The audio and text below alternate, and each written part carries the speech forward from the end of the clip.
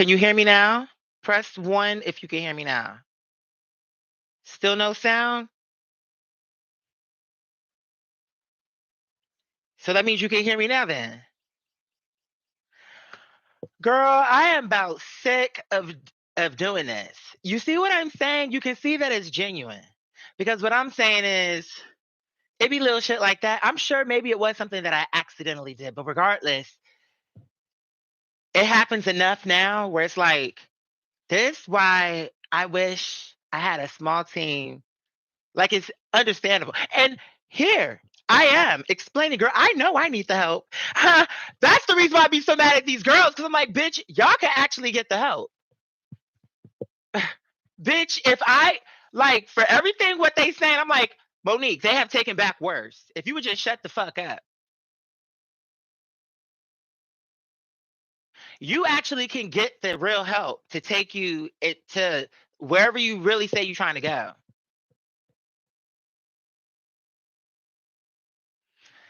And here we are, especially people who have like this, like my mind just be like doing a lot.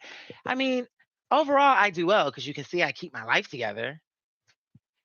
But it'd be like, by the time it gets to the part where I'm supposed to be like having more fun, I'll be so fucking tired. Like, now I gotta set this camera up, bitch. I mean, that actually got easier because right now I'm just using the thing from the computer. So I'm like, okay, let me just chill. Cause yeah, it would be nice to have all that nice shit. But I'm like, girl, when I first got on YouTube, I wasn't giving all that. You get what I'm saying? Like, I wasn't thinking, oh, before I record this video, let me make sure I'm in HD, bitch. That camera was, I'm sure if I went back and looked at that footage, it'd be like, it wasn't like it was giving like, oh my God. It started from, so I really had the right idea. It's just now, it's like from then to now, again, if I was in a situation where really I had that much help, I would have taken it.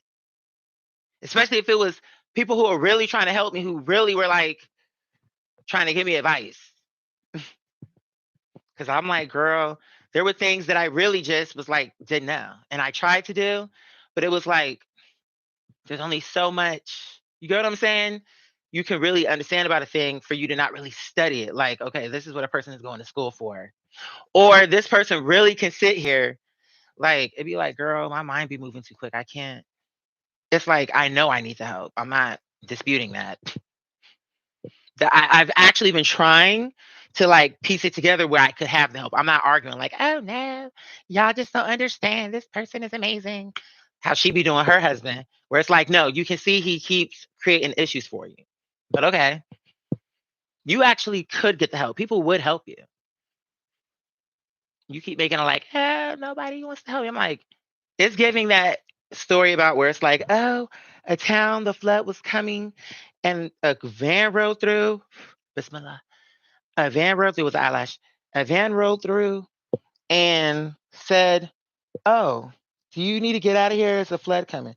No, God is going to help me. And okay. Then the water came a little bit higher.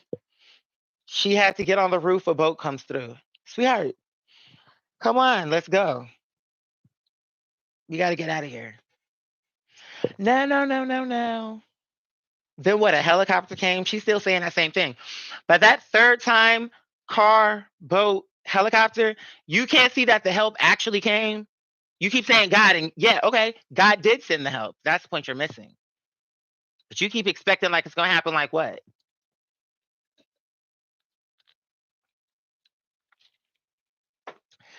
This morning I wake up and what is on my feed?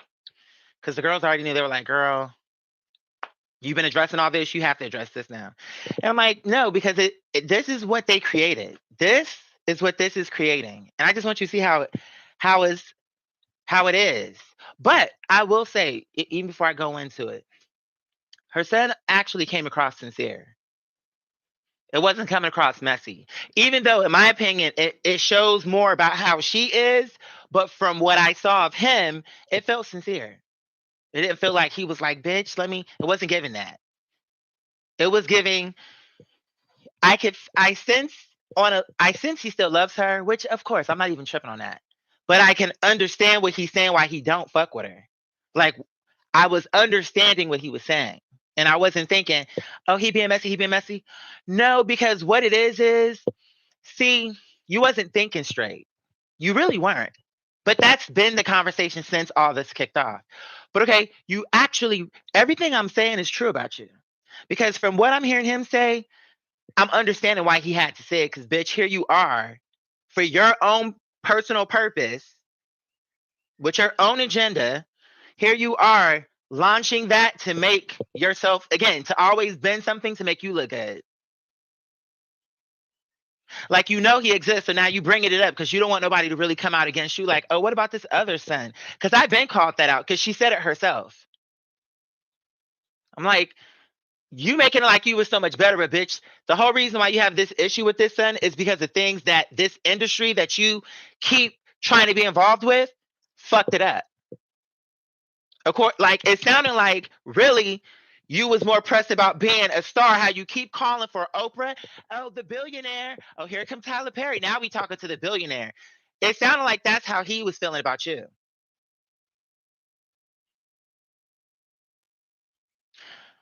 But at the same time, why he had to address this? Because bitch, here you are bringing it up on this major platform that you knew was going to go viral and people was going to discuss it. You knew that, and you chose to, like, again, in this very low vibrational energy. I don't care how nice you said it, because I'm still seeing through that. These other girls, I can't speak for everyone, but from where I'm sitting, no ma'am, no God. It's not giving that. Like, you really thought something. I'm like, no, no, no, I'm not buying it. And it's not because I'm against her. No, this energy that I'm picking up on is some shit she created throughout the things that I've seen of her. So I'm like, no, no, I'm not buying it. Because now here you have him. And then this is what was really getting me. Here's another reason why I want to talk about it. Because when I was reading the comments, here's what's funny. This is the hypocrisy. This is the hypocrisy. Now, Monique feels she should be able to sit up someplace and tell her truth. And, oh, it's abusive, but it's really love type of energy where it's like, oh, I love them niggas. I'm like, how? How? That's fake. There's something off with that. I saw that from the beginning. But now everybody was telling her, why should she stay silent? Like all these girls who really not seeing what's really happening, but they're just rolling with what she's going with. Okay. Here they are, these same girls who thought it was everybody that she mentioned. You can't see the issue. Now y'all want to go on the attack on them. Judge Mathis, I don't care if you disagree with what he had to say. That's fine. No one says you have to agree with him. But to now try to demonize him, I'm like, okay. You bitches in the comments keep talking about, oh, Judge Mathis, remember when he's a hypocrite because he read Wendy down on the radio. And he did. And I remember that. And it's funny. And I'm going to tell you why, though. Because Wendy did run her mouth. See, this is the thing. The truth of it is, Wendy did talk shit. And plenty people had to get Wendy together. Okay, that happens. That's one thing. To drag it 15 years, you don't see Judge Mathis everywhere he go. Wendy Williams, she kept me from my bag. She owes me. Like, he's not reading her every time he speak. He read her once for when they were face to face on some shit, whatever, because I can't remember what it was. But whatever it was, it was funny. But Monique, yours wasn't actually funny. And not only that, yours kept going. And then it kept growing. Good morning to everyone.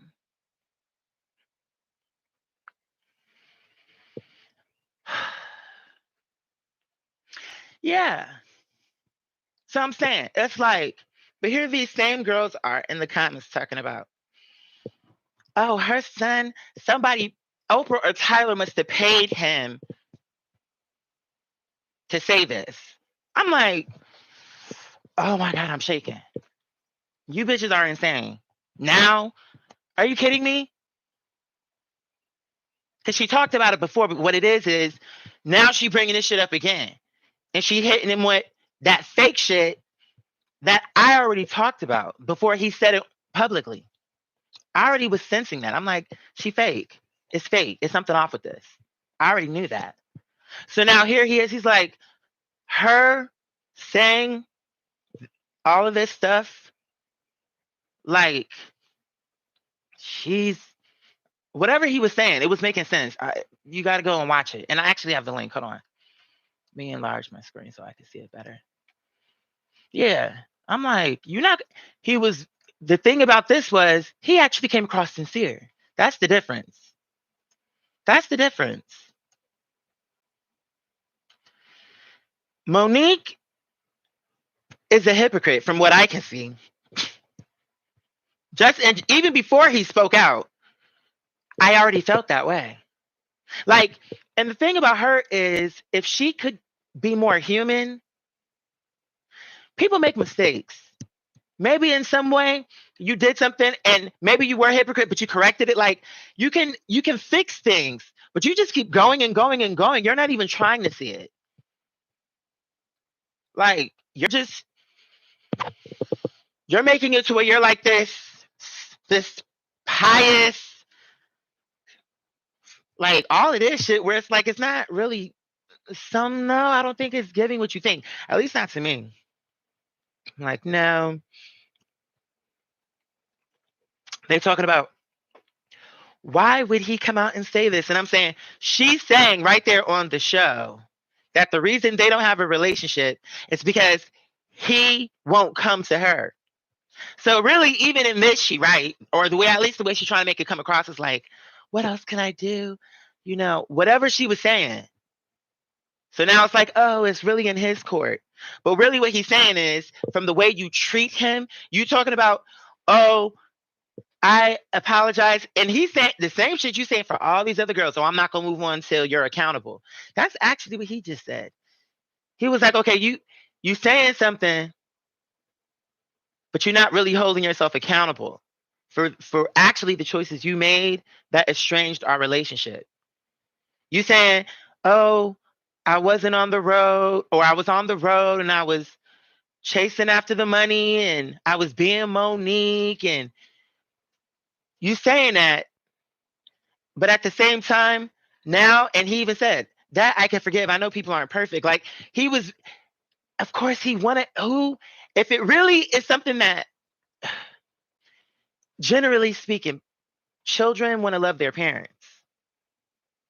And even if they make mistakes, they can rectify a certain level of bullshit, depending. It gets to certain levels of being toxic, where it's like at some point you do have to let it just kind of do whatever. Because if you keep holding on to wanting the parent to, it's just this thing. And that, you know what I'm saying? Like they may respond, but if they don't, it's gonna be more damage to you if you can't like accept that, okay, it is what it is. Like if that's really how it's gonna be, then. And what it sounds like is Sydney has a problem with him, and you was one of those women when you keep talking about all these other weak women because they don't have a man. It sounds like you were like, okay, I don't want to deal. He don't want to deal with you, so now I'm not really dealing with you. Yeah, I was wrong. This what he's saying. She's saying, yeah, I was wrong, but I'm not dealing with you because, or even if she didn't say it just like that, it was the energy. He's saying she's saying something, but he didn't feel the love. Just what Steve Harvey was saying. When it comes from love, it sounds that way. So if what her version of love is talking to people she loves, like how she do, then you can understand how she could be talking to people. You understand what I'm saying? Because she's making it out like, okay, you know, it is what it is. Like she's really telling. It's just really crazy to me. She's saying it is what it is with her son, who really you can see really if she could really work on that in a real way, he clearly I think he's saying what he's saying, but I know if she really got right, he probably would have a relationship with her. If she really got right, where it was like and it was feeling like love. But for him to really be like it's clear that she's not really explaining all of that. And even he, because I don't think he's trying to throw her under the bus, but I think he's at a point where it's like, stop. You telling these people out here, like you, oh, I prayed to the universe and it is what it is. And I'm paraphrasing because it's, girl, but that's the gist of it. Like, oh, I did all I could. Now it's in his corner for him. It's for him to come to me now. And I'm like, Monique, you're not saying all what that is. It's just another conversation to make you look like you're so like at peace. So you could be at peace with that, but you still raging with Oprah. That seemed like a bigger deal, really. So you want to sit up here and be beefing with all these other people. But for something where you acknowledge there were a lot of mistakes that you made, you think letting that go and you pray to the universe? Why didn't you pray to the fucking universe about Oprah, Tyler Perry, and all these other girls you have an issue with? I'm sure that same energy that told you for your own son, oh, it's just going to be what it is and let it go and I'm at peace with it. Don't you think that's the same energy that would have came over you when you would have brought that same conversation if that's indeed what you did? Because why would it make more sense for you to argue with this woman who really don't have no true obligation? Like you saying what you're saying, but she don't really actually owe you nothing. And that's another part someone said in the comments. He's a grown man. She don't owe him. She don't have to talk with him if she don't want to. And I'm like, okay, let's just first of all, let's really talk about this. Okay. Number one.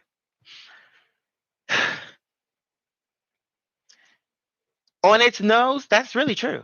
For whatever her reason would be, whether it was right or wrong, if she didn't want to talk to him, she really don't have to talk to him. On an emotional level, it's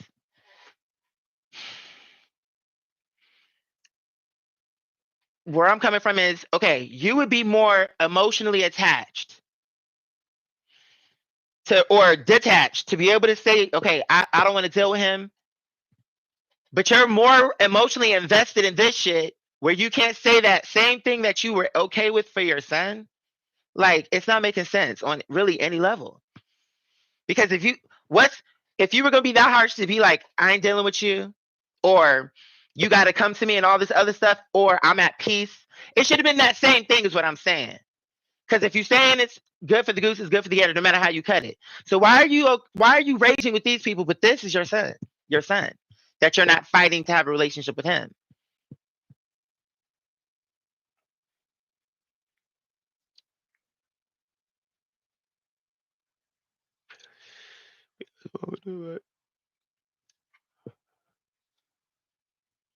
I don't like people really telling him. Y'all keep saying to Monique, "Oh yes, girl, she should tell her truth," and everybody else sold out and all this other stuff. Let me play one part of it. I don't know if I put the link in there. I thought I did, but let me just play a little bit because he didn't come across mean spirited. How she does, it really didn't. Because he actually didn't bash her either. It's like he said, okay. It really doesn't paint her in the best light, but when you really listen to what he's saying, really, he's not bashing her. He's not saying he's not. He's happy for the twins. Like he's saying positive stuff. Like he was just saying it's a false narrative. What she's saying. Those are his exact words. I don't know why she's spreading this false narrative about oh she's so concerned about our relationship. So that's his when you would say her truth, that's his experience with her. So now this is her own son, and y'all gonna really make it out to be like Oprah and Tyler Perry are in on a conspiracy. Now her son is in on it. It really can't just be that this is how he feels. Now I gotta be, oh, who cut him a check? Girl, y'all are rich. See, this is how you know, right there. It just be those type of things. I'm like, girl, okay. All right. You're not making sense though. She is the one who is obviously she got the problem with all these other girls. These other girls aren't creating issues with her. Even if they didn't necessarily like her, okay. But you're the one who's actually talking about these people. Monique, it's like, I don't know what she on. But no, this is the other thing. Oh, everybody. Oh, Cat Williams, Monique. It's 2024, the year of all these girls getting exposed. I'm like, see, y'all don't get how it's supposed to actually go. This is what y'all want to. Yeah, I keep talking about distractions. This is actually it right here, and this is toxic. This whole thing is toxic. Even though I feel he's coming across sincere, that he even should have to come on here and talk about this because as a response to his mom, like that all came from the negativity that Cat Williams started. Then Monique's own negativity. Like it's this whole thing, and it all came from that Shannon Sharp show. I'm like, this whole thing is actually dysfunctional. It's really like too much. It really is. It really is. And then let me get on Mike Epps and Shannon Sharp real quick. Hold on. Now I thought the whole thing was corny and toxic from the beginning, but now Mike Epps jumped into it, and his joke was, and I'm paraphrasing because I like Mike Epps, but I did hear everything out just so I could have a better understanding. But I already kind of heard about that. I just didn't know it was going to get to this point. But okay. So Mike Epps was like, oh, Cat Williams, girl, you should have mentioned me on the interview. I'm upset you didn't talk about me. So he's making a joke out of it. And really, in his own way, he's giving props to Cat Williams, whether I like him or not. That's actually where it was coming from. Like, oh, because your interview popped off and you shining, and I wish my name would have been in the controversy. That's him just making fun of the situation. You get what I'm saying? Um, so to me, I it was like to me he was making more light of it, like like to make it like, oh, I could have got the promotion and you didn't throw me in there and whatever else he was saying. Now at some point he made a joke about Shannon Sharp. Now what he was saying was, okay, I didn't go on there. Some dumb shit about he didn't go on there because he didn't want Shannon Sharp looking at his balls or some stupid shit. Whatever it was. But now remember, the girls already co-signed Monique doing all this stupid shit. Or was trying to validate it like, oh, this is her comedy show. She's unapologetic. I'm like, but the point is, when he said it, it was clearly coming from a joke. I didn't take it like he meant that seriously. Like, I understood what he was playing on, but it didn't read like he was saying it like I'm angry and this is what I'm like. It read like a joke. And I'm like, okay. But here's my point. Shannon Sharp, when all that happened, I woke up to something and it was like the video was like him on another show, or maybe it's the same show, but like the after, I don't know. It's something. And maybe he was with Chad Ochocinco. I think I'm almost 100%. But the point is, he was on there and it seemed like he was upset. He was like, oh, Omar Epps said all these different things about me, and I didn't really even care about none of those other jokes. But it was when he lied and said that I called him, not he called me. Like it was something so stupid where really the whole thing was a joke.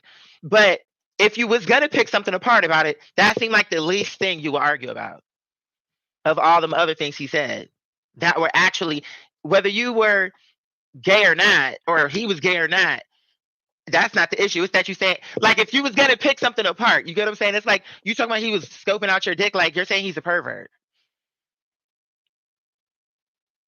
So that's the bigger thing, that if he was gonna say something, you got what I'm saying? But for him to have said, no, I didn't care about all those other things you said, which to me, the whole thing was a joke and I didn't take it serious. Whereas, again, with Monique, she be trying to destroy people's characters. She be really trying to make you believe these things.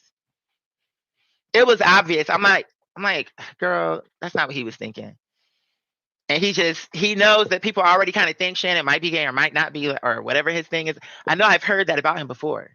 So I think he's just, and then the thing with Shay, like, I think he was just playing on something that he already knows people kind of thinking. And even with that, it was clearly a joke. I don't think it wasn't that. I can tell it was not meant to be like, yeah, I really have an issue with Shannon. That nigga gay. He like, like, it wasn't coming across serious. But now you all of a sudden are mad about that because you have people on your show where you give them the opportunity to say far worse. So I'm saying, you up here wanting to argue about somebody saying something on his show, which to me was a much smaller platform. Because even if that would have gone viral, it was still not the level of his show to where people would really be like, that shit would have came and went, but you gave it life. Because now you're talking about, oh, I'm gonna see Mike Epps, like you want to fight him. I'm like, girl, I know you ain't serious. Miss Thing, you are up here giving these girls an area to be like, oh yeah, this person is bankrupt of character, and this person is gay and wore a dress, and to say all these worst things.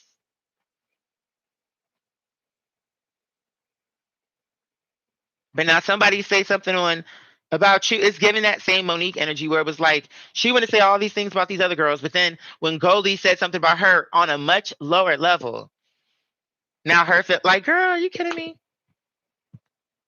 How are you mad at Mike Epps? Like, oh, they're comedians. They're comedians. Okay, so Cat Williams to say all this disrespectful shit because he's a comedian. Monique is a comedian. Oh, bitch, that's why she's coming out the mouth slick. Okay, she's a comedian. Like, I mean, that type of shit. Like, get the fuck out of here.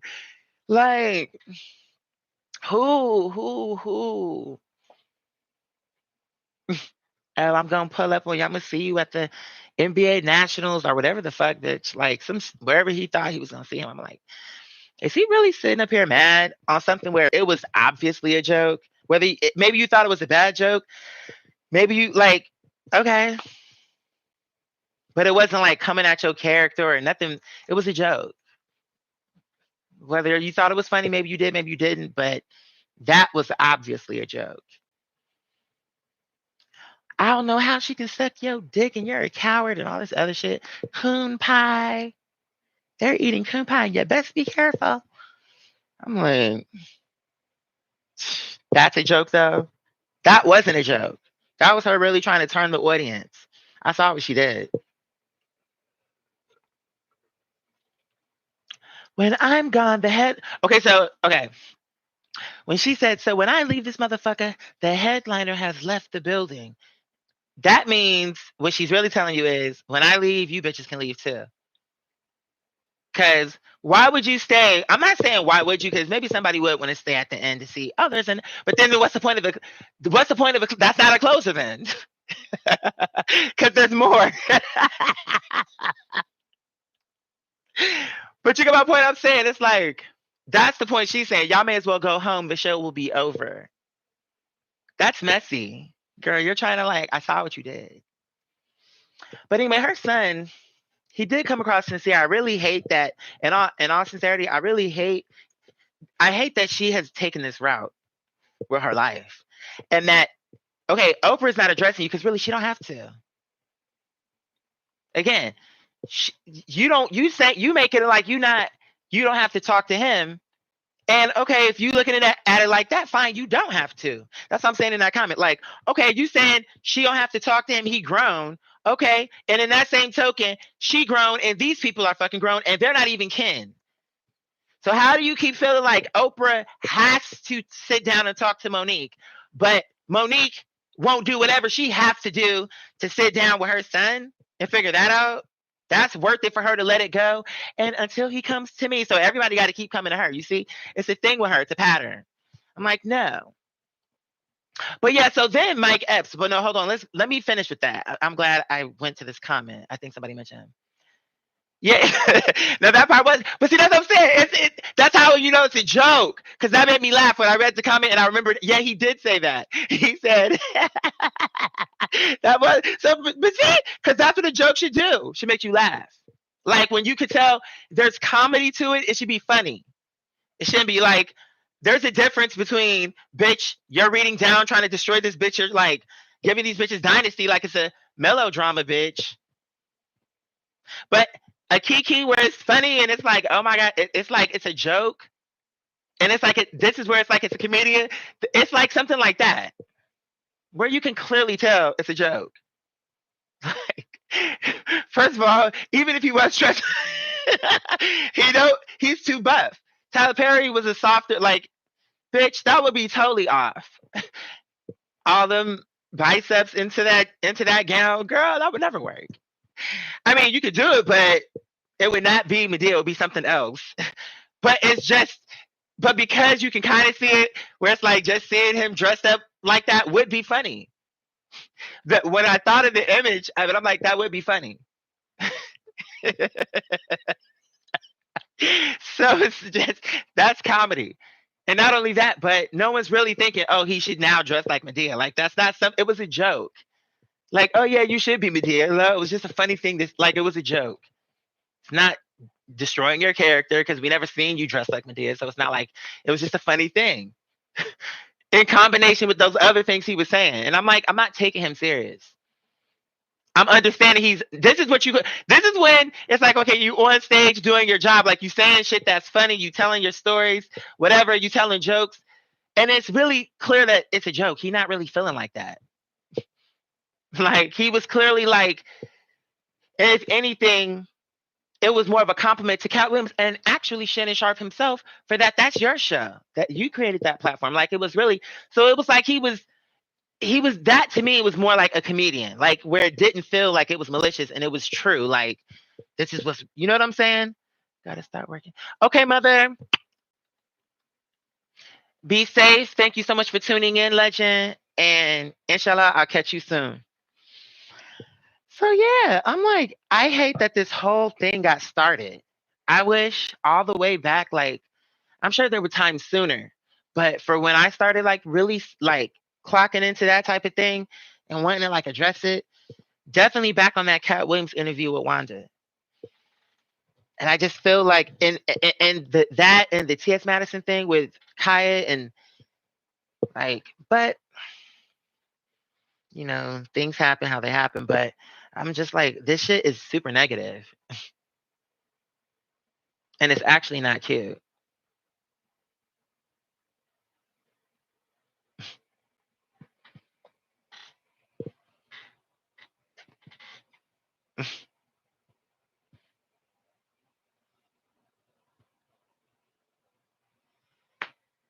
Yeah, but yeah. So back on that Mike Epps thing and Shannon Sharp to put a button on that.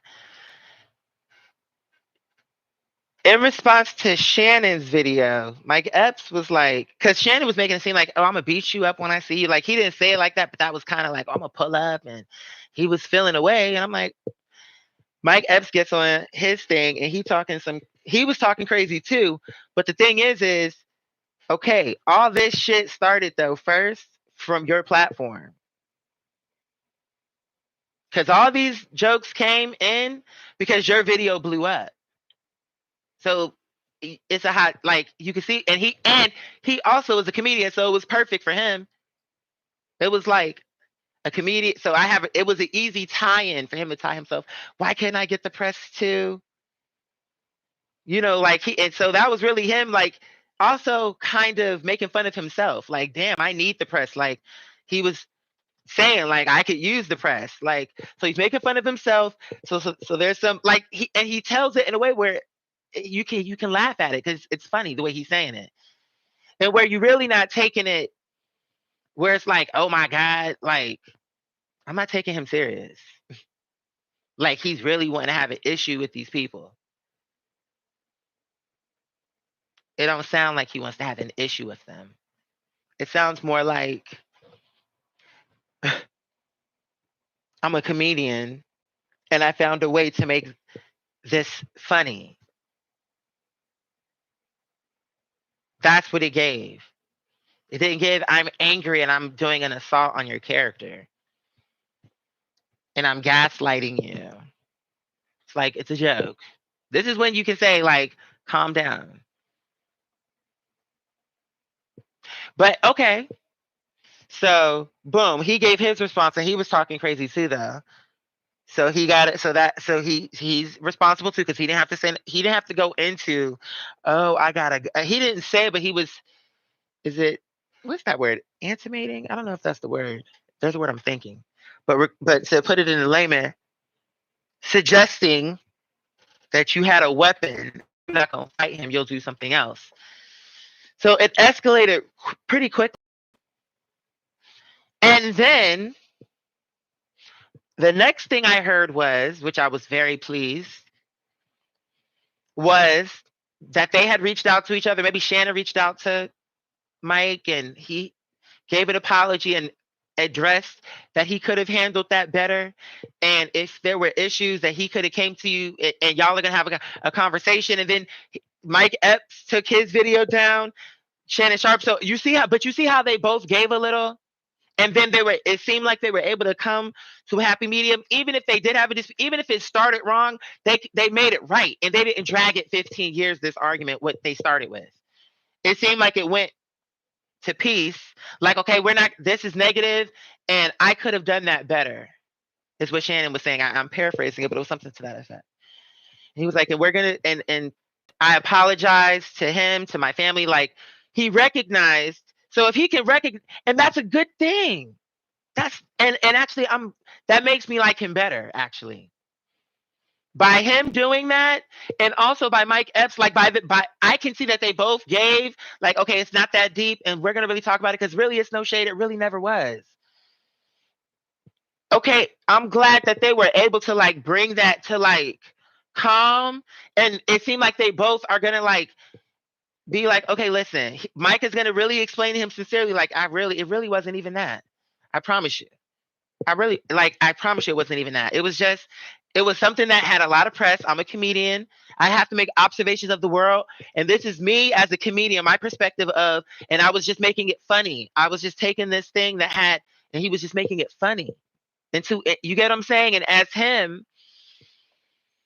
him, being a comedian, it was perfect timing for what that line of work is. It wasn't vicious. He wasn't really feeling that way about you. You know that. Or you know that now. But again, you can see how, even though from my perspective, it was like a comedian doing something, making it funny. Okay, that don't mean that Shannon Sharp feelings couldn't have been hurt. They could have been. And that's fair. Like, I'm not saying like that can't happen. Let's say it did happen. And he framed it however he wanted, but really at the core, his feelings were hurt. And that's why he was angry. Okay, that's fair. And I'm glad everything worked out how it worked. But here's what I want you to remember. If that's true for you, why can't it be true for Oprah that all these things this lady done said, or Tyler Perry, all the things that this lady done said, or any of the other people, Kim Whitley, Cheryl Underwood, is that her name? The comedian? What's her name? From not the talk. I forget her name. Is it Cheryl Underwood? I want to say she's a comedian also. And to me, she's funny. All these other girls, like, for the different ways how she's trying to spin it, like, oh, they're coons and they're this and they're that. It's like, you don't think maybe Whoopi Goldberg, like, so they can't feel that way about her? Steve Harvey, they can't feel that way about her? So your feelings got hurt, maybe their feelings got hurt. Like, I'm just saying, like, you saw how, and you also saw how, even if you started wrong with this argument, like making it so public and so nasty, and then it escalated, it was also good to see you be self-aware, really make that, because really, yes, you didn't have to like what he said, but you could have went to him directly. And it could have been calm, and it could have, and y'all could have ended up laughing. And nobody ever would have been the more smarter about it, because it would have been something that really didn't need for a public audience. So you recognize that, and that was a good thing for you to see.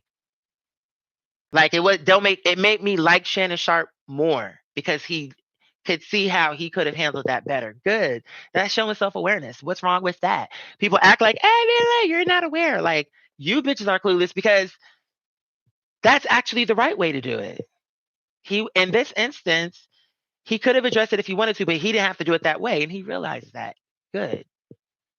And he realized doing it the other way got him a better result also. Why can't Monique understand that too? If like, and then another thing that someone brought up, I think it was Lunel. She was like, didn't Oprah issue Monique an apology? She was like,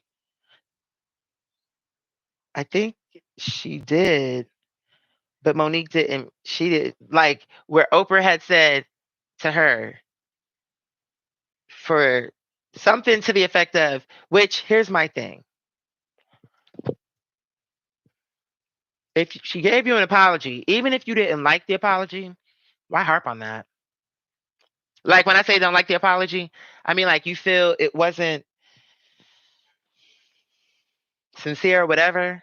Okay, I'm not. I don't have to keep fucking with you. That's really my look on it. But here's the point. And I forgot about this, because I'm like, oh, that is how I remember that. I get that. I remember that conversation. I forgot about it, but I remember it, because what it was is she was saying, yeah, Oprah gave me an apology, but it wasn't really an apology, because it was like, if you feel whatever it is that you feel I've done, or something to that effect, I apologize for whatever you feel I've done. So one of those type of things. And I'm like, okay, that's not the best of, like, it's not like the best, but you're saying that she said something to that effect to you. And also, with you, I never know exactly how it was said, because I be feeling like it's more to it. But okay, let's just say that is how she said it. Okay, so what? Now you trying to make her say it the way you want to make her say it? Hey, Jeezy Star. Thank you for holding space. Oh, thank you. It's Jay. Thank you so much. Yeah, man. When I really have something to say, I've really been this story, this whole situation, because the whole thing starting from Cat Williams. It all kicked off with Cat Williams, because before then he had other people on his show, but it wasn't given negative. Like, I feel, and people gonna say, oh, but Cat Williams but that's showing you, sweetheart, I have sweats on, you're hurting me. Get down. Get down. Thank you, baby. um I'm scratching them. I don't know if you can see that. Oh yeah, you kind of can. Um, calm down, everybody. Hey, Philly. Oh, Felice is back. I don't know if y'all knew that already. Calm down and come here, Finny. You want to say hi? You want to say hi, Sonny? Come here. Come here, Sonny. Come here, say hi. Come here. Thank you. Calm down. Hey. Okay. All right. All right. I love you. I love you. Calm down. Calm down. Shh. Shh. Be good. Yeah. Oh, was that nice in here? Am I tripping? I thought I heard her little thing jingle. But she'll sometimes surprise, like, sometimes I can hear her coming. Let me move. Let me see. Is she pulling up? Yeah. I'm like, okay. But all right. Yeah. So my thing is, oh, she is in here. I knew I heard her. Hey, Anais. Hi, sweetheart. Hey. You want to say hi? Come here. I love you. I love you. I love you, sweetheart. Okay. Calm down, everybody. Calm down, Phillies. So I was very, I was pleased with how that came to a quick resolve. Even if it started wrong, it came to a quick resolve that seems like it was positive and seems like it's going to be handled in a way that is more where you can really be productive in whatever this conversation is about to be. Because that escalated, it just went from, oh, I'm going to beat you up to now I'm going to shoot you. It's just unnecessary. It didn't even have to be that at all. Even though, again, with Mike Epps, he kind of, it's like he was kind of like, with him, he's a comedian, but I was still feeling like I didn't like the insinuation. On that, I didn't like it. So that didn't see now. You see the difference. I wouldn't say, oh, he's a comedian. He was being funny. He's a comedian, but that still was not actually funny to me because it didn't feel like comedy. It wasn't making their argument funny. It was making it deadly. It wasn't funny to me, you know. So that's what I'm saying. So I know how to like understand the difference. Um, but I'm happy with how they did that. Good morning, Empress.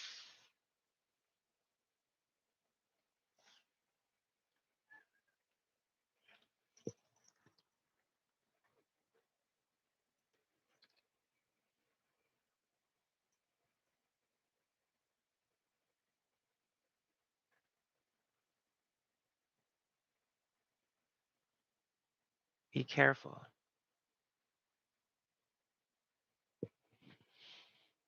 Oh, let me move this.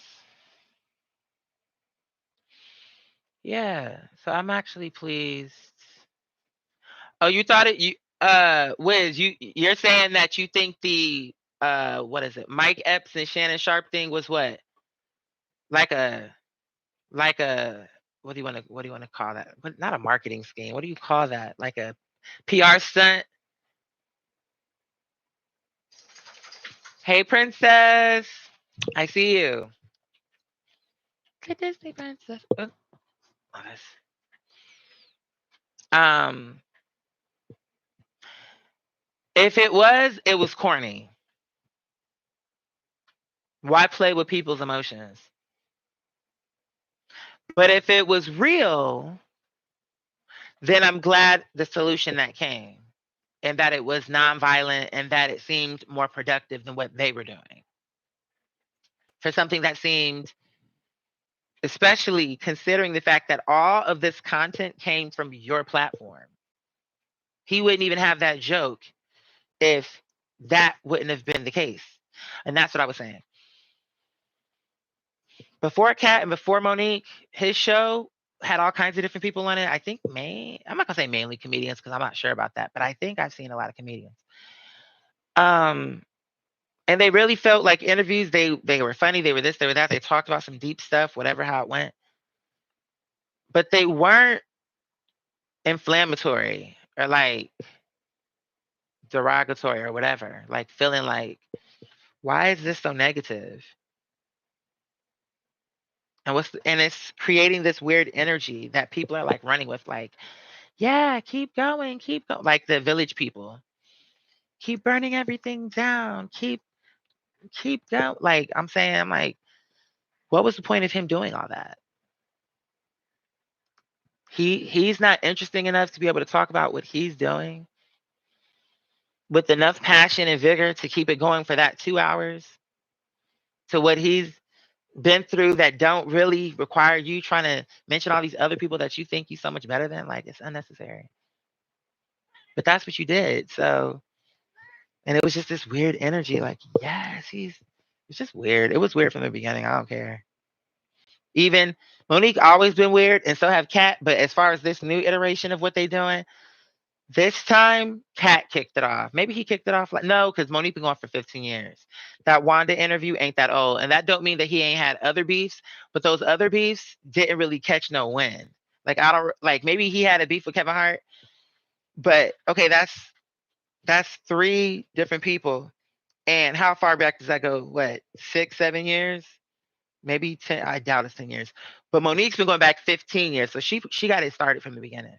But through the years, they've ping ponged. But the two most close things were when Kat blew up on that interview with Wanda. That created this weird thing that I was saying. It was already weird, but it just made the fog clear up a little bit better, I guess. I don't know. I'm like, it's just been toxic because, like I tell y'all, I keep going back to it because having recently seen it again, I'm like, again, this is the reason because people, these events, even if we think they're small, like, oh, it's just television. But when it's that big, it's really like people are really, I can't explain it. It's like when those interviews get that big, if it really is something wrong and you don't say, and people don't really see that, then the people take on a certain energy of acceptance to that type of behavior.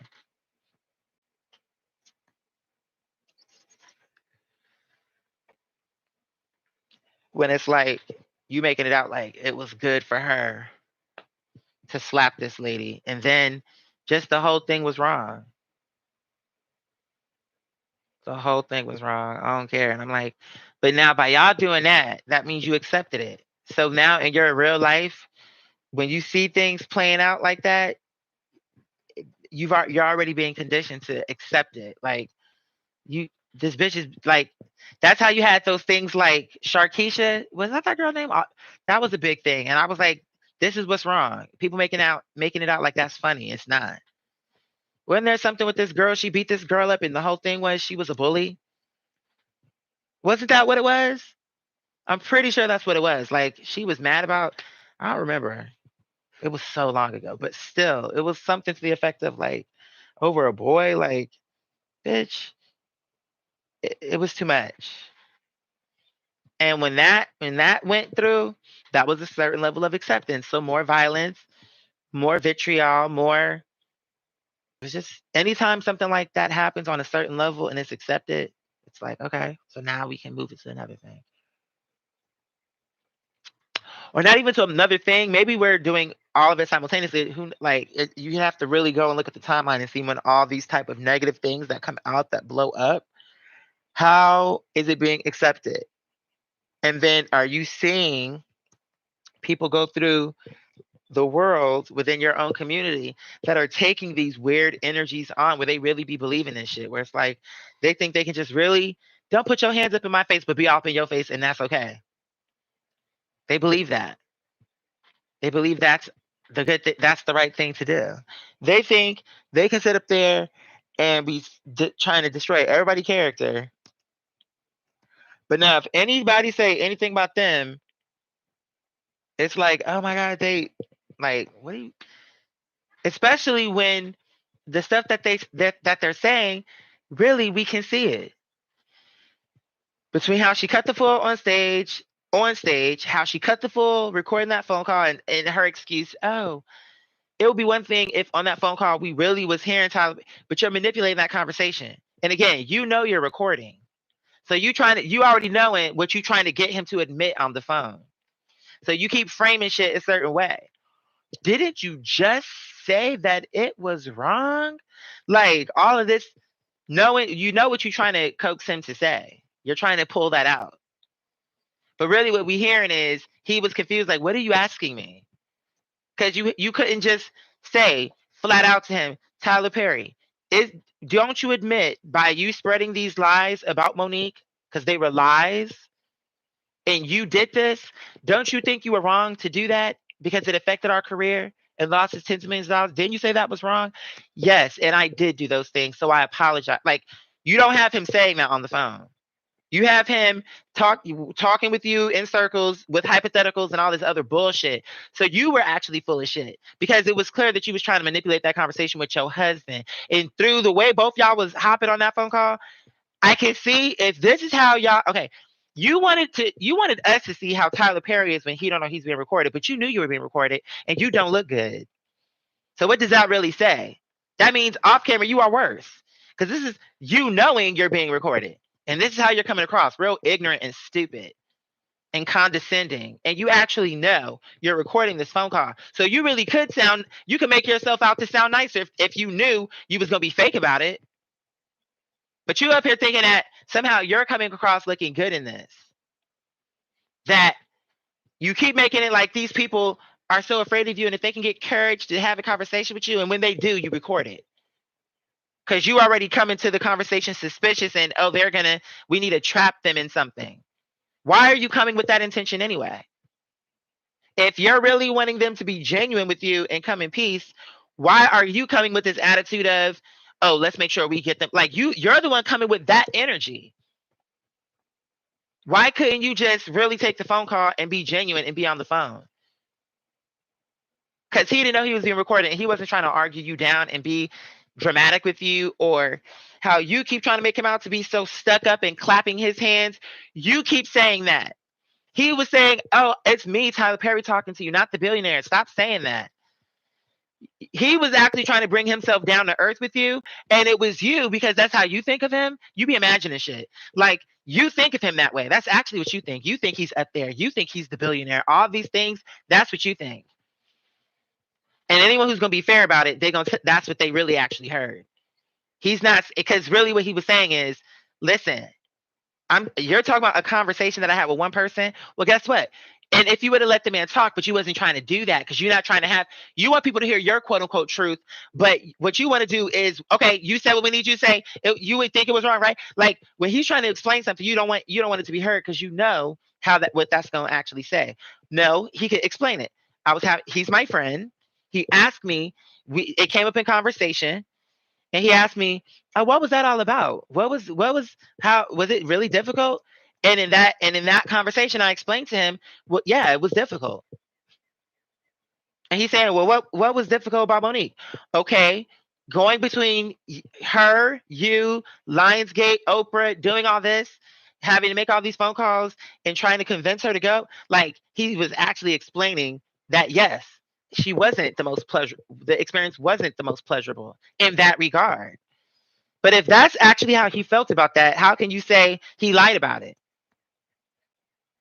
And if you're really actually saying that he said it to one person, you never said that he said anything negative, oh, him or Oprah, about, oh, Lee Daniels, don't hire her for any show.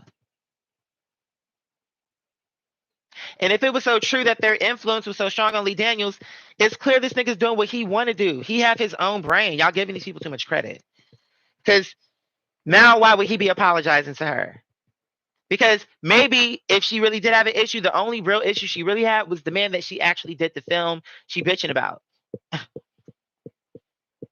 So maybe he actually could owe her an apology.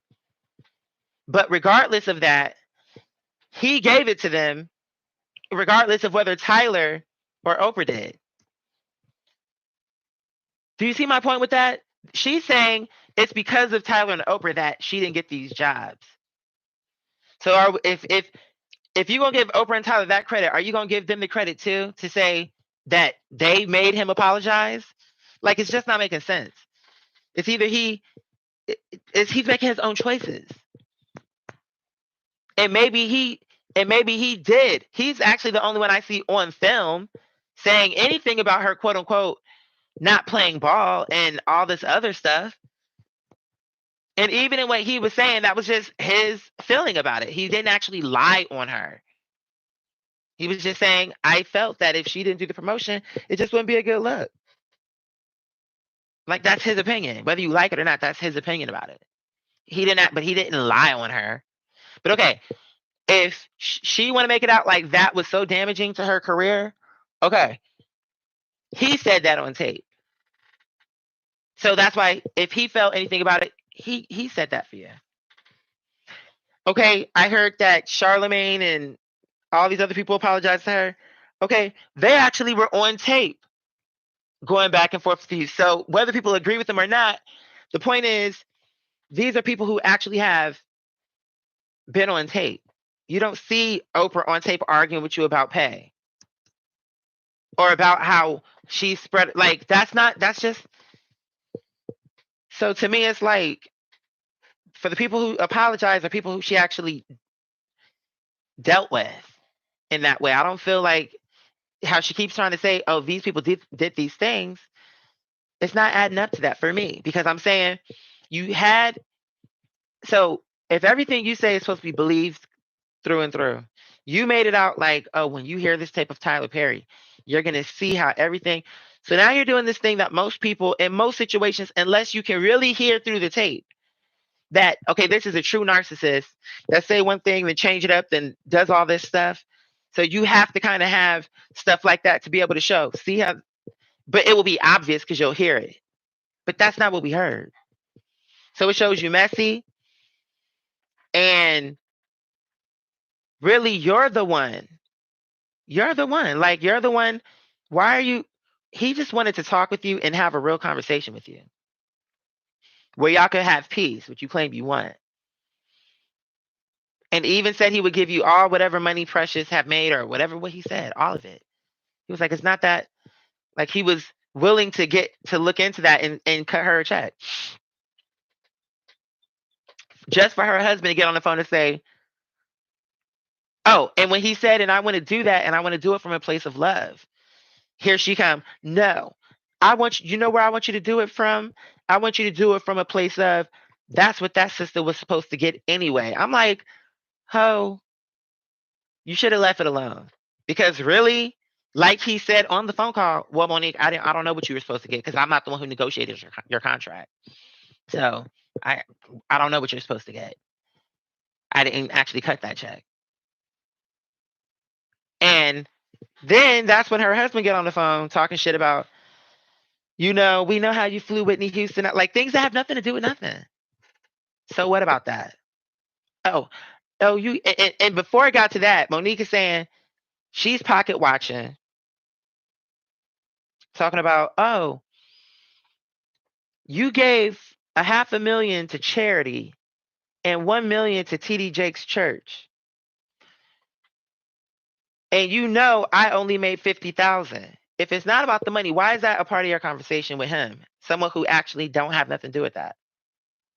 But this is what you're trying to say to him to what? Guilt him into feeling like you got that much money to throw around and you're okay that I only got 50,000?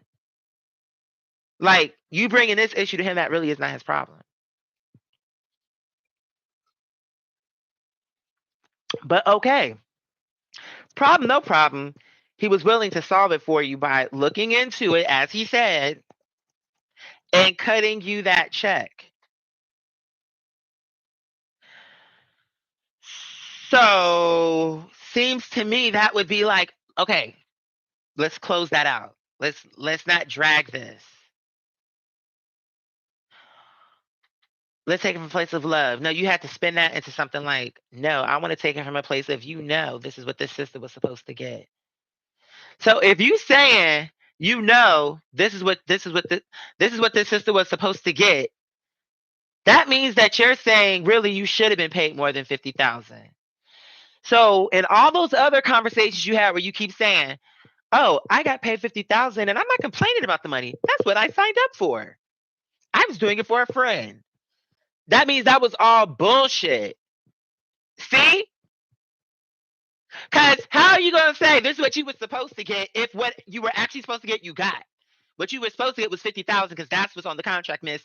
Oh, I deal with contracts. Now suddenly it's what you were supposed to get. How is this?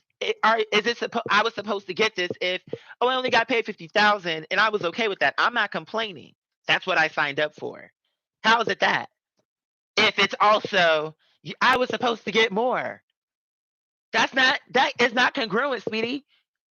You're not actually making sense. Sorry. But now, her Monique Army. It's funny to me because I'm like, these bitches be goofy to me. I'm like, girl, this shit is funny. Because the levels of delusion. It's like, okay, so now Miss screaming on the mountain. I was watching one thing. It was making me laugh because the one guy was on the couch. He was really telling the truth about Monique. But the one guy who was talking the loudest kept screaming about Monique. He was trying to make her out to be right. But I'm like, you keep cutting this other guy off, but really he's making sense of what he's saying. You're just not trying to hear him because you keep cutting him off. That's why you like Monique, because you act like her. You a man, but you have the man version of Monique.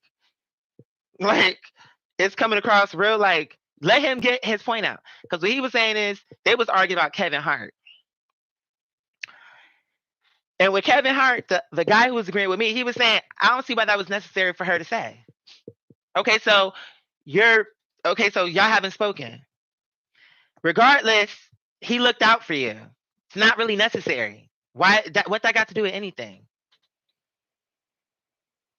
Like, okay, people again, he just stopped talking to you. That's Kevin Hart. You're making it out like you're okay to not be talking to your eldest son. Like you're good on that. But now you're holding Kevin Hart to a way higher standard than you even hold yourself to your son.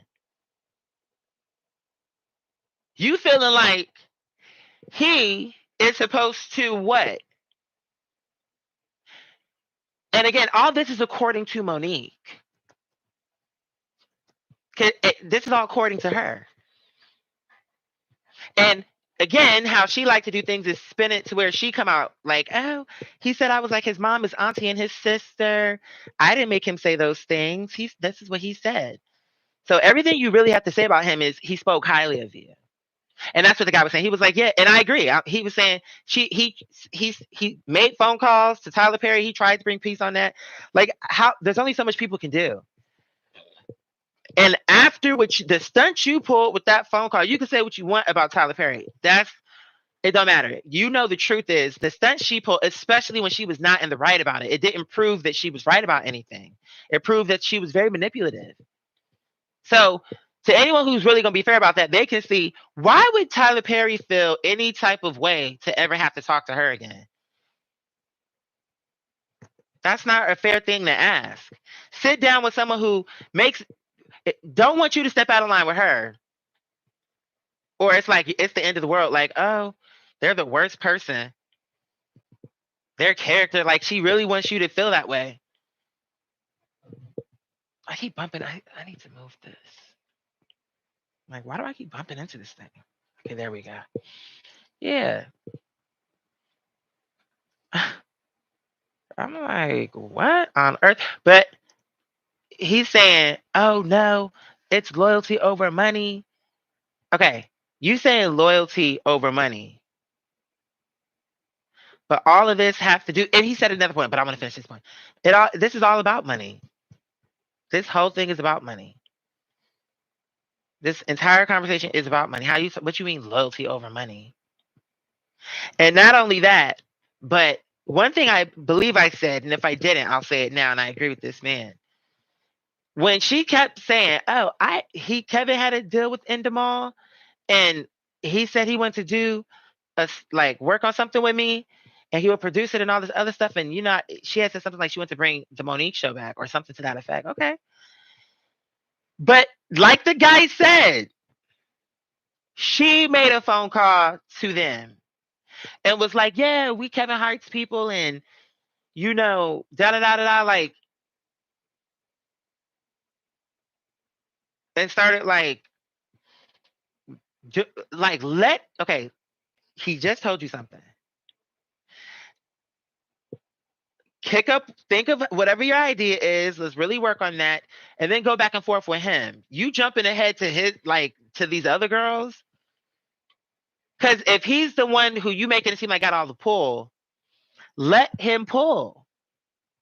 In this moment, you can allow him to open that door and be able to put his star power and influence behind the idea, instead of you just calling up being like, yeah, we're Kevin Hart's people, or however she said it, where it was like, who asked you to do that? Did he say for you to call them? I thought he said, like, he's mentioning this because he's saying, I'll finance, I'll do this, I'll bring it to Endemol or whatever he was saying. It's like, let him do his part. But okay, they kept saying, oh, that it was, what's the word I'm looking for? There was something they kept saying. I forget how they were saying it. But they were like, oh, that she was bad for business. Da da da da. Da. That's the reason why. The one that I agreed with, even though he kept saying that, it's not that I disagreed, but I didn't feel it was fair to keep framing it in a way where you would have to assume exactly how she just said this is exactly how it happened. That it was literally one day out of the clear blue sky, it was just like, oh no, we don't fuck with her no more. For his manager and Kevin Hart's manager. And that when, and then Kevin Hart, and again, trying to make him out to be fake, like, oh, and when I called him, he was like, oh, no, no, no, no, it was a total mistake. No, that I could, that's a miscommunication and whatever it was. Then it's like, so it's seeming like it's always something where she got to drag someone down. Oh, well, so then what happened after that? Oh, if you spoke to him, I spoke to him.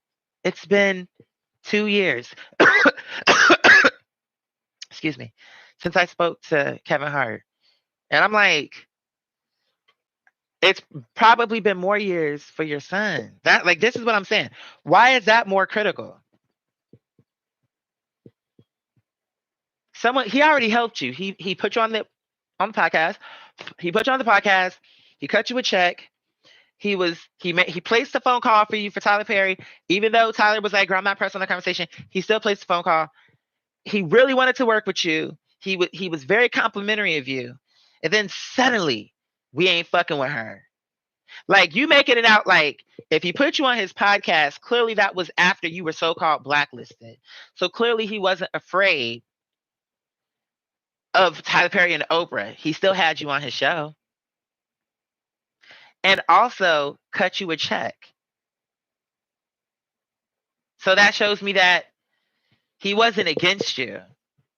And it's just crazy that people really want to believe, just because they want to not like him, that, yeah, that makes sense, that would happen. That phone call would happen.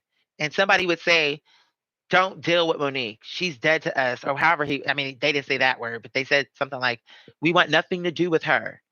That seems like a dramatic response. And if they did say that, is she telling me that nothing happened to make that? Like, there's no way. That doesn't sound natural. That's not how humans communicate. Like, and not have that level of success. You can't be that dysfunctional. And oh, we're happy, and now tomorrow we want nothing to do with you, and nothing has occurred. How are you gonna get through in life acting like that? So I'm saying, it's like,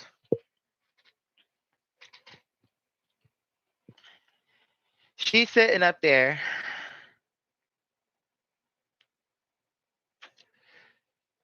to to to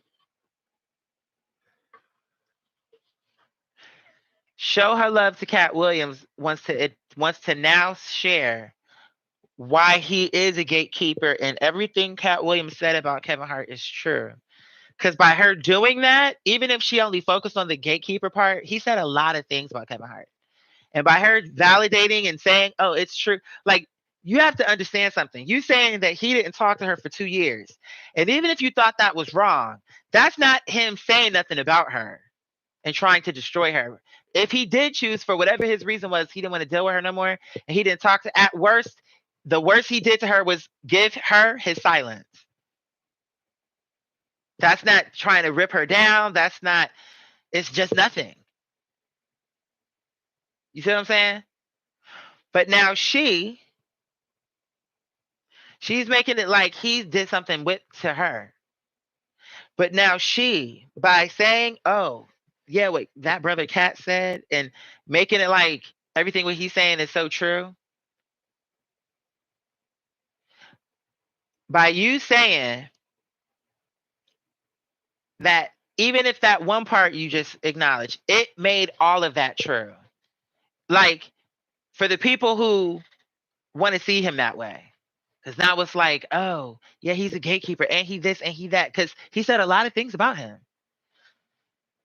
And you're You don't have no story. Everything what you said about him was positive. The only thing you saying he did was stop talking to you. Now you don't know what was going on in this man's life. You want everyone to be like, what's happening in your life? You don't know. And and also that's for us to have to take it on your word that just out of nowhere, these extreme responses were issued. Like, we want nothing to do with you. That doesn't seem natural. Because the man cut you a check. This is someone who clearly, on some level, cared about you.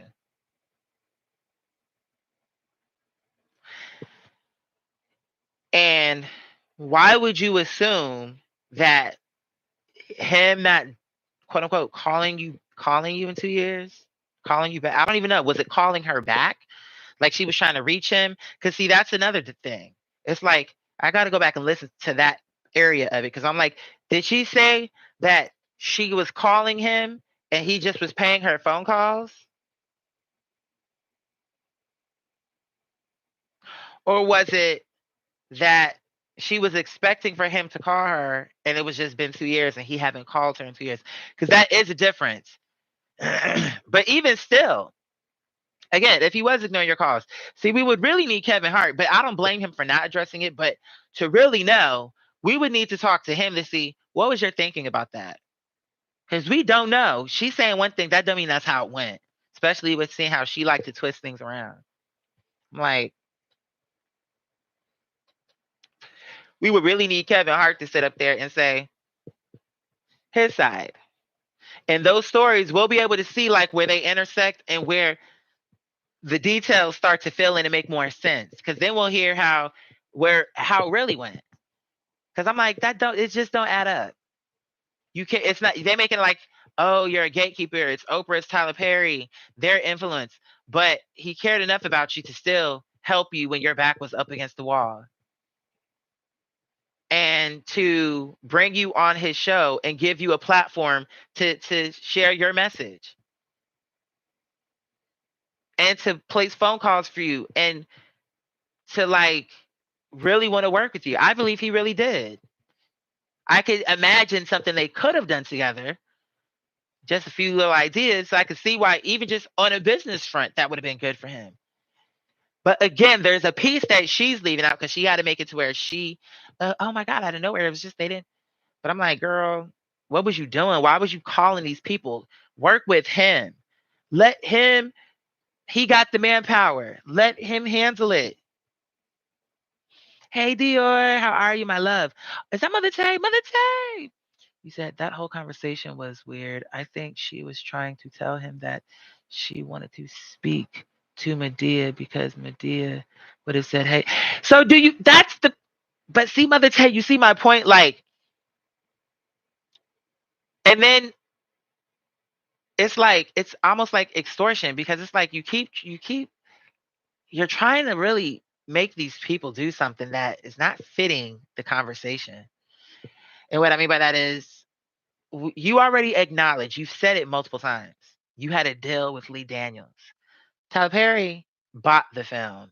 Why they even joined the film was to give it more exposure because they wanted it to be a success and put some money behind the film to like promote it and market it and whatever the case was going to be to draw more people to it. So that only actually helped you, them joining up.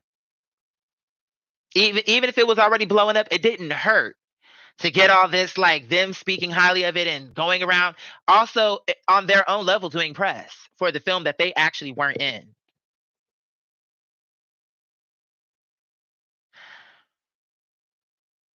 But you really did a contract with Lee Daniels. But now here you are on a phone call to a film you have said multiple times. You had a deal with Lee Daniels. You did it for $50,000. You wasn't complaining. That's what you signed up for because you did it for a friend. That's all. And you knew it was an independent film.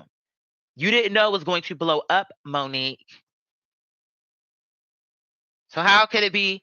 How could it be like, oh, it was so unfair to you? You did an independent film. Many actors take pay cuts for independent film. You're not the only one. It wasn't a Hollywood feature where it's like, oh, they put all this money behind it. You get what I'm saying? Um, like it wasn't Black Panther, where it's like all this money is being poured into it. Um,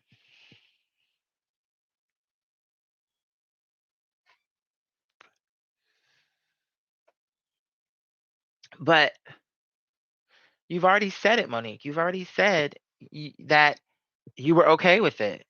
But now here you are on the phone call, really trying to explain how you deserve more money from that film. And that, as you put it, and I agree with you, my Vite, which by the way, good morning. I agree with you. Uh, absolutely. She felt Medea would have agreed with her. You know that baby didn't get did it you giving all this money away, however she was saying it, and that baby only made $50,000. Where's my pistol brown? So that's the suggestion behind that, is to say, run me my money. I deserve more from this. So she lied.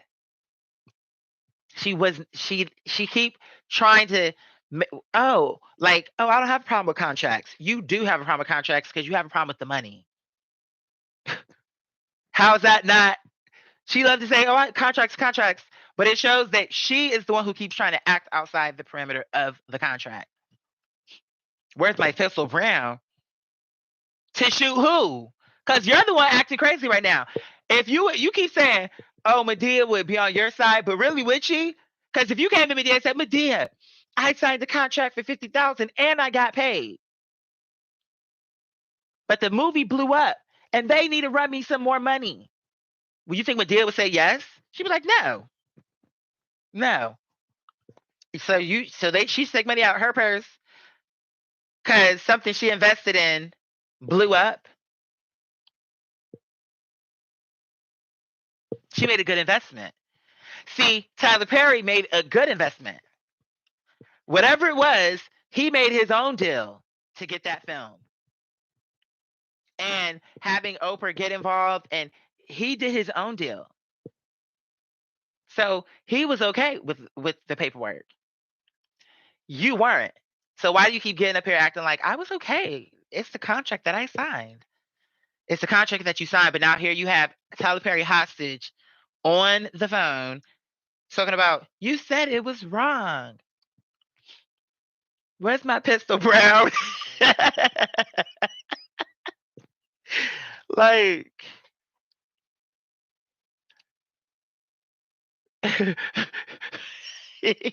you're paying, you paid 500, you paid half a million to charity, and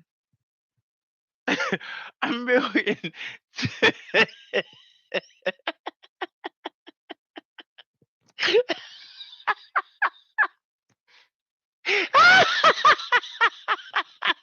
Lord! Oh my God! Ah! It's so funny to me. And $1 million to the church. And I only got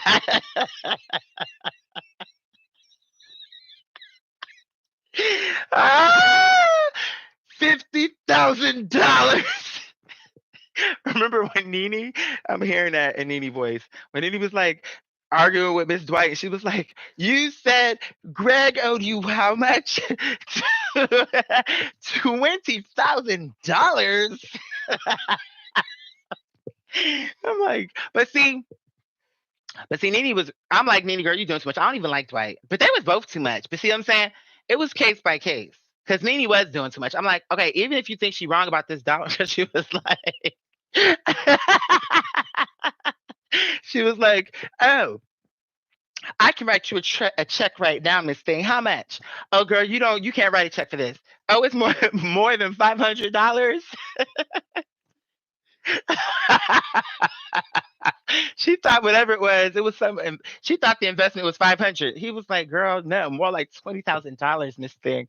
She was like, "Greg owes you 20," and she never really came. I'm wondering, in that season, did she ever come back and say whether or not it was like, oh, later on we did find out that Greg really did loan her $20,000? Like, or no, that you loaned Greg $20,000. Oh my God. It is so funny to me. But that's what Monique did. And I only got paid $50,000. Like, yeah, you did get paid $50,000. Like, what, isn't that the contract you signed, Miss Contract Queen? You said Greg, Dwight loaned Greg some money, but not as much as he said. Okay, how much was it? 3,000, something like that. That's maybe more realistic. Cause I thought Greg was like sick. Like, wasn't he successful? Like, he did pretty well. I thought. That was the impression I had. I'm sure at some point Nene ended up making more, but I was under the impression whatever he did, he was doing pretty okay for himself in that regard financially.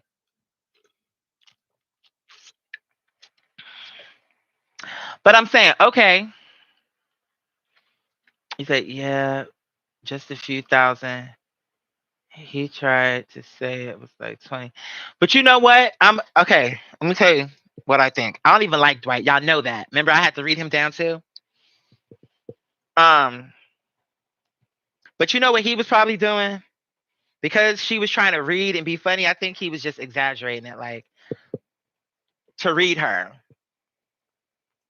Like, girl, it's 20,000. Since you want to be all dramatic about it, you know what I'm saying? Like, I mean, I really would have just said the amount, but I'm thinking because I know how girls would be like, they exaggerate as like a part of their read.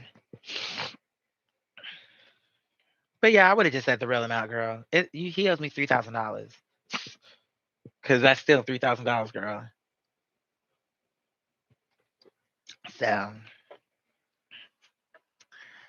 you know, but yeah, my thing is with that. Back to Monique's son.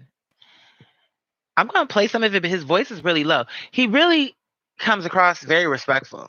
Like he says what he has to say, but it's not coming across like nasty. It's just more like, please stop saying, stop. His thing is, it's a false narrative to act like you really wanted a relationship with me. And now you feeling like I need to come towards you. But realistically, you never took the steps to come towards me and to show me that loving, like that love. And he was like, I'm glad the twins are getting it. That's fair. And that's good. And not even just the twins. I think she has three. She got more kids than I knew. I didn't know Monique had four kids because that's four. Yeah, that's four. I didn't know she had those many kids. But okay, he was speaking very nice. Like, I'm glad they're getting that benefit. But, you know, for her to say the way she treats me is not like it's loving. It, and he's explaining to her that it's not about money. He's like, there's other things that a child would need beyond money. He said that. But now they want to believe that Oprah cut him a check to say that. I'm like, girl, shut up. Now you being stupid for no reason. And you know you being stupid. You must be joking. Oprah made him do this? Like, I don't think so. Let me see if y'all can hear some. I posted the link in the comments, but I don't know. And I'm like, this energy though started with Cat Williams, and then Monique took it on, and now this is happening. And then the Mike Epps thing happened. They brought peace to it, but I'm saying all that came from the Cat Williams interview and the Monique interview. And this is like, what this shows to me is that, again, now this is her son. He's explaining, I don't expect this Monique, this Monique out here, all this stuff, and I take it he don't like the husband. Now that's another thing. I think that's another reason why, you know what I'm saying? Why Monique is like, I'm not gonna deal with you because you don't like my man. I'm not saying she said that, but by the way, how he don't like him, there's clearly a reason behind that. And he's not saying he don't like him really, but he keeps calling him daddy. So I take it The way he's saying it, I'm like, okay, he don't like him. So, okay, I'm gonna play some of it. I'm gonna see if tell me if y'all can hear this.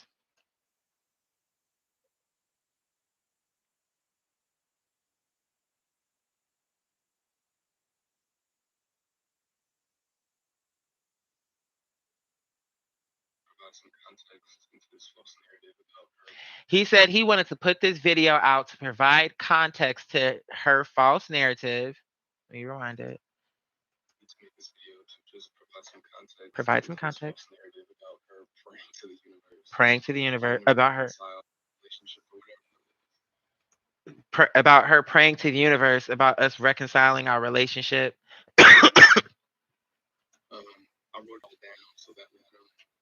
Yeah, it's just a lot. And I'm like, why? She chose this way. She made it like this. This right here never even had to happen. With her son out here like this, that didn't actually have to happen.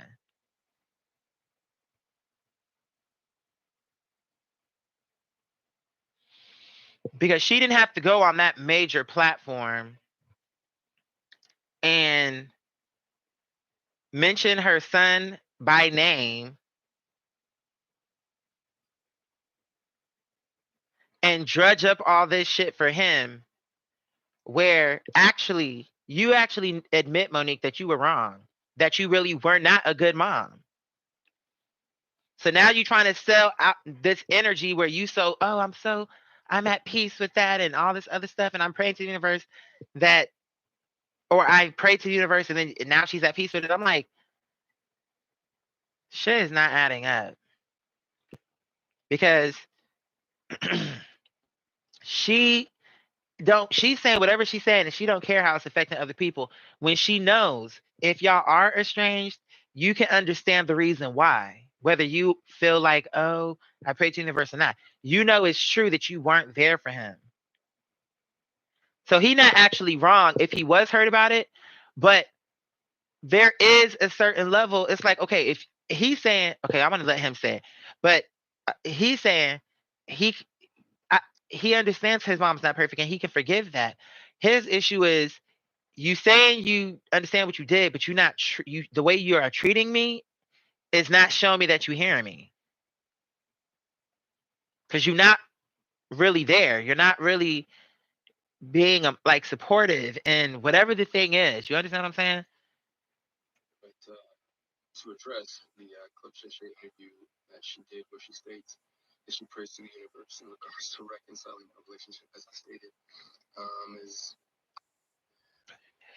He's saying it's odd for her to say that. He's saying my mother and I know that that is a false narrative.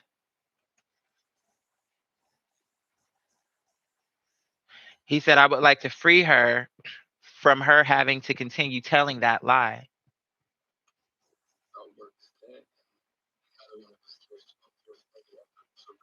And he's saying neither one of us want to put that and what it's showing me is whatever this thing is with her, it's enough damage to where the same way how she felt, she was cutting these other people off, where he was okay with that because whatever level for it to be like that, and this is your first child, you understand what I'm saying? But it will be one thing if okay, I think if when a parent have done something that can harm a child and they are really remorseful and they really are apologetic, like really, and then they're really wanting to have a genuine relationship with you, I think that people are forgiving. That I can understand. But what it's giving is you know what you did, and so much have happened with you like doing more things to continue to make him feel unloved or whatever the case was. Maybe not invite him to holidays, not just whatever it was that made him feel that okay, I'm tired of letting this person hurt me. So I'm saying it's like to me, this is more. I'm like, how come this? Okay, why is she so at peace with him with something where you know actually you can understand where there could be a trauma there, and maybe we really need to bring some help in, a therapist, whatever. but that is my eldest son. And actually, the issue we do have is something because I wasn't there for him through a good chunk of his life. And I could see how he needed his to have me there. Now, that's going to require forgiveness of herself, forgiveness of his forgiveness. It's like, but if it was really that, and then that's what the energy was showing, and you tried to include him, and it was like a this loving thing. I, I believe, especially the way he's coming across and the things he's going to say, I keep pausing him.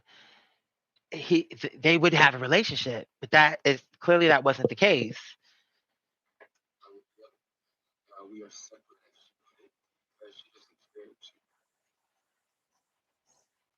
So you keep hearing him say, "We're both not putting." The son is saying, "We both don't make an attempt." Okay, she doesn't care. He's saying she doesn't care to be my mother any more than I care to be her son.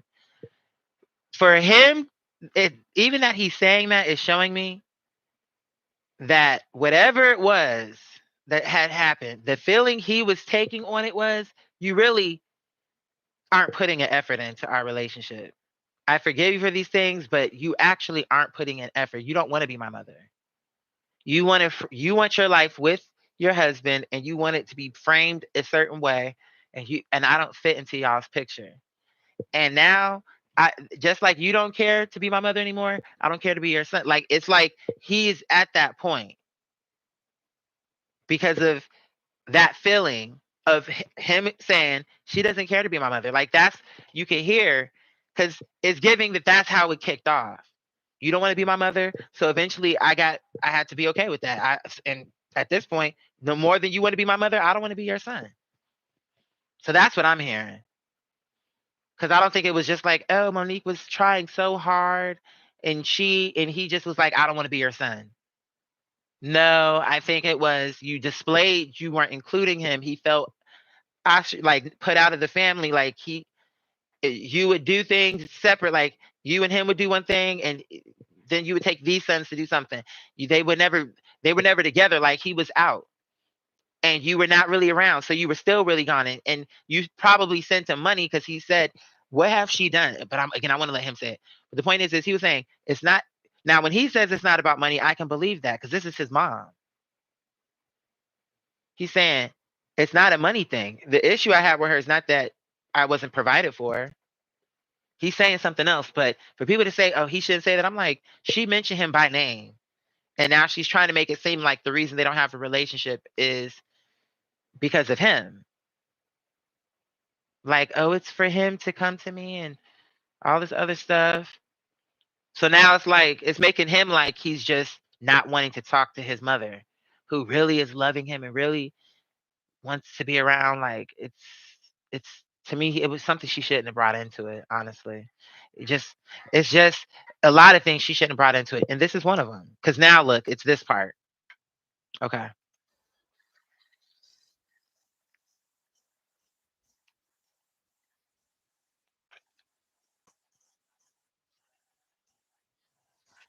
So see, he keeps saying, really? Another part is I could tell that even though I think he's holding it, this is his coping mechanism. He seems to be holding it together pretty well. But what I'm also hearing is really he's hurt by this. He's learning to live with it because I'm noticing he keeps saying neither she nor like he okay.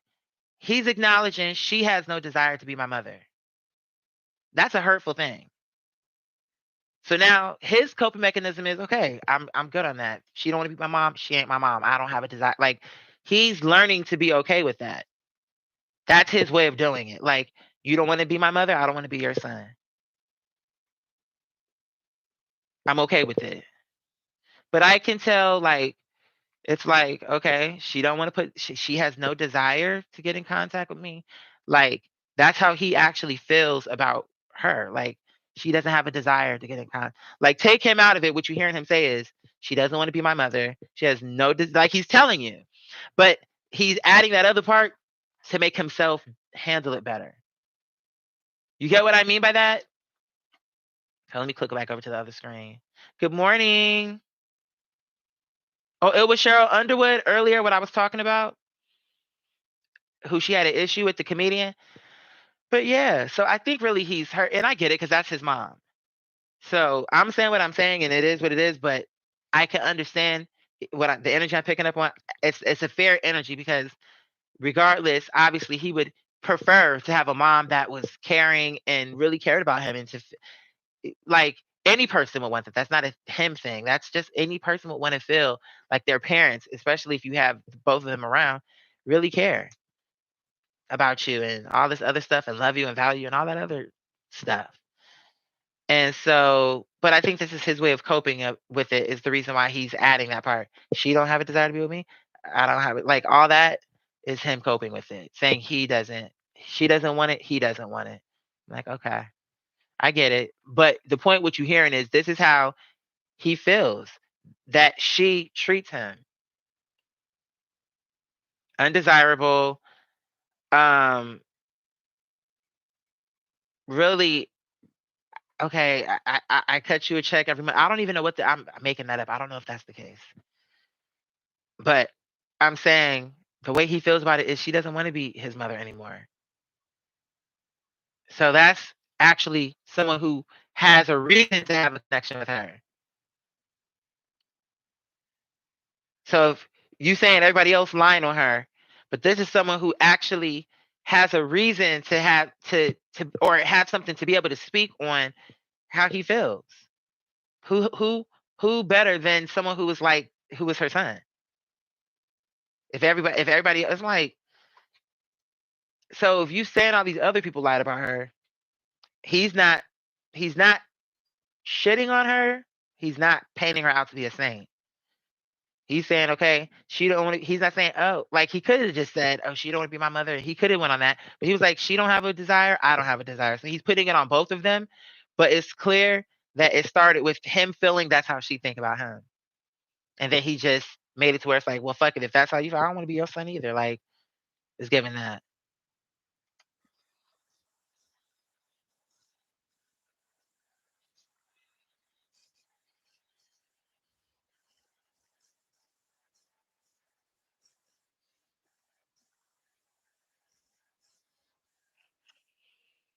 He's saying he's tired of hearing his mother's truth, which I get that because it's like, girl, you keep bringing this in here. You're saying anything you have to say, and it's like you already said it because this ain't the first time she told this story about, oh, like bringing him up by name. Um, so it's like, girl, if you really aren't trying to have a relationship with him, stop talking about him. It's enough.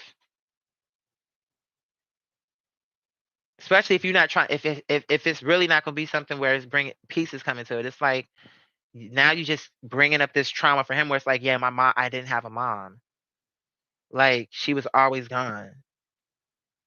Let him be grown and have he already got his own kids. So let him just that's something that he gotta live with. That's part of his story now. And you got these new kids and you feel like, okay, you doing all this, okay, great. But let him navigate through this because it's a different thing for him, and that's okay. Without you keep saying like, oh, I really want because what he's saying is that's what you're saying on camera, but that's not what you're showing in my real actual life. So I can see how that would be annoying, where it's like, because it's clear that they have tried, like that they have tried to build a relationship, and it just feels and it fell apart. So it's like, I'm not getting it. I'm like, girl,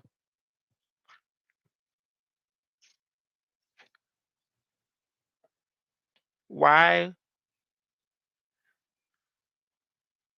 you're on this negative energy thing? And I'm like, see, why little things like this are coming out are to show people that everything about her is not squeaky clean. How she keep trying to sell it, like she's the only person with integrity. She's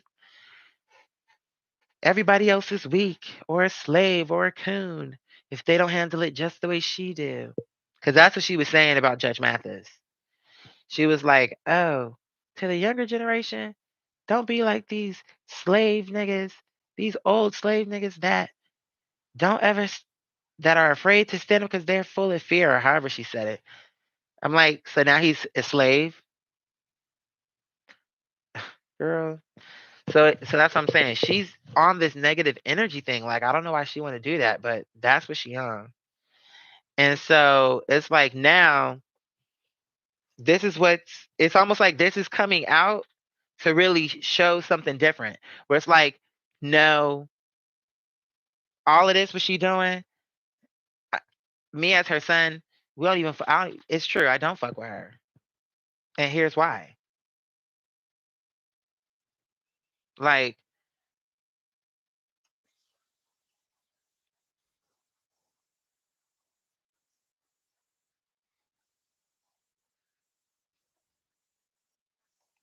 I on that, I think he was freestyling, like freestyling, I mean, like, because he said he was writing it down so he could have clear thoughts, like, so he wouldn't go off the rails and stuff. But on that, um,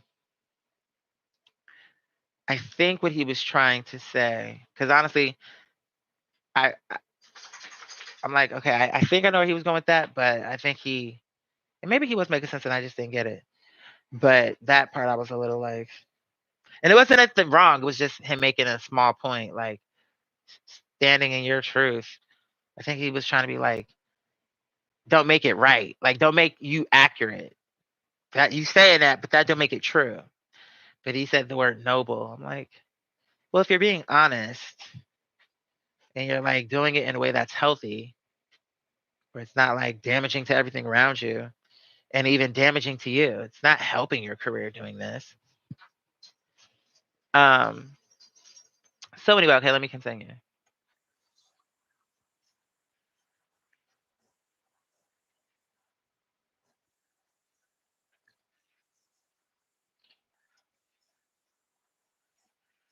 So he's saying, call it a form of therapy, number one, and then he's gonna go into, I guess, his next reason.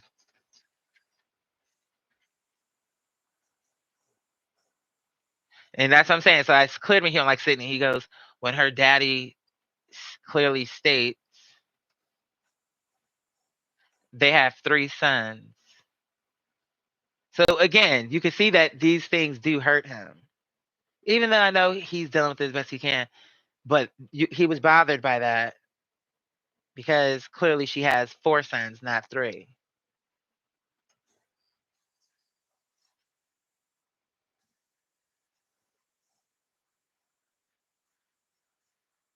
Right. He's saying, but his wife is talking about a 4th son that has millions of views, which I get because it's like she, on a level, is telling his story and actually telling his pain. And to his point, it has on these videos with millions of views, like actually what he's saying is making sense why he would now be addressing this. He's saying it rubbed him the wrong way, and I get it. Like, you keep discussing this on platforms, and it's clear. One thing is that he is bothered by it. He's saying that he isn't, but I believe he is, and I get it because that's his mom. I don't think he wants to feel that way about his mom, but again, there's more to Monique than she keep trying to sell. It's like, oh, I'm fighting for the little, she fighting for the little girl behind her, but she won't even fight for the son that is before her that she had first. It's just, it's that type of thing. I think and he'll say later on, but like all this, you was living for the fame, girl, for the love that you was getting from all these people you didn't know. And fine, but girl, stop being fake about it if that's how you really feel, because again, it's really clear what he's saying.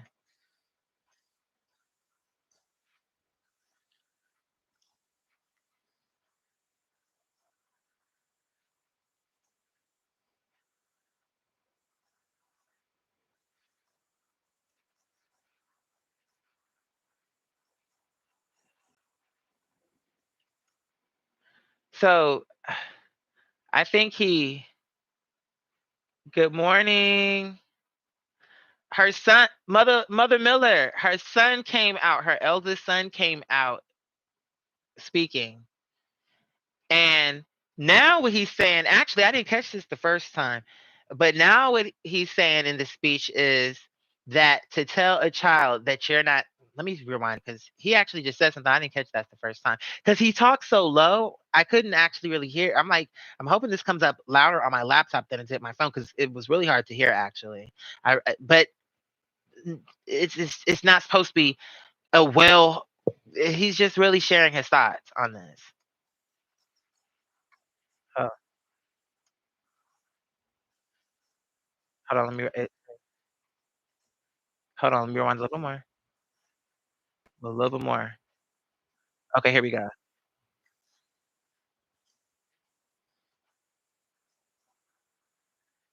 Pause. He said to inform a child that you're not interested in being a mother. So that tells me how she be talking about tough love and all that. I'm growing you up, all that tough shit. He just said to inform a child that you are not interested. So that shows me. So I actually didn't catch that the first time. But that what I was saying, he kept saying, "Oh, she doesn't want to be my mother anymore. I'm not interested in being her son anymore. She's not interested or has a desire for me. I'm not." It's showing me by him saying to inform a child that you are not interested in being their mother when you're the only person who can convince them of that. I think he could have worded that better, but that's what he was saying. Like, so that's telling me he's explaining you didn't want me. Really? You didn't want me to inform a child that you're not interested. So he's saying that's when he was a child, this is what you said to him to inform a child that you're not interested in being a mother. So this is what he's saying. So it's not even just, oh, I was gone working. I was making the money. And it's like when she got upset or something, she's telling him things like, I don't want to be your mom. I never even wanted to be a mom. I didn't want to have you. You see my point? It's giving because why is he saying to inform a child that you aren't interested in being a mother? What would make her say that? She didn't want to be a mother on the radio. So you see what I'm saying, Mother Tay? So she's saying it on the radio, but now he's saying that she didn't just tell y'all, she told me. And she told me as a child that she didn't want me. And the only person that can make me believe that my mother didn't want me would be my mother. That's what he's saying. So I'm like, no, no, girl, no. She see, but her no, but she, yeah, okay. So you understanding how he could be traumatized, like needing therapy. He really probably needs therapy too, honestly. Which is not. We all know that's not a bad thing.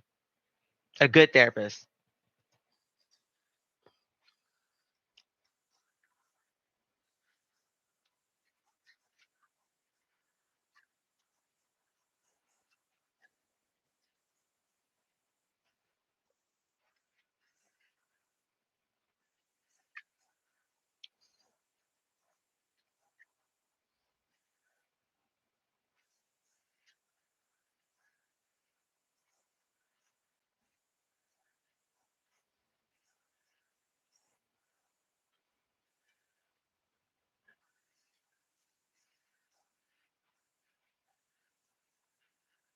So he's saying it's a lot that he's saying. Oh my god. The key thing that I picked up from this is that he's understanding she's not perfect. Everybody's human. Like he's will that she admitted did all these things and this occurred and that he was willing to forgive. So that's telling me that wasn't the issue then. It's not that you weren't willing to move past that. So then what's the issue?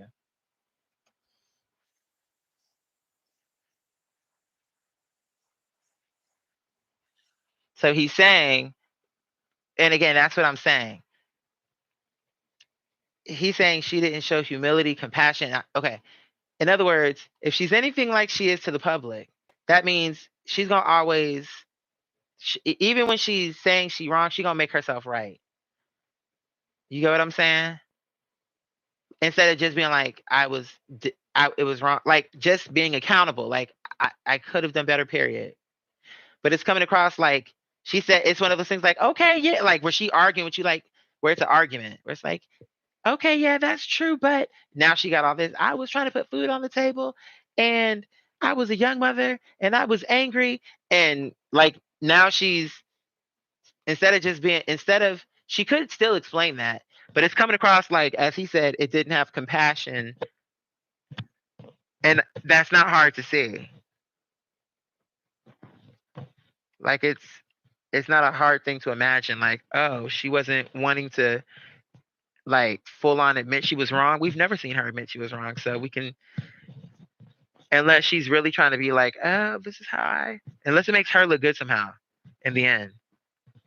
It can't just it really can't just be a thing where, you know, she's really just wrong. Bismillah.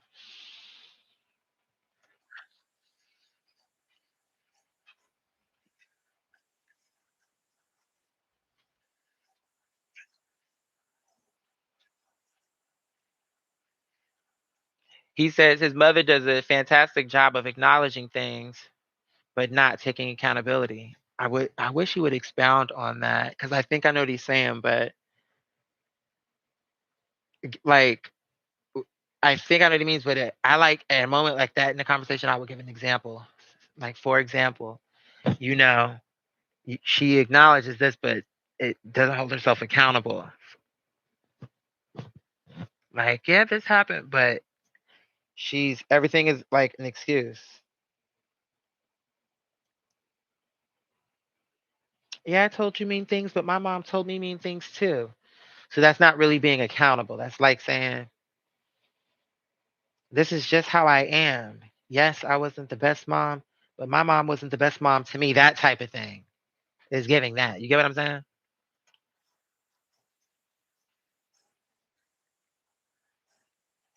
He says she takes accountability at her convenience.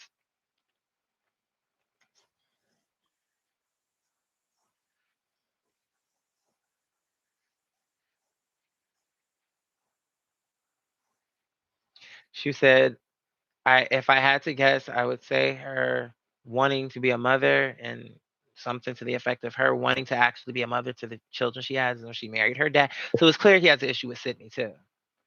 Um, but he's keeping it to Monique. Um, but it's clear he doesn't like him because he's saying they have three sons when he really knows there's four in total. Little things I get it. Um, this whole thing is just a shame, really. But again, this is just showing that Monique ain't all how she want to be so pious and she's the most righteous and everybody have done her wrong and she has only been kind and respectful and everything was respectfully declined and I shook that brother's hand and I hugged that sister and it's like no Monique has she keep wanting to talk about other people's character but really it's more shining for people who are really like looking at this from a certain angle it's like it's really showing your character and now we have your own son. You don't have Kevin Hart's kids, even though they might be too young. But it's like we have this. This to me is more damning than her leaking that tape on Tyler Perry because that didn't actually that all that did was show how and your husband are too much. But now this is your son of his own free will. He knows he's on tape. Tyler didn't, and it really didn't prove nothing. This is him, your own son, coming out here saying his experience of you. So it's like people just don't want to believe that she could be someone who is not perfect. And not only that, but that has motives and is not this person who is like, oh, everything I do is for the little girl and to make things easier for everybody else coming behind me. Like that's some of that could be true, but it's not like it's not like that. But and he not going into all that, but this on top of everything else I've said about her is showing me everything she keep trying to say about other people is showing through more for her.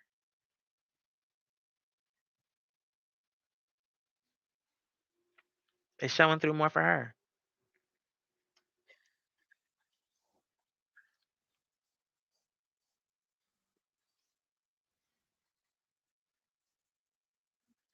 So he's telling you again. Hold on. Married her daddy and had his children.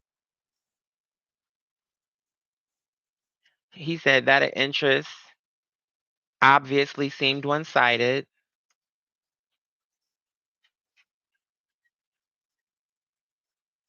He's saying, as it should have been at that time, I'm in my late teens. So again, he's trying to justify it in certain areas like he's already saying, we already know that she wasn't there for the majority of your life. So if you're in your late teens, that means now y'all are just coming back into each other's life.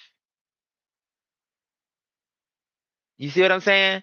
And where it's like, so it's like, of course you were in your late teens by the time she already explained she missed pretty much everything for you. She was riding the wave. So by the time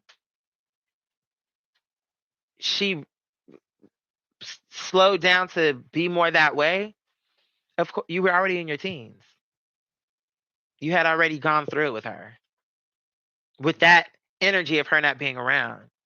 So now you're in your late teens, and she's showing you again, I have no desire. I'm focusing here on these kids, and this is where like I'm gonna do it right with them. Or if that was even her mindset. But I'm just saying that's the energy that he's saying. But he's justifying it, saying, but that's cool because they were young kids and I was already in my late teens. So he's trying to he's but that's fine if that's how he feels, that's how he feels. So he's saying it's okay. Like he's not it, I'm sure he was a little hurt by it, but he's saying, I understood it.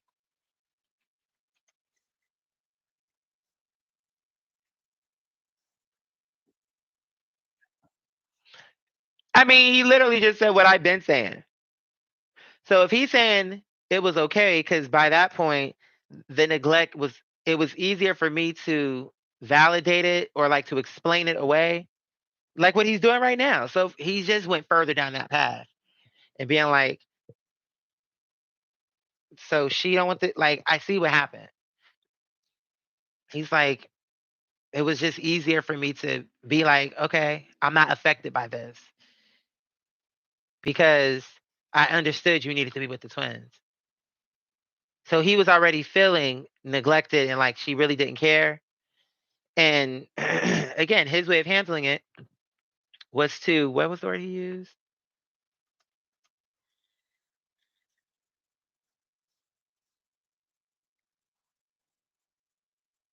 The, the neglect becomes easier to hide or to validate.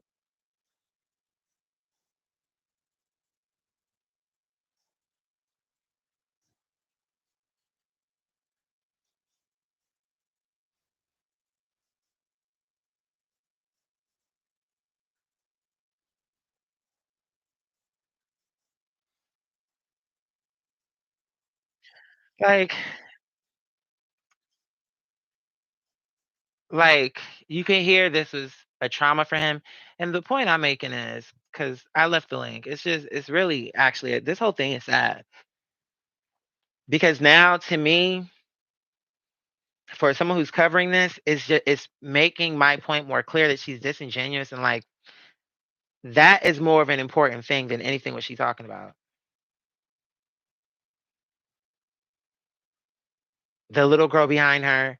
Oh, she wants you to believe that Whoopi Goldberg believes fuck the little girl behind you, but that she don't feel that way, but this is how your son feels.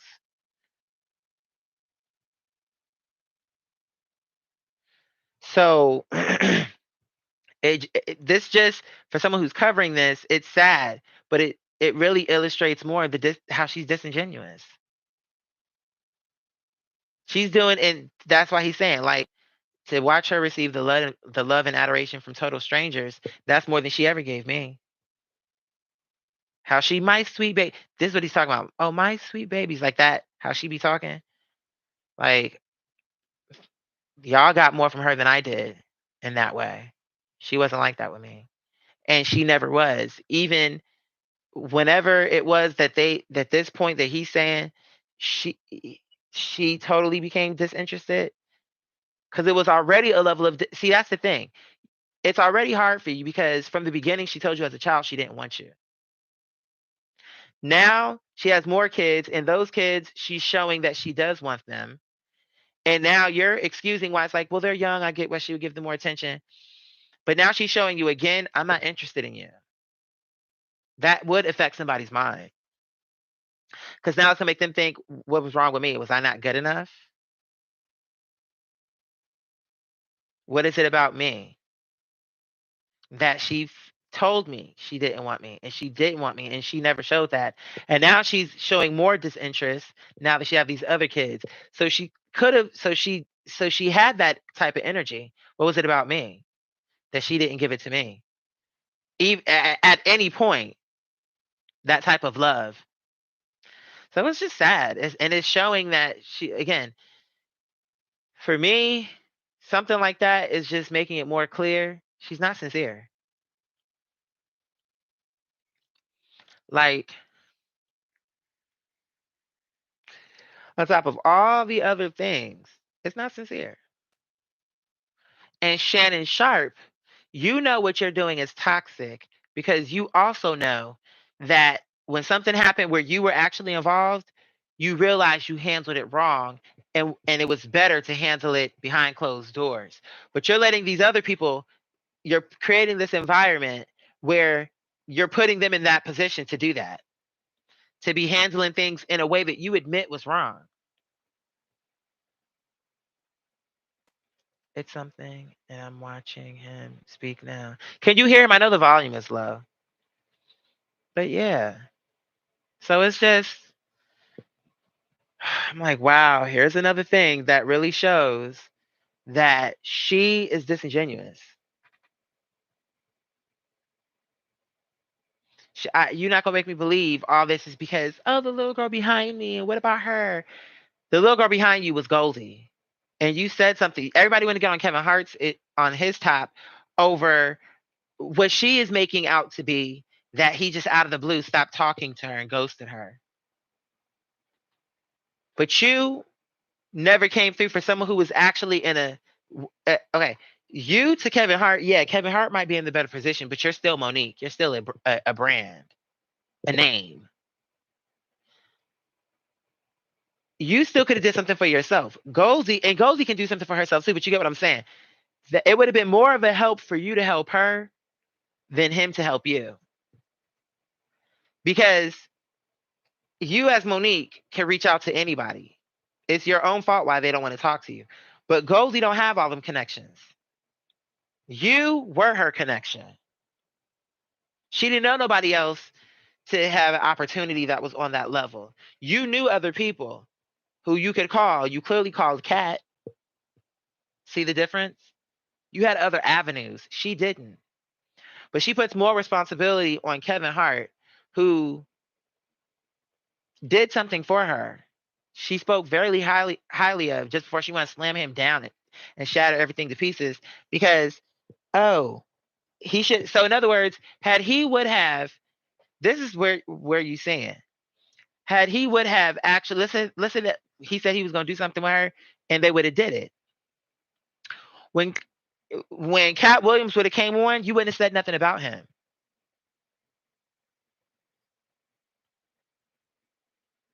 You wouldn't have agreed with all those things he said. Because by you valid, oh, he told the truth. So when you say he told the truth, when you follow that up with he's a gatekeeper, and now you're trying to paint him out to be someone who's flaky and for just no reason, and what are you insinuating that? Oh, it's because of Oprah and Tyler Perry? And that's what the thing I saw earlier this morning. He was saying, no, it's about loyalty. Kevin Hart should have called her. He should have explained to her. And I'm saying, then the one guy said, Well, okay, but why his people probably if what she's saying is true, because they kept making it like it was true. But let's just say it happened the way she's saying. Maybe his team was like, okay, no, you're not gonna give her a call to explain nothing because you know what she's gonna do? Record you. She keep acting like, oh, why couldn't he give me a call? Why didn't he call me? If he, because maybe he thought, I know for sure if it's gonna be something she don't want to hear, it's gonna be a problem now. So maybe this way, if it still is a problem, it's not gonna be no recordings. It's not gonna be her trying to spin something like trying to. You get what I'm saying? It's just gonna be her saying what she said. But now, if she would have got that phone call, even if she would have recorded it, you can best believe if it went to her advantage in this moment where, okay, he did call you to explain to you why the show wasn't going to happen, you would have mentioned that in that conversation. You would have still explained, yeah, well, did you ever do the show? No, we didn't. And the reason why is because he called us up just like when you spoke to D.L. Hughley on the phone. Yeah, you didn't record that, but you're still talking about a conversation you had on the phone with him. And in that situation, it went your way. The clip never aired. So if it wasn't going to go her way, just imagine what kind of story she would be trying to tell about Kevin Hart. Yeah, he did call me. And you see what I'm saying? So it's like this whole thing is just like, but Shannon Sharp, again, the thing for him to remember is you didn't like it when you felt number one, when your feelings were hurt, and A. B, you acknowledge that the way you handled that was incorrect. To be coming up on here talking like this. You knew that. You knew it was a certain level of negativity that came with that. And then it actually escalated. And you recognize there's a better way to handle disputes, like Judge Mathis said. So he actually wasn't wrong.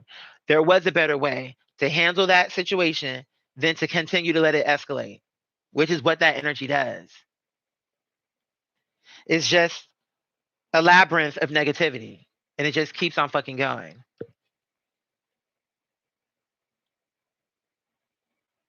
So from that interview with Cat Williams, that spun into a situation that ended up like that. Because that never would have been a joke if Cat Williams never would have did what he did. Nothing that this whole storyline will be gone. So he got to remember he's creating an environment where people come up there and start that type of negativity. Now, from Monique joining onto Cat's, again, this is all coming from Shannon's platform. From Monique joining onto that negativity with her own negativity. Now you have it's escalating. Now you have her son.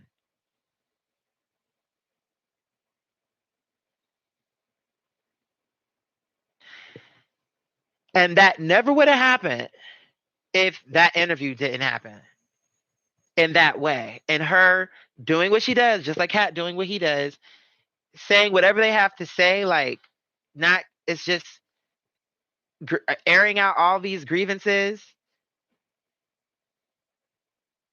You get what I'm saying? Like saying all these inflammatory things, like there is a better way. Just like Steve Harvey told you.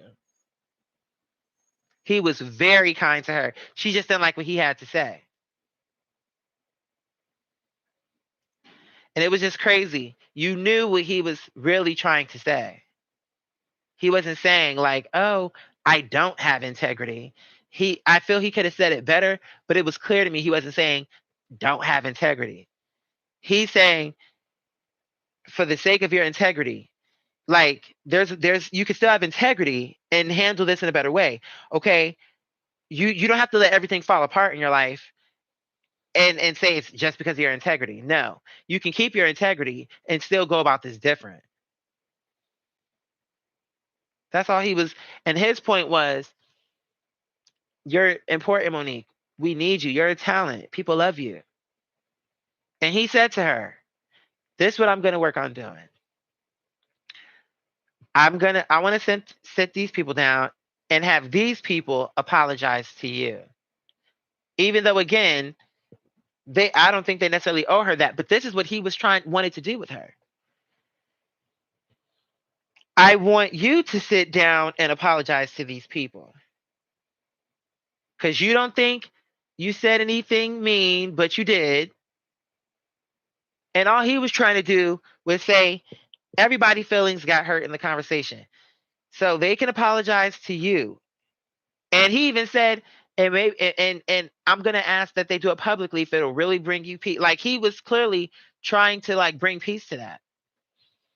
And now she have spun him out to be someone's like it's just to watch her do that. I'm like, wow.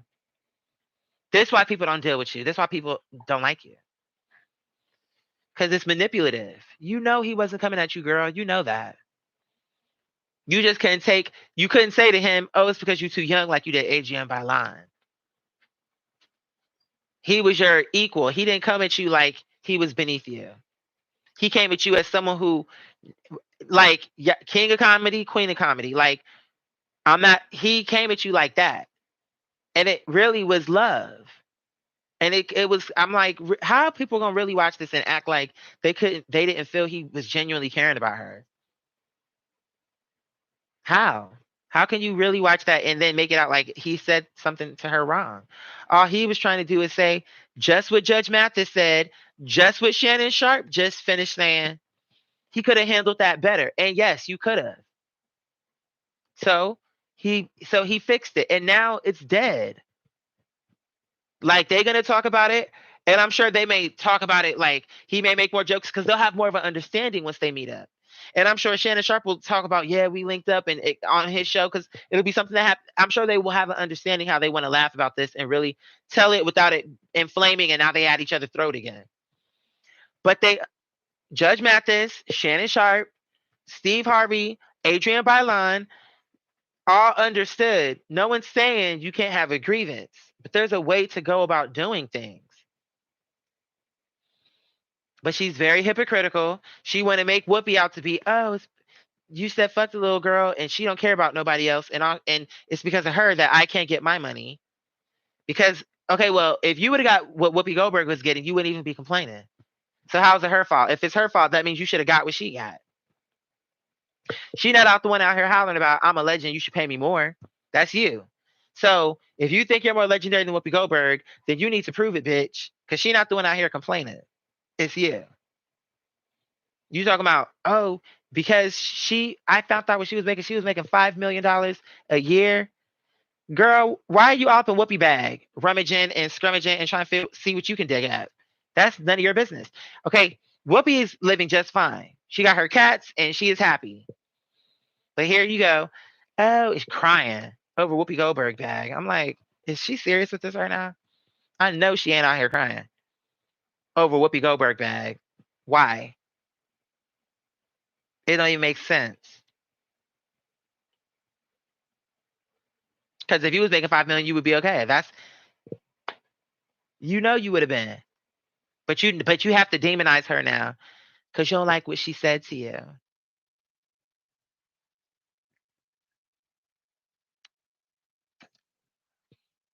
When Whoopi said she could have schooled me, isn't that what you keep saying with the little girl behind you? Isn't that you keep asking for that, and then when you got it, you didn't know what to do. Because oh, the little girl behind me, aren't you trying to quote unquote school them? Weren't you literally in charm school as headmistress? Girl, you can't take it. Girl, please. So Whoopi was trying to school you, sweetie. You wouldn't have been stuck in all this bullshit right now. You're putting too much drama around your name, and you've been doing it for far too long. Even if girls were going to try to understand, okay, she went through this and validate whether the people you're talking about in question want to say or not. Okay, you had plenty of people saying, oh, like people acknowledge your feelings and your pain. And okay, if they're not going to apologize, at some point you are going to have to like move on with your life. You can move on with your family and your own son and be at peace with that. And okay, if that's how you feeling, it's like everybody got to be again, that's your life, but I'm just calling it how it is. You can move on from that, but you can't move on from all this other stuff that seems actually lesser by comparison. Your child telling you this is how they feel. This is how your child feels about you. Like you don't want them. You even told them like That seemed like more of a, but she's a mommy. Like she want to lean on that, but it's like, and maybe with them new kids she is, but it's that don't mean that this other kid that's saying she never gave me that kind of love and do don't count. Especially when what he's saying is she don't show an interest. It would be one thing if it was like Monique really want to be a part of her son's life, and you know he just ain't having it, and she loves him, and and really and invites him. He don't take her up on her invites. They try to have family day. He don't. And she really like. It's not like if that was what if that was the real conversation. Then if he was like, no, I don't want that. Then it would be on him because okay, like he said, people aren't perfect. So if somebody actually is trying to make amends for it and they're genuine, that's people that you don't always get that. Sometimes people's like, well, and they don't apologize. So I'm saying if it was really like she gave, that don't mean he have to accept it, but then it would be more like, well, she really did do her best. And it's on you can't make an adult, but that don't sound like that's what that was. It don't sound like it's like, oh, she's really trying. It sounds like he's explaining how she's not interested.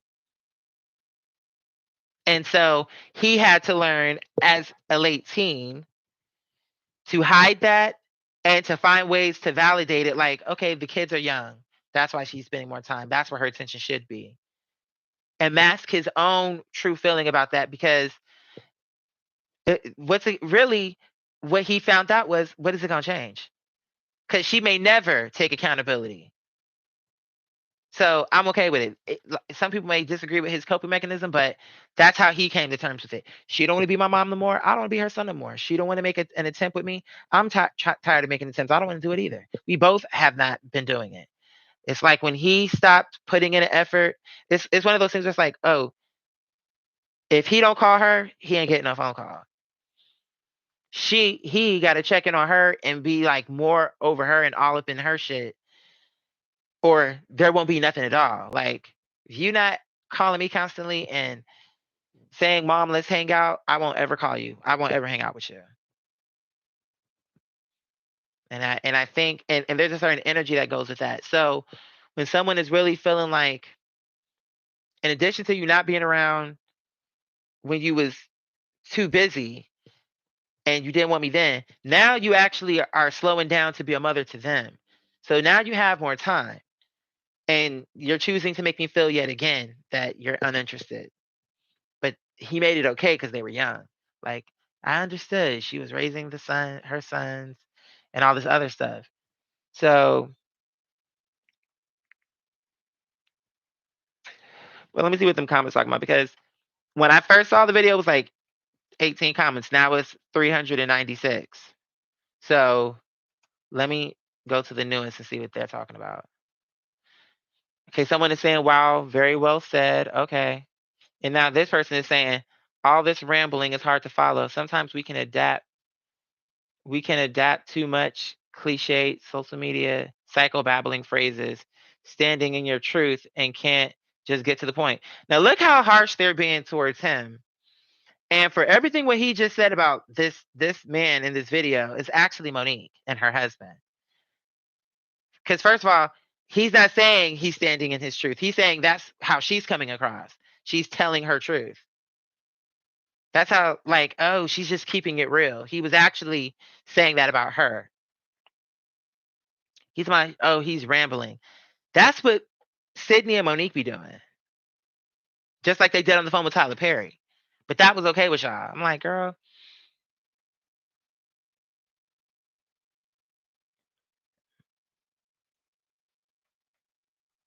he still calls her his mother, which means somewhere deep down he still sees that title for her life as valid. I hope they work it out. I wish them both the best. Yeah, like I in any case you always wanted to be for there to be peace brought to the situation. And I do agree. I think there is and it's not hard to understand why. Like he's trying to act like it's all good, it's all good. But I think he really wishes he did have her as a mother. And that even if he could have her now, if she really was sincere about it, I think he would take that. I can't judge him, but the maliciousness of the timing. I hope he heals, but trying to blemish her resurrection isn't cool. It's like he's malicious for sharing his experience with his mom, but she's not malicious for coming at all these like so she oh the timing is off. So her timing was good for her to come back out for this shit before she jumps on this tour. Like this all came from her on that show and her 15-year thing. And it's like this whole thing exists because she went on that show and brought this up. It says sounds like he's not ready to forgive and wants her what? His butt wants his butt kissed for how she handled him early on, but it's not always how you start, it's how you finish. You can't say a person isn't sorry because you want her to do things your way. But you're saying this to him, but isn't this Monique? Okay, just on that Tyler Perry phone call, you saying it sounds like he's not ready to forgive. Didn't it sound like Monique wasn't ready to let the shit go? That's her. He's addressing her because she actually addressed him on Shannon Sharp.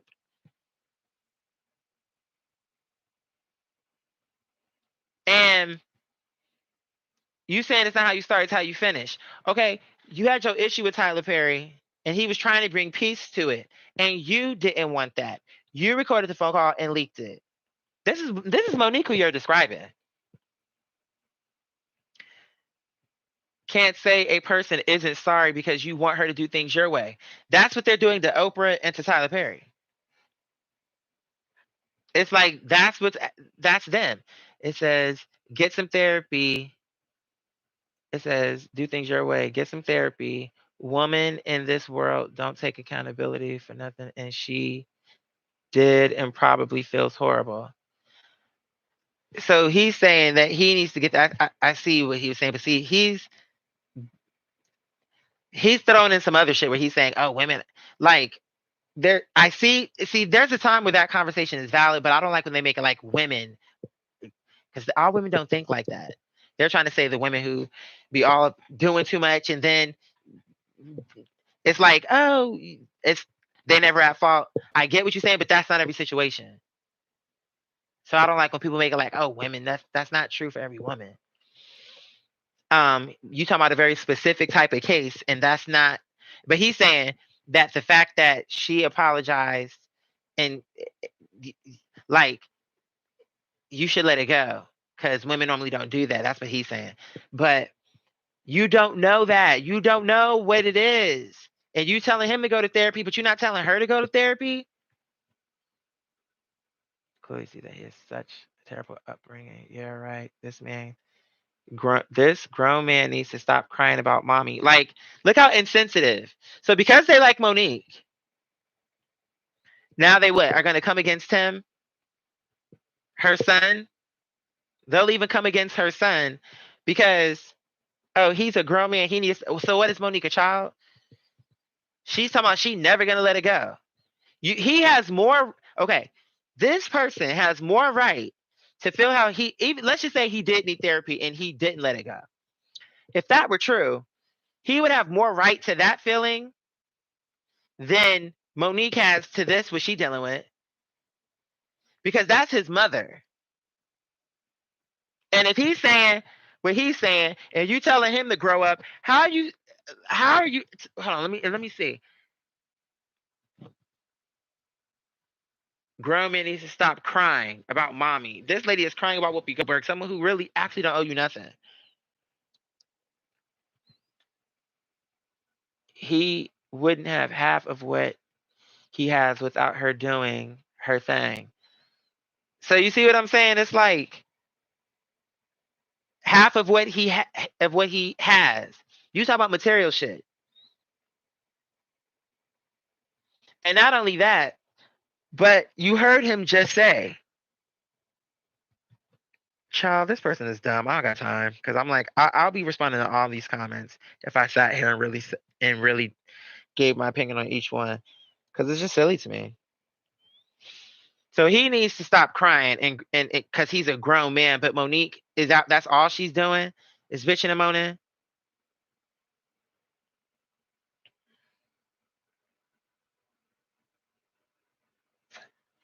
Now this person's leaving a sweet comment. He's trying to get him to see something else. But it feels more. Let me see. He says, "My dearest brother, you sound like an intelligent, truthful young man. But please hear this." So it's not. So he's not calling him a liar. He's acknowledging his experience. That's good. He goes, "No matter what happens in our lives, everyone we know will somehow let us down, disappoint, and maybe even betray us." Now, I don't think everyone in our life will necessarily. I think that betray us. He was getting somewhere until he went to that betray us, because betray us is more intentional.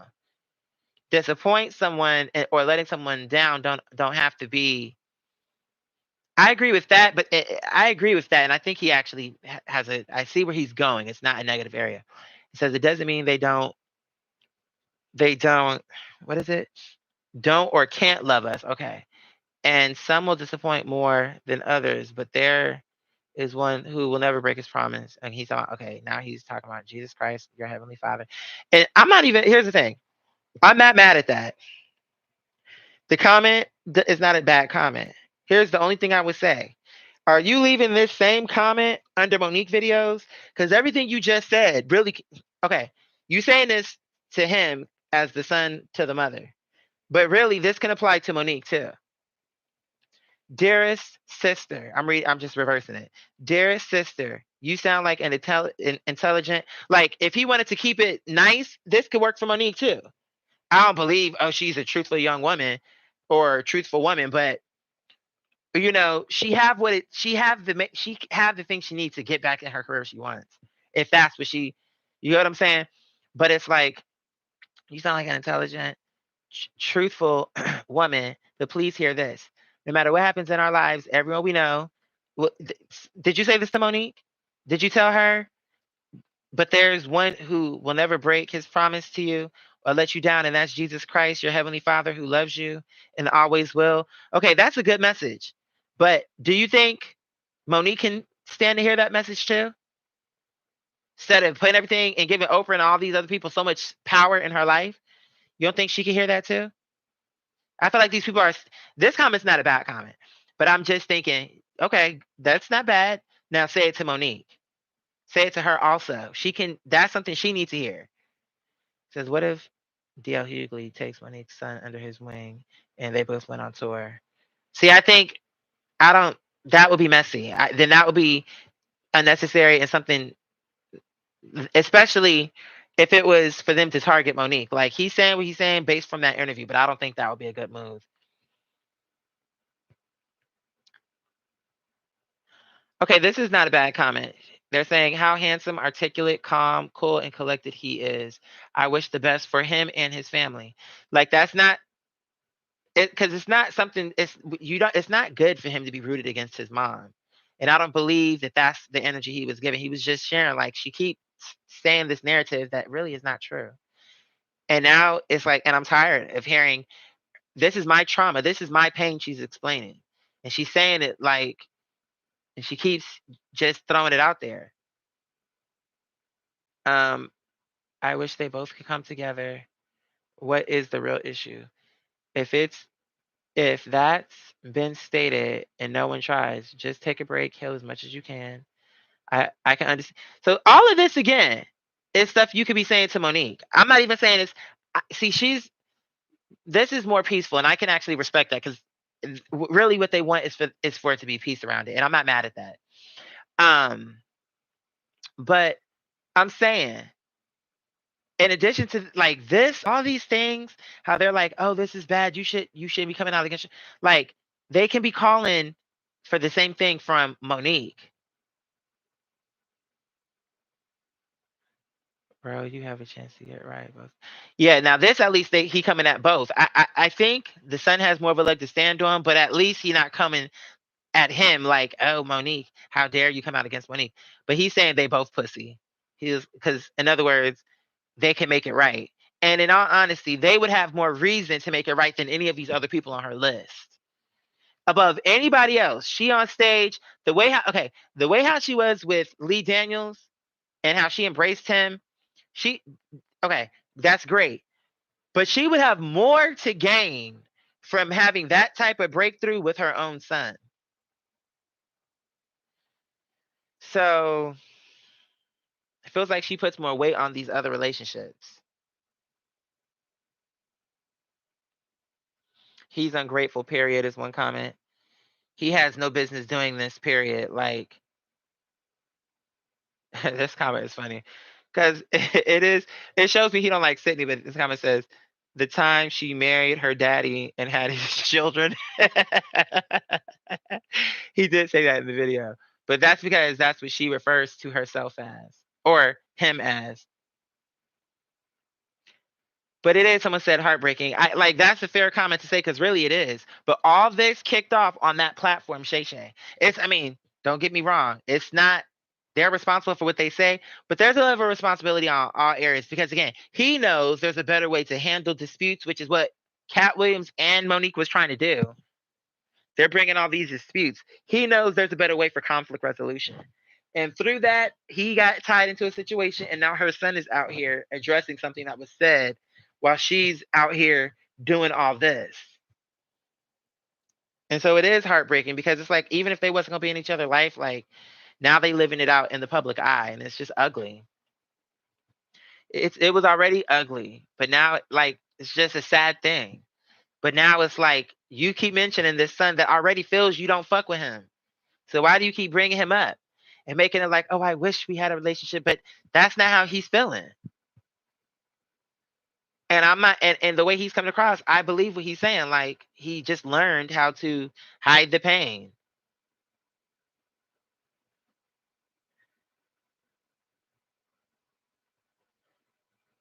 And now these people are justifying. And it's like, no one is saying that parenting comes with a book of instructions. That's not the issue. You're not, so you keep, what you keep trying to do is say things to him that are really toxic right now because we know that parents make mistakes. He's saying he felt unwanted. That's not, I mean, I did that by accident. He said that she said she didn't want him, and now is acting like she has even less need for me because now she has a new set of babies where she can really love them. Like that's not about a manual.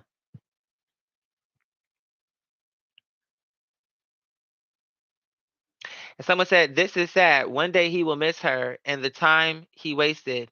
Once someone is gone, they're gone forever." But Monique was estranged from her own mom. So she is also showing him that she's okay with people dying and not making up with them.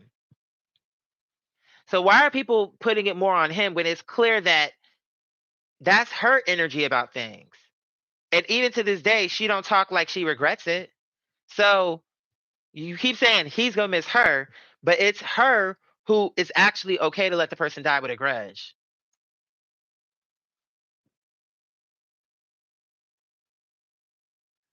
Good morning, my love. Good morning. The energy she's getting is karmic in a way.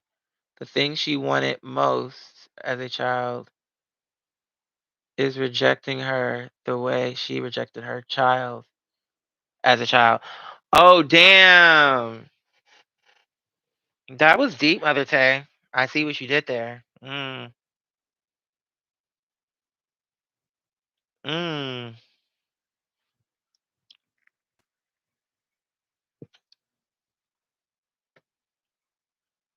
Wow, that was deep. Probably broke it down to him in a nice, nasty way like she always do. He said she definitely said she didn't want to be a mother on a radio station. Yeah. And then you're constant, and then think, if this is how he already feels, you think about him. Now you're on a radio station. It's like you keep re-traumatizing him using that as a means to share your story. Is by explaining how you were a shit mother to me and weren't interested in me and didn't even want me. When I'm knowing you still act that way. You still act like you don't want me. So how is it good for him to keep hearing her say that when he's trying to move on and be okay with she really don't want me, she don't want me. But she's supposed to be okay to get on there and be like, "Oh, let me air out all my grievances about all these other people who actually mean less to me than my son should mean to me." To me, that's more critical. And you even throwing him in there. But that's because you know why I feel she does that a lot? Is because she don't want nobody ever coming out there saying, "Oh, you just like the rest of them. You didn't raise your son. You treated him like shit. You was chasing the bag too." So she told that story first, but she dressed it up where it's like, okay, but now, like, you get what I'm saying? Like she fixed it. She not telling you how she still don't fuck with this nigga, or like how that's how the energy she's putting out. Like, I don't fuck with you, and I'm not interested, because that's what he, in his own way, was explaining nicely. Well, nicer than I'm explaining it. Because he's saying, you know, to tell a child you don't want them, you don't have an interest in them. He's telling you in the beginning, she don't want to be my mother no, like she don't want to be my mother no more. I don't want to be her son. But it really ain't no more. She never wanted you. It wasn't like it was a time where she wanted you, and that's why it's so hurtful for you. Is because you don't ever feel she wanted you. That really she felt you were the mistake one. That was like, oh, I didn't really want that one. This one I'm gonna give everything to, even though this one can see how I'm clearly like showing them love. And it's like, if you bring that to me as a conversation, now we falling out, we arguing, like I can see, like I can understand. But what and to with Tim other Tate's point with the karmic situation, I'm like, this is exactly what she's doing to everybody else. Only in this situation, you're someone who's complaining about all these people who don't have a connection to you. And now here it is, your son who you gave birth to, really explaining something about you. So it's like you're not gonna say it's over on Tyler Perry. Like you cannot like it because you like Monique and you feel like, oh, he shouldn't have did this. Regardless, he did it. And again, it all came from that negative ass energy on Club Shay Shay. And his show is normally not that messy. Like it feels normally more lighthearted. Like it's not drama like that, where shit is escalating out of control. But you allowed that into your platform, and and the results have really been negative. Like it's promoting this weird thing that's toxic and not good. And again, back to that point, and Shannon, you said it in your own words. There's a better way. There's a better way to handle disputes. But you're allowing people to say these inflammatory things on your show that are creating these disputes that are escalating. So when you were involved personally, as a first person, when you came out there talking about screaming into the camera about "I'ma see you" and all this other stuff, you knew that, especially when he responded back, that yeah, there was a better way I could have handled that. Was unnecessary. Yeah, I had my issue, but I'm sure we can talk, whatever it is, we can talk this out. So he knows that. He knows it. So it's not a point of, oh, he's just doing interviews. No, you being messy. You really are. But you know that is the reason why when you yourself started acting crazy like that, you realizing that's not the best way to handle things.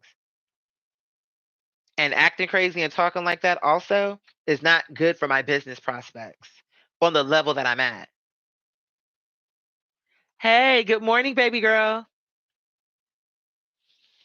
So, you get what I'm saying? So, I'm saying if you can recognize that this is not the best way to handle things, how are you thinking that by Cat Williams and Monique getting on there, talking how they talk, was a good way for them to handle things? So he need to go back. He can still make the show popular. Add some new elements. Okay, let's play games and we take shots and then we laugh and we kiki and we may tell some stories, but it'll be more fun and funny than it is like this. Like, cause this you keep going on this track, you're it's not good. where it's like everybody coming on here to talk shit. Like, yeah, something's gonna happen. You're gonna be the catalyst to like this drama sparking off. Because you're creating this element where it's like you're letting people come on here and just spew all this hate on all these people. Like, and it's not a positive thing. It's not a good thing. And now here you got her son on here. I'm like, see, that's showing me everybody not saying it's not you. You can't just keep going down the list like, no, they hate and I'm Monique. No, they hate and I'm Monique. No, they hate and I'm Monique. It's all controversy. It's all a conspiracy. They're hating Monique. Her son is hating. Everybody hating. So it's literally only just Monique that can share these stories, have these disputes publicly. Y'all telling him to sit down at the table with her, but she's not doing that. She's calling people out. And again, you making it like he's holding the grudge, but she herself have already explained to you how that's what she will do. How you saying it's him?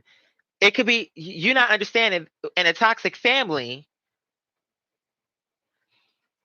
Sometimes it's like, okay, you may have wanted a relationship with them, but then after a while, when you see it's not, that's not what it's giving, then you let it go. But he has his own feelings about her. This is the first time in all these years I ever even saw what he looked like. So she could go on and on and on and on and on and on and on and on and on for years. But now he's actually, these people not saying Monique name, she's saying their name. She called for her son. She told that story and is re-traumatizing him. So after all these years, never even know who he was. One time he speak and he's wrong, his timing is off. People are so full of shit. I'm like, his timing is off. She been talking about this and he paid it all them other times.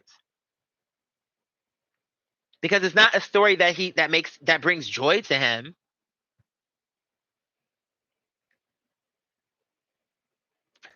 But Monique don't care about that because now she have her husband and 3 kids where she can do it all over again with. Okay, well, you could have more kids. He can't make another mom. He didn't have no other options. Not saying that, okay, because you can't delete the kids you had. But I'm saying for her mindset, the way he's explaining it, like she was okay. She already didn't want you. But now it's like, I got my family just how I want. It's perfect now. So you don't fit into that. So you blacklisted him from the family, bitch.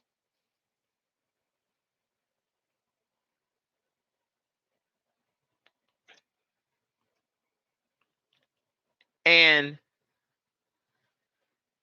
whereas you could, he's saying you know that you weren't around, you acknowledge it, but you're not doing nothing to really make me feel like you care about me and or are interested in me or anything I got going on. I also heard him say that he was a comedian. So Miss Gatekeeper, you mean to tell me Monique got a son that's also a comedian? She feels Kevin Hart owes her all this stuff, even though he already cut you a check and tried to help you. But now he didn't call you, so that's the reason why you're throwing him under the bus. And now he's suddenly a gatekeeper. But you are Monique.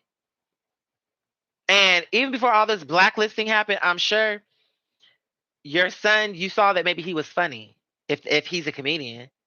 Oh, but then again, maybe you didn't because you wasn't around. Who knows? But certainly she knows now he's a comedian. Nowhere in there, because I already saw the whole video. Nowhere in there do you hear him say, she helped me with my comedy. She put me on. So she feels Kevin Hart should do more for her than she'll even do for her son. No, daddy is not his dad. He's the son she had before him. And this story just broke today. So we're covering the situation and I'm only adding this to the pile, the mountain of evidence what we have compiled against Miss Monique to really show how she's full of shit. Like it's like y'all keep like for people who want to argue on her behalf, I'm like, no, you saying she's so justified, but you are more okay with her having this relationship with her son. And the only reason why now you have a problem with it is because he's speaking on it. You didn't have a problem with her speaking on it. You didn't say in the comments, she wasn't saying none of this about it. You was more on her side about it. Like, well, he grown. Like, you wasn't. So it's like, girl, nobody's trying to hear you. Wow. Women love doing this to their firstborn child. Yeah, like, and in her case, she's not trying to. The way how he's explaining it is like when she had the other kids, she had no interest in him. Like she checked out. First of all, she already checked out because and Mother Tay validates this because she said it was in a radio interview.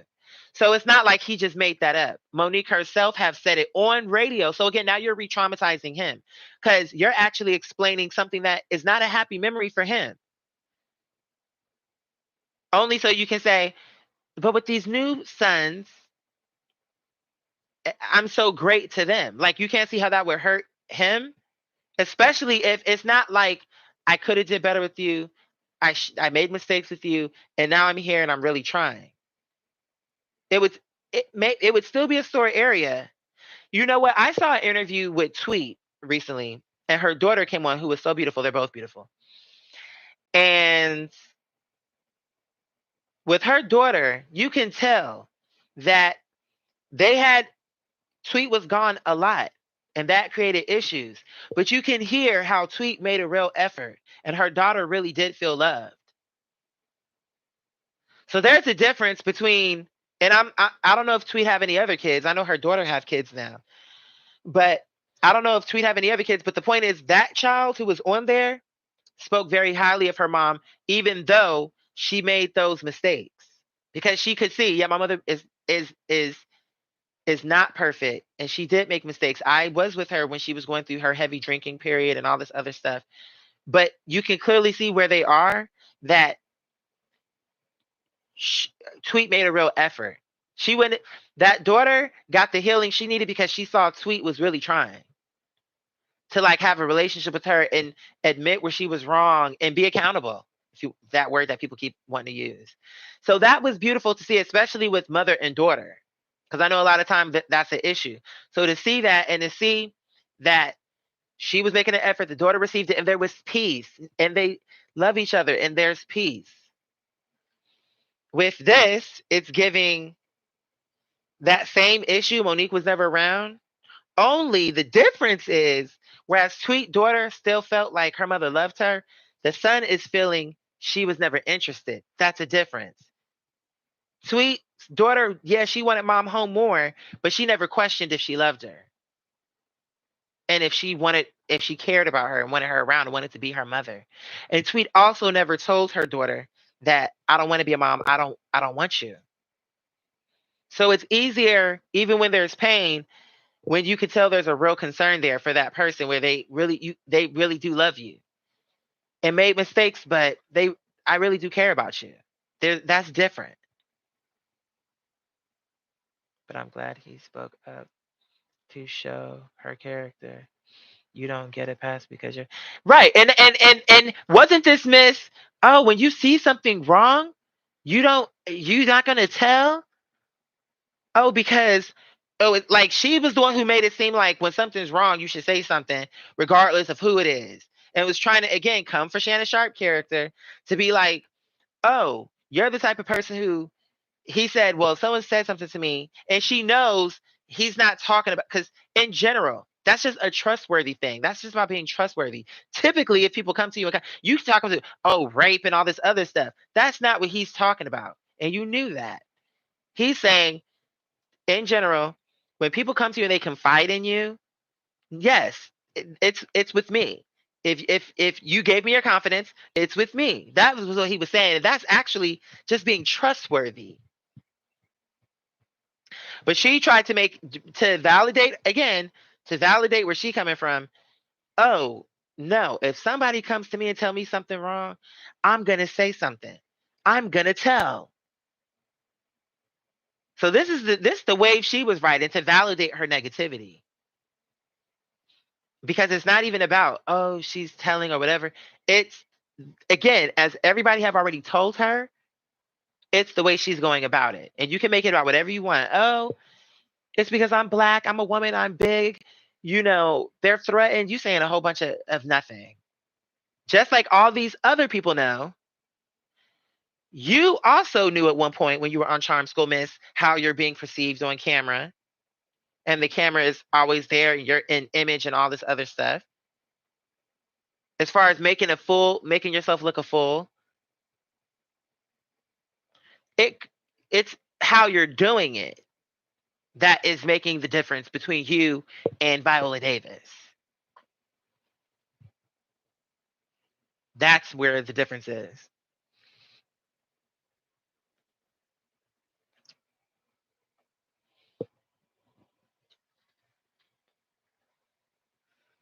Somebody told you when you was a kid you weren't wanted. Your mom told you as a kid you weren't wanted. She didn't want to be a mother. Then have some more kids and is now not only is she showing you she not interested, but she is being interested in these other kids. That I my mom wasn't that way, but like for me, but I can only imagine what that would make somebody feel like. So it's not even that you didn't want kids, period. You just didn't want me. Even if she never said that to him, you already told him you didn't want him. You didn't want him to be a mom. And now through your actions, you're showing him that. So that's what he's explaining. That's what I'm taking from it. And it's like she wants you to believe everybody else's character is bankrupt. Oh, they have all this money, but emotionally or spiritually or whatever, they're spiritually bankrupt. I'm like, girl, she want everybody else to be the demon. Everybody else is the villain, but she's the hero. She's the one. Her perfect marriage with daddy. Yeah, it's true. It was funny him saying when she married daddy, but that's his way because there's something more to that. He didn't go into all that, but there's something clearly there. Point being, you keep saying everybody's lying on you. So he's lying on you too?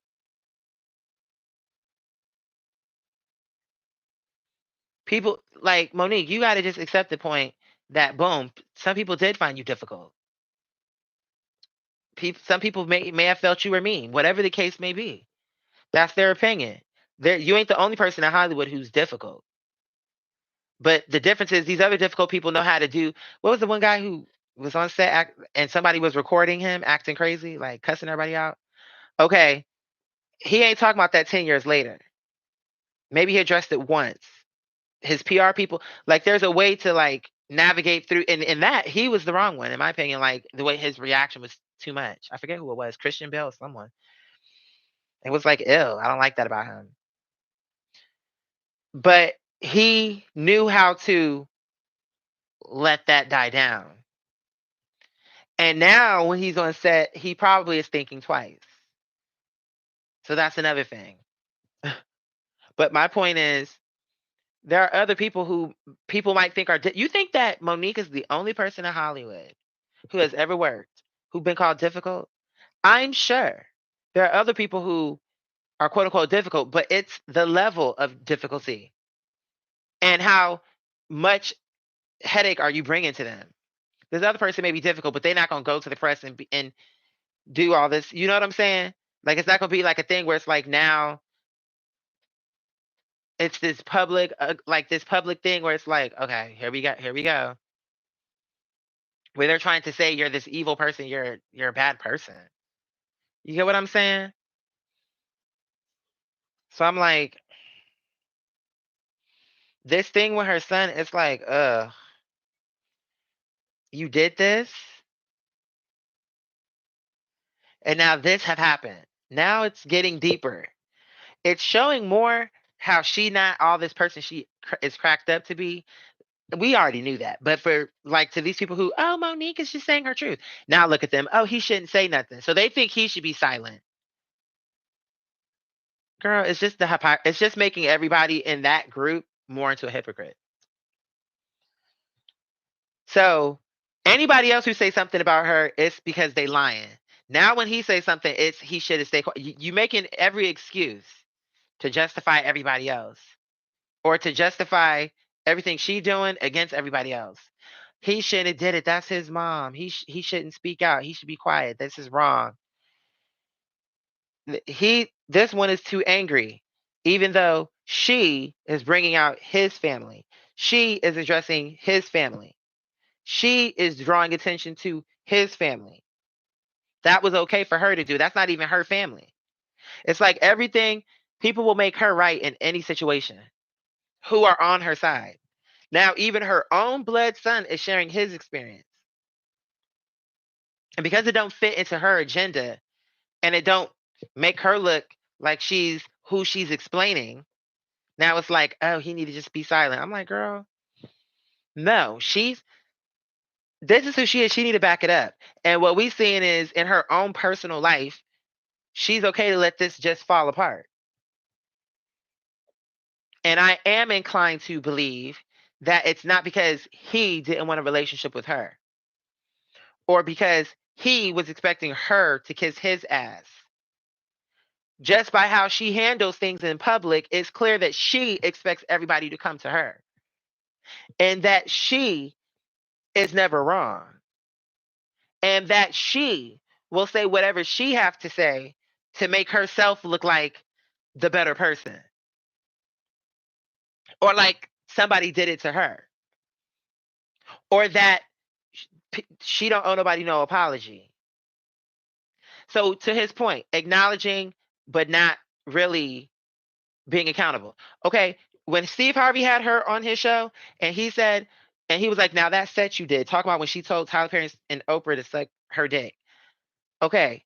She was like, yes. So she's acknowledging it. Yes. But what is she doing? And it was wonderful. It was wonderful. So she's acknowledging it. But now she's about to just in her mind justify, oh, Richard Pryor told me, whispered in my ear and told me to say all like, so she acknowledged it. She knows she did it, but now she's justifying it. So that's what I think he was going for. Like, she's saying that she knows what she did. She wasn't around. She said she didn't want me. Do do do do. But now she's about to justify it. Well, I'm being a better mom to these kids. Yeah, I let that one fall off the pumpkin patch, but I'm doing great with these three. I was young. I didn't know any better. She's talking about when she got to Hollywood in her Shay Shay interview. She's talking about when I got there, she admits everything was easy for her. She came in and he was like, everything was going. She was like, yes. But then my eyes got bigger and I started to see it. Because remember, she said, when I was a little girl, all I wanted to do was be famous. So she's really telling you who she is. All she really wanted was fame. But then when she got there and she started having success, then she learned about the business. She's really telling you about is for her that her and her paper were more important than her relationship to her son. Because while she was, oh, I was learning and I was taking in information, that's where her focus was, which is nothing wrong with that.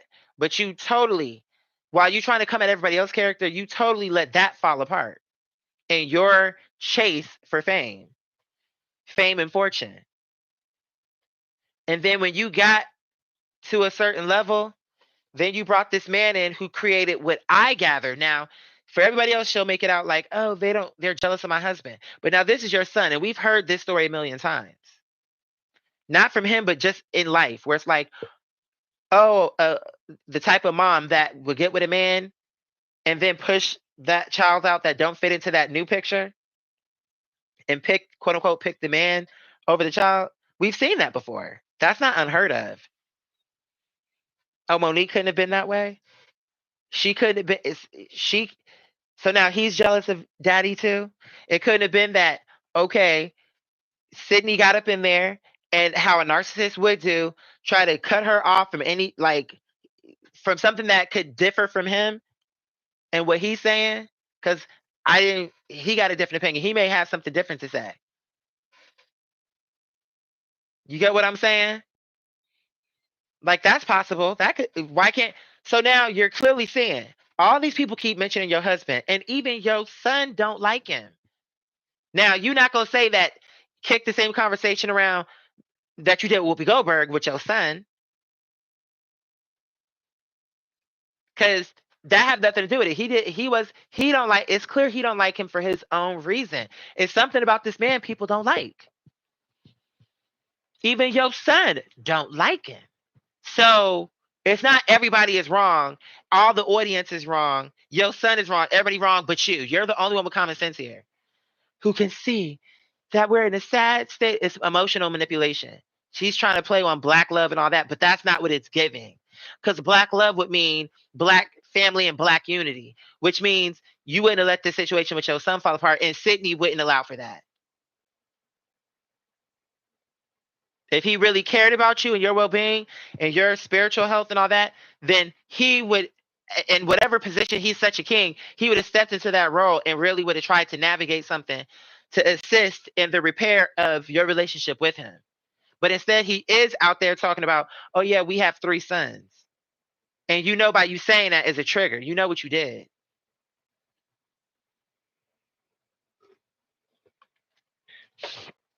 She up here talking like, oh, everybody's jealous of my husband.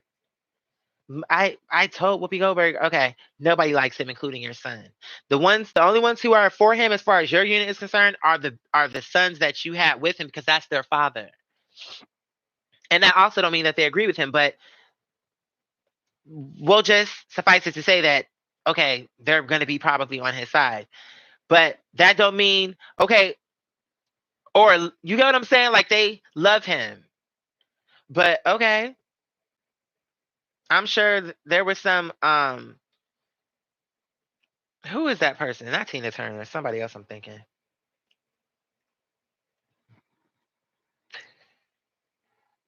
Because I'm like, we did see in time that Ike was fucking up the business. The difference was at least Ike actually did help to a point put Tina on. He at least had an expertise to like know how to introduce her and like brand her. Giving him Ike Turner would be too much. Take out the physical abuse, but just like the mental abuse, even. Because I don't, we never heard nothing about Sydney beating up Monique, so we're not gonna. But just the mental acrobatics, I'm like, at least from where Ike is, at least something good came out of it, and she was able to have a career on the strength of him being in her life. That's not the case. Monique was already Monique when she met you, and from then, all you did was drag her down.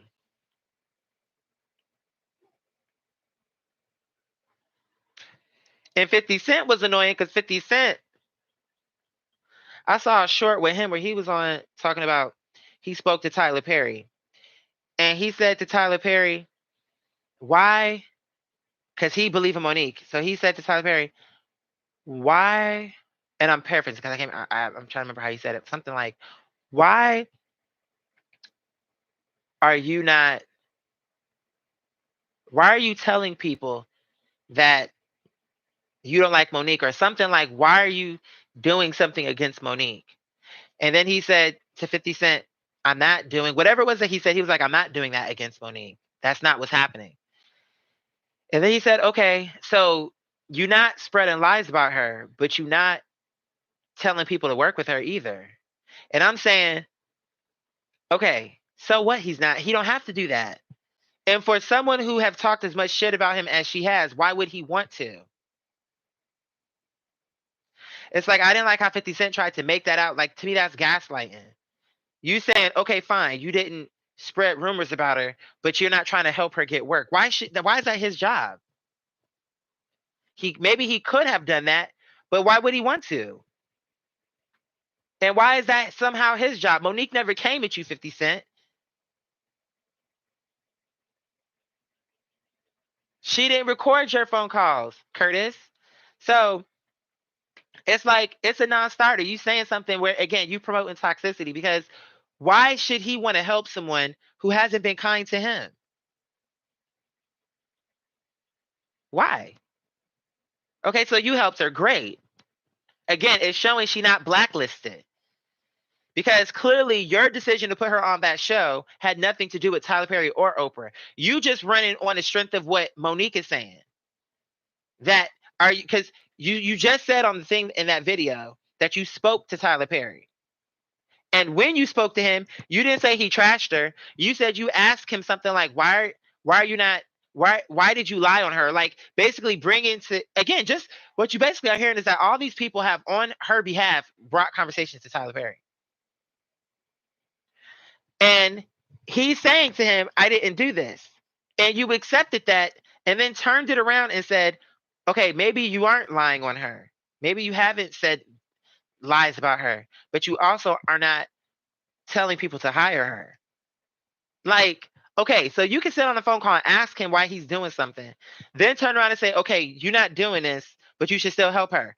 Why would I want to help someone who's saying that I'm doing these things? Why would I want to help someone who is trying to defame me, recording conversations, trying to entrap me? But now you feel that it's still it's like the burden of that falls on me. Why would you think that? Why would you tell somebody that? I would never think that you're gonna sit up and talk about someone doing all these awful things to you and they never said those things about you, but now that person's gonna turn around and supposed to do for you. And the same way how you expecting that Tyler Perry owes her something, how come you don't feel stronger about her owing her son? Like that's something where you could actually get on somebody's case about. If you was gonna get on, if you was gonna between all this, you can't. Why do you feel stronger about making these people who she keeps speaking on that really don't owe her nothing, and they keep saying we don't feel this way, we don't agree with you that we destroyed your career, but Oprah already gave you an apology that you weren't accepting, which is the reason why when you even said again, it's showing she's so blacklisted. After all this drama with Precious, didn't you tell a story where Oprah threw a party with all of the black women in Hollywood? That party had Lupita. So that's not that long ago. Like that's well into this whole drama. But she still invited you to the party and had you there. And when you showed up, you started creating drama, telling, oh, now you put it on Alfred Woodard, talking about, oh, when I was there and all these sisters were there and it was all of Black Hollywood. So she's so blacklisted, but she's there amongst all of these stars. And I told Alfred Woodard said to me, oh, if there's something on your heart that you want to share, she's talking about Oscar experience, like being in this position, like wisdom. But of course, Monique, being who she is, she spun it into, I feel that sister knew what was on my heart that I wanted to address Oprah. And she felt it was the right time for me to address it. That's what you think Alfred Woodard meant? Yeah, get on stage and address some bullshit with Oprah right now and make this moment that is supposed to be special for these African American women or these black women, because I know Lupita's like African. She's still in our family, but you get what I'm saying. Like, and this what you think? So didn't she get on stage and actually address Oprah at that party on the microphone? She said she told that story. And she's saying, I tried to address her privately, but if I like, okay, say you did try to address somebody privately. Everybody don't owe you just because you want to have a conversation with someone don't mean they actually have to talk to you. Especially when this is how you coming at it. Now you on the microphone, but didn't she also say at that same party, Oprah it did give her an apology but she didn't like how she said it. So for that person who was like, oh, he just want her to kiss her butt. Bottom line is, okay, whether you think she owed you an apology or not, didn't she apologize? And either way, just for your own health, wouldn't it be better for you to move past that?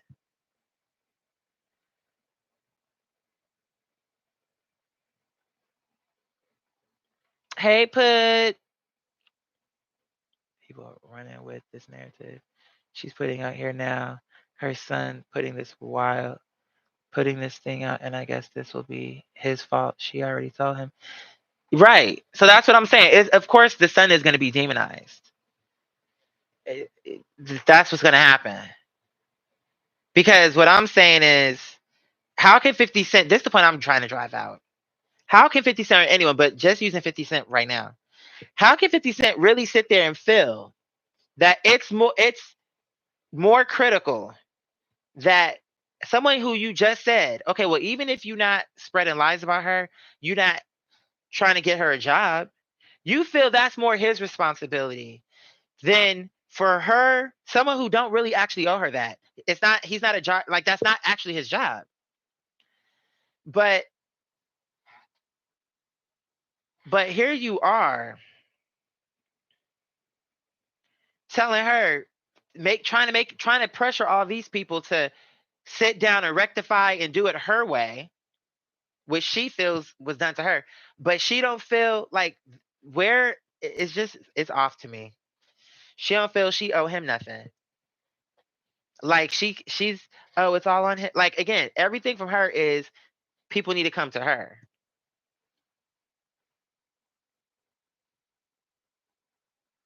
Monique said, I said if I made you feel right. And that's what I'm saying. So it's like really, it's like you okay, could she have been more specific? Sure. But really she's all encompassing. If anything and all this stuff, whatever you feeling that I said, because again, she's not agreeing with Monique. She's not feeling the way Monique feels about it. But she's saying, okay, you're saying that something I said, whatever part of that affected you, like, and again, this is all coming from Monique. We don't know that that's actually how Oprah said the apology. So she could have said, "Oh, I like if she when she told you had my family up there." Do do do. Oprah could have said, "Oh my god!" Like looking back on it, we don't know what that conversation was. This is just what she's saying. We don't know. Oprah could have said, and she could have also said, the stuff with Precious is a different conversation. Like it could have been more to that conversation. She's just telling it how she is.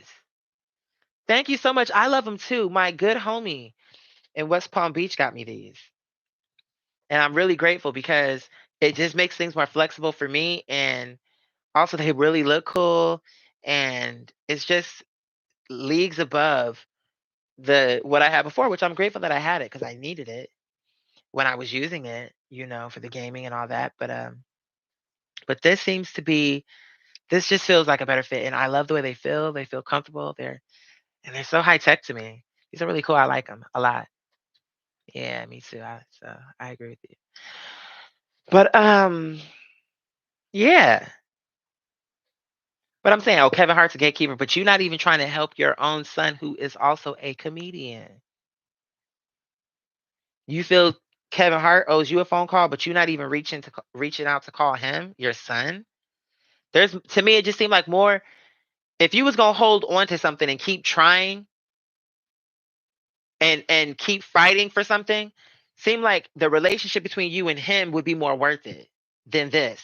Something that you probably could have got something with your son, but with this, it's like you rather well, hold on. Oh, I'm not gonna let it go until you apologize, and I'm gonna hold on to it, and I'm gonna keep speaking out. You would rather keep speaking on this on something where it's not gonna happen, where it's like these people. Then for this, which are like to me, I don't get it. I'm like, but she's at peace with that. Like, why can't you? Okay, even if that's how you felt, if you really have the wherewithal, like, and like, you're really saying that I'm okay with this, like, da da da. This is what it is, and I'm at peace. How are you telling me that was easier for you to do than to be at peace with this stuff, with these people who aren't even related to you through blood? If you can be okay with this, how come this is so hard for you to just be like, okay, it's been 15 years, I'm at peace? It's showing me like something's off with you. How is that easier to do? That should have been the thing where it was a struggle for you. Like, like I'm gonna keep trying. Yeah, he may not take my phone calls, but I'm gonna keep calling. He may not.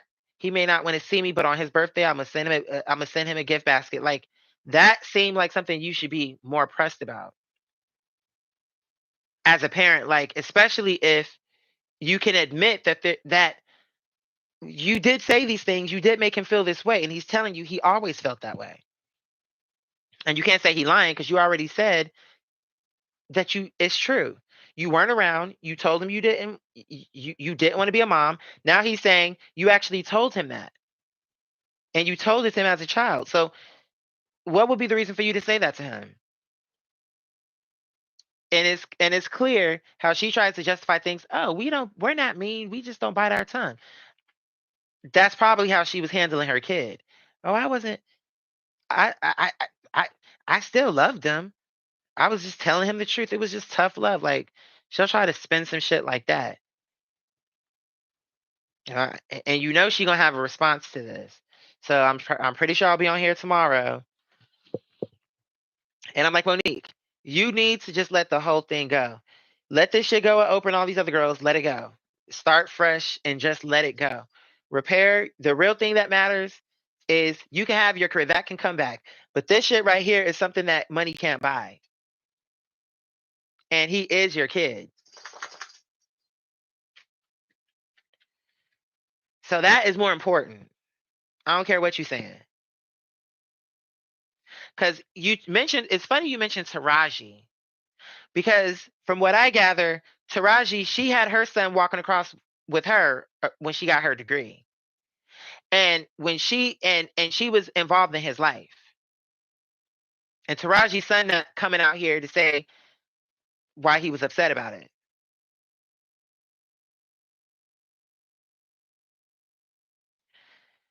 She may be fighting for her money, but she also has her son.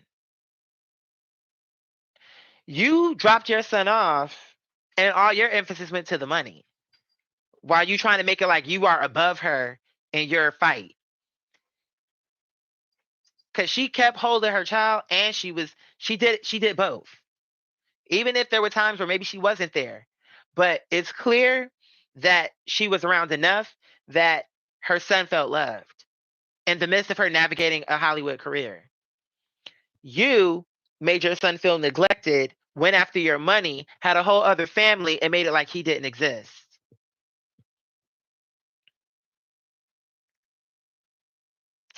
So again, everybody else character, but never Monique. See, with regard to her and her son, that is sad. But this is an open case that I've been covering. So now I'm making the point yet again. Everybody wrong about her. Like everybody's after her. She keeps by her keeping this drama going. She keeps showing how really you are difficult and you aren't the easiest person. And there are things about you that aren't so great. While you keep talking about, oh, all these other people character.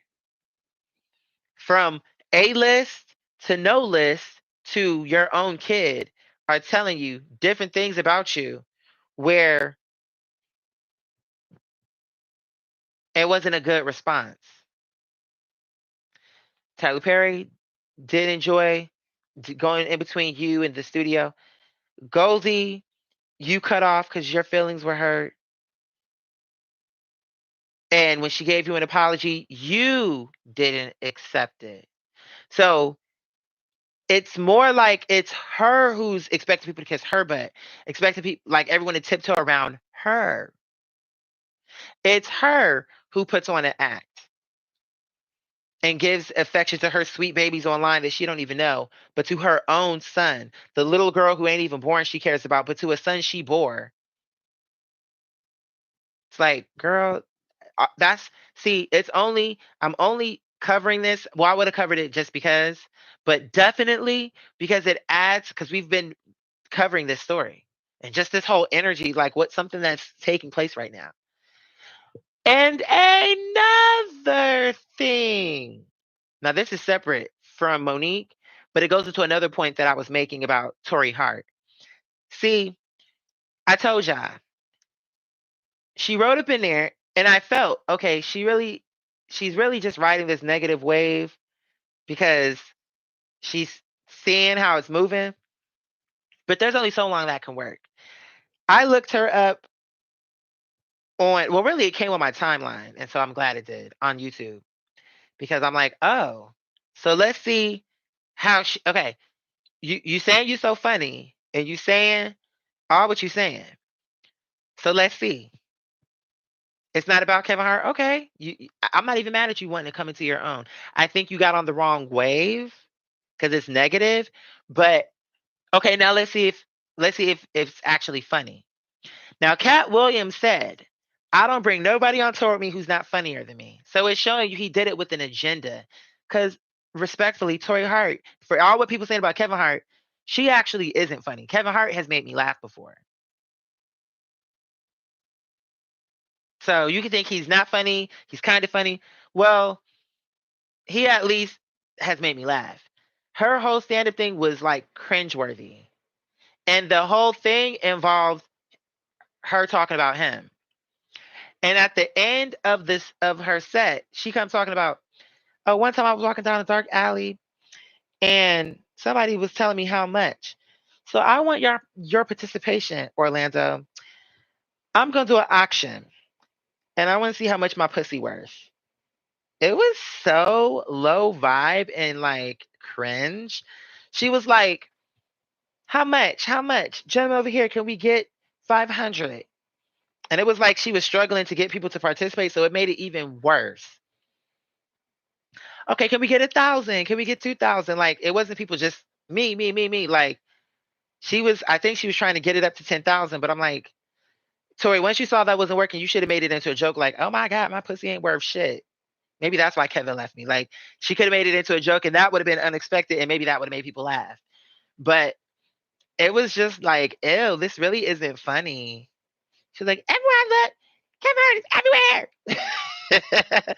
She's like, I went in my car and he was on the radio. I'm like, she was like, he was getting sponsored from Nike. Hey, Anais. She's in my lap. You can't see her. Let me not excite her because then she'll start standing up and walking around. But she was like, he was everywhere. He was on the radio. And then I looked and saw a billboard where he was being sponsored from Nike. Why is he getting a deal from Nike? He ain't no athlete and he's 3 feet tall. And then she was like, but I need the money. So I'm like, yeah, go ahead and take that deal. Like, girl, that actually wasn't funny. And then she was like, but I'm gonna be real, y'all. They keep calling me the op. I'm not an op. I'm in Hollywood. I just need a check. I'm like, I could tell you really didn't want to get involved in this drama. And really, you just told the truth. You really wanted to come out and get a check and to really just establish yourself as a comedian. And you really wanted a big opportunity. And when he came looking, Cat Williams, like, oh, this is a good opportunity. You didn't want to go against Kevin Hart, but you were like, this is gonna be a major he blowing up, this will be a major opportunity for me to be seen on this tour. But not if the material is trash. And it's not funny. And it was like nobody was laughing. It was embarrassing, really. So really what you showing, Cat Williams, is you did just bring her on to spite Kevin Hart. And now that you brought her on and people in the comments, because people are like, this is not funny. And it really wasn't. Matter of fact, let me see if I can find it. Let me see if I can find it. What's her name? Because I know she spells it different, right? Like Tor, like how do you, there it is. Tori Hart, like dark matter tour. I'm like, girl, this shit is not funny, Miss Thing. Where is that footage? Is this it? Dark Matter tour, Cat Williams, Kevin Hart, and then and look, and it didn't even work because in the caption they put in Kevin Hart's wife. Like, you should have did something totally where you weren't talking about him, or if you did, you kept it to a minimum, and you shouldn't have done it on the heels of this Cat Williams thing. I'm telling you, from this negativity, nothing good is gonna come from it. Like, this don't make you look good. The shit is corny. Hold on, let me rewind it. Listen to this. This is not good.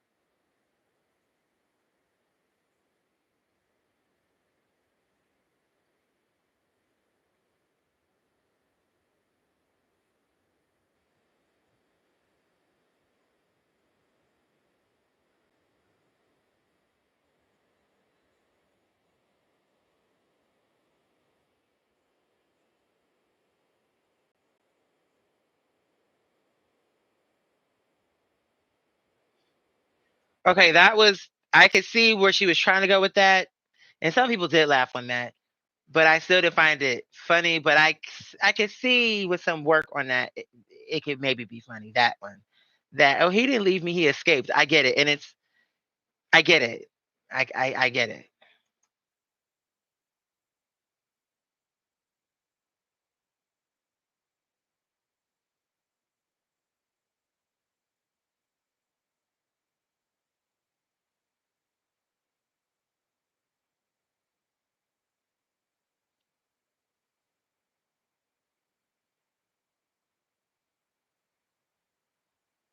Can y'all hear this? Because I know sometimes y'all can't, and then it'd be like, oh we can't hear. Did y'all hear her? Oh, and then she turned it. Oh, because he a leprechaun and he took his pot of gold. I'm like, I get what you was trying to do. I see where the punchlines are, where you putting them. Like, I get it. It's just not funny to me. I don't know if it's her voice or what the reason. It's just not funny to me. So I feel like and you're making this whole thing about him. So that makes it even less funny because I'm like, girl,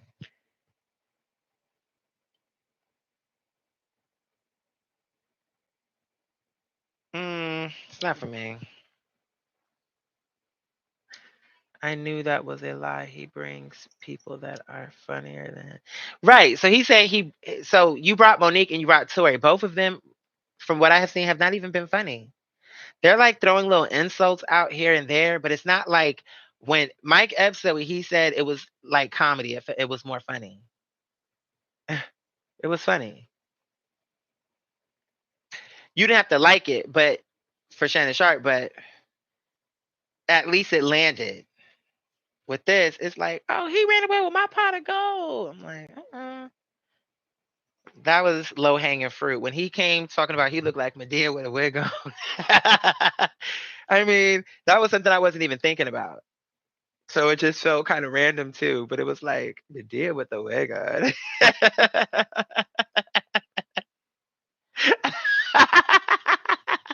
But even still, okay. um, they brought peace to it.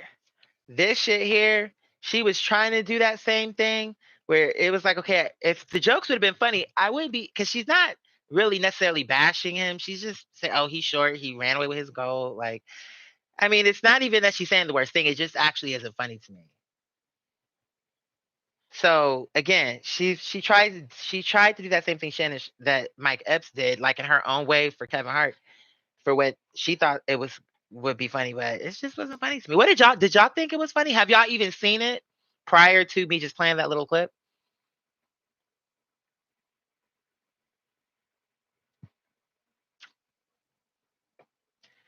And the thing is, if you remember, actually, I was rooting for her because the truth is, I don't find it funny.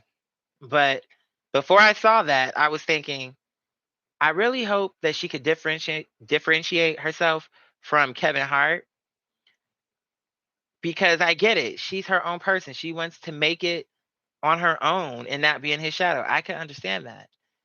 So then don't get on stage and make everything about him. And for the areas where you do, the shit better be funny and not come across like not funny. In short, like it needs to be funny.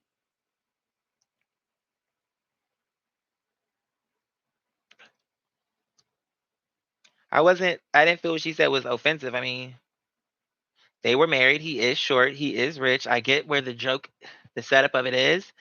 It just wasn't funny. Monique, it's not a joke at all. She's actually just trying to destroy people. Like, oh, they're lesbians. Girl, first of all, that's old to begin with. And the other part is same with her.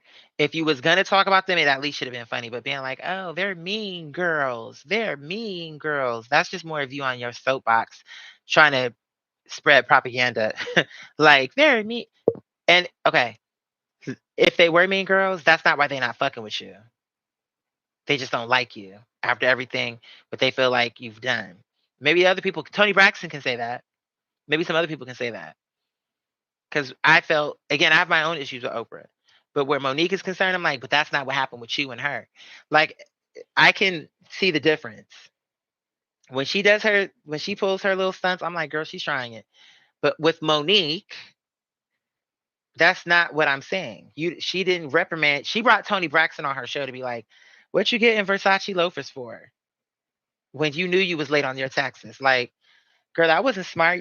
You got your hair cut. You could have went without. Like, she didn't say all that, but she was definitely like hitting it like Burberry, like really, really trying to like make her, in my opinion, look bad.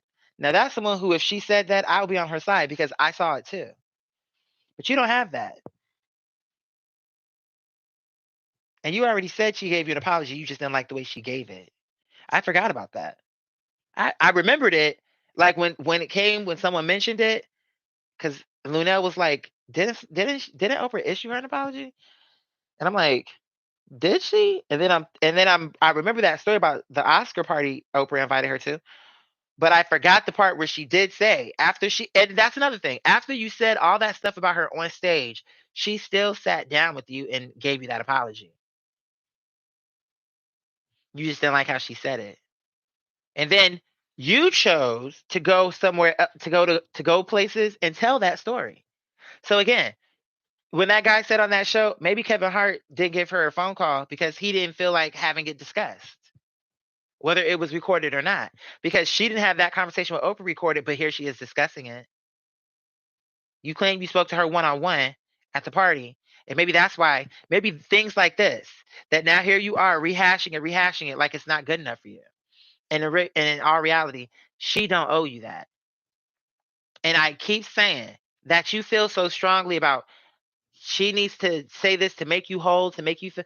You don't feel your son needs to feel like. What about what he needs to make him feel whole? Yeah, he's moving on with his life, but it's clear that that's something that is a sore area for him, even if he's trying to act like it don't bother him. You don't need to make that whole, but Oprah needs to make you whole, girl. You sound crazy. Did you hear Mike Epps read Shannon Sharp? Yeah, but they already squashed that. So that story came alive and died as quick as it came, because Shannon came out and said he contacted Mike Epps behind the scenes, as he should have did in the beginning, and they they're gonna have a conversation in a peaceful way. I'm paraphrasing it, but this is what he's saying on Twitter or on X. And when he said that, Mike took his video down, with his response video down, and Shannon already gave him an apology, as well as his family. His fans, like, so even though started, and again, it all came from that negative energy that started on that show. Because again, Mike Epps never would have had all this to say if that interview wouldn't have blown up from Cat Williams being so negative. Now he's mentioning, oh, Cat should have mentioned me. He's getting these jokes from something you let happen on your platform. So when Cat Williams was dragging everybody else, and you were okay with it, laughing and allowing him to do that, now this is an actual comedian. He's talking about something topical. He's saying, how was Cat negative?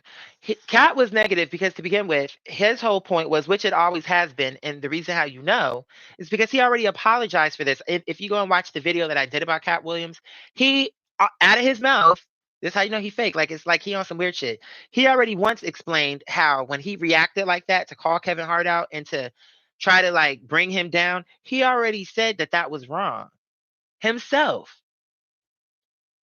He shouldn't have done that. Not only did he apologize to Kevin Hart, but he apologized to his, what is it, Heartbeat Productions, and everybody who was associated with Kevin Hart.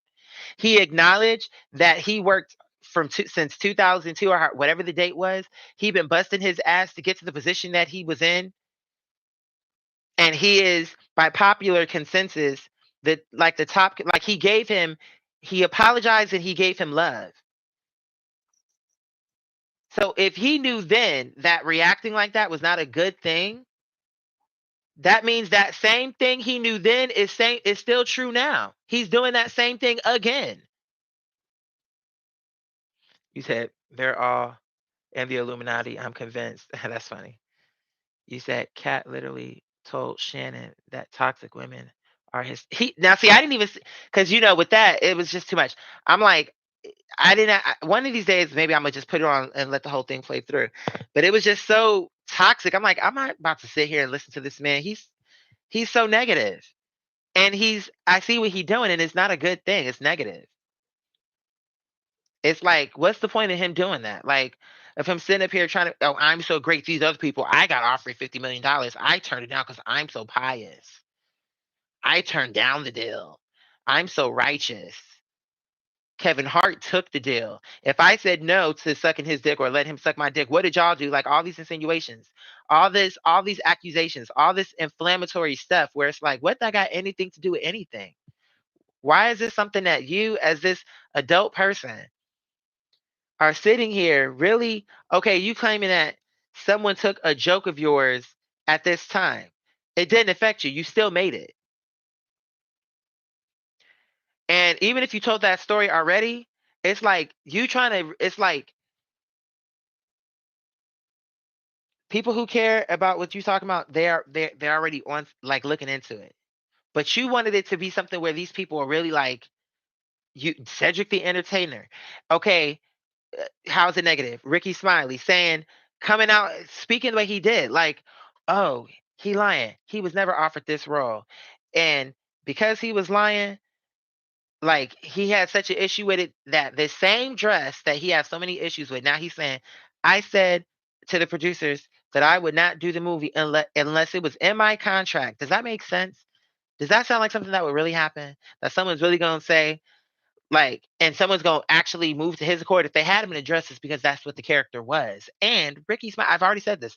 Ricky Smiley, even before then, have already played women character, like women comic, like the grandma. I've seen him play old church ladies back in the day when he used to have that show on BET. There used to be a church woman character that was long before this thing he talking about. So he making it like, but even still, he have this big issue about this dress.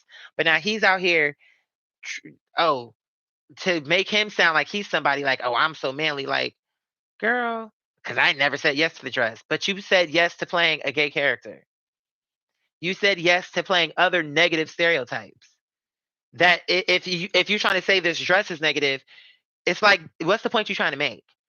Because realistically, actually, these people do exist. Even your role, like the pimp role, this role, these people do exist in the world. So it's acting, it's creativity. This is not a normal job. We're literally being paid to be people we're not. So you so real, you so this. None of this is real. Every single person, every single thing, storyline that you ever played is something that you're acting. Even if it was, oh, it's a pimp, it's still a storyline that's not real. It's a script. It's acting. So it's just crazy to me. But he said, oh, I made it to where they had it in my contract that he had to wear a dress or I wouldn't do the film. Like it just, he's trying to get people. And oh, yeah, that is true. He did wear a dress. Like it was all negative and to make other people look bad. That's what it is. And it was for no reason. Like to me, Ricky Smiley is not a problematic person. Like he don't really be in the headlines for being dumb.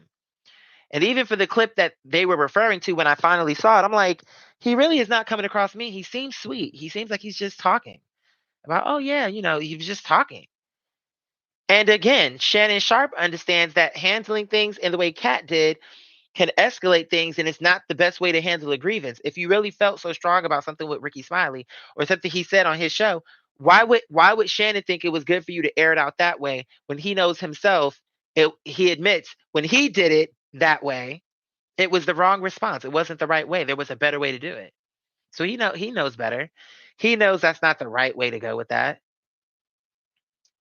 But again, this is ratings, and he knew by letting him just roll on and be like that. Same with Monique. It's ratings.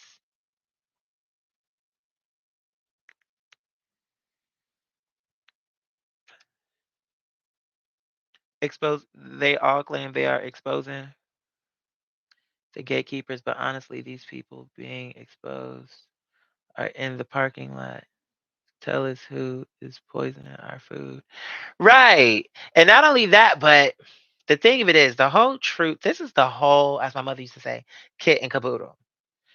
The thing with this is, Monique would be perfectly fine being in them same circles if they would have her. But what it was is she thought she was too big to for people to like to not work with her. She never thought she would be on the outs of that arena. If she would have got the money she wanted, we wouldn't even be hearing about this. She she wouldn't be speaking on this had she would have got the money she wanted. When she quote unquote settled out of court with Netflix, she's not saying, "Oh, let me tell you exactly how much they paid me so you can see what's possible for you to get." Now that the same way how you saying, "Oh, Whoopi only took 5 million, so now you're making it harder for me." Well, you're not telling the girls what you made in your settlement, and you're not saying, "Oh, I'm gonna," even if the judge is telling me that it. What's the word? Oh, there's a word for this, but that it's like it's sealed and we can't talk about it. I'm gonna go on because I want to teach the little girl behind me. Like you were totally okay to take whatever that settlement was and put your special out. And now you're not calling for no boycott.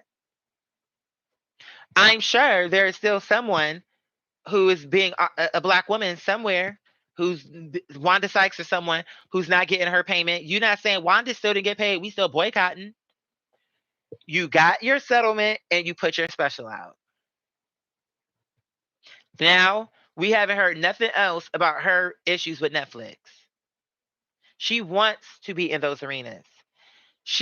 This thing that she's talking about with Kevin Hart and Jamal. Oh, and you saying it like, oh, Kevin Hart's a gatekeeper. Okay, but you were okay to work with that quote unquote gatekeeper. You're only mad that he didn't call you back. Had he would have called you back, you would have done the show with him. You wouldn't have been saying, "Oh, he's a gatekeeper. I can't work with him." Like it's something about his character. You're only upset that he didn't call you back according to you and was like, "I don't want to deal with her no more." That's why you're really mad. You would have loved to have worked with him. And these people at Endemol, are they all black? I'm sure these are like you love to mention when it's to your advantage, when it fits your narrative. Are you gonna let this white man get in between us? So that's another signaling of, oh, he's sold out. He's gonna choose this white man. Like that's just playing to emotions. That had nothing to do with it. This is his manager. But I'm sure the people that you spoke to at Endemol, I'm sure some of them were white too. And you were totally fine to work with these white people until it fell apart.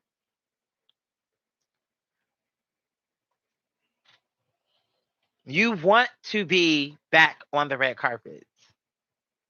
Miss, I don't care about the Oscars, but why did you come to that Oscar party then? Why every chance you get do you mention you're the most awarded comedian and you lead with that Oscar? Because that's the thing that you use to say when you got this, you felt you were supposed to get more money.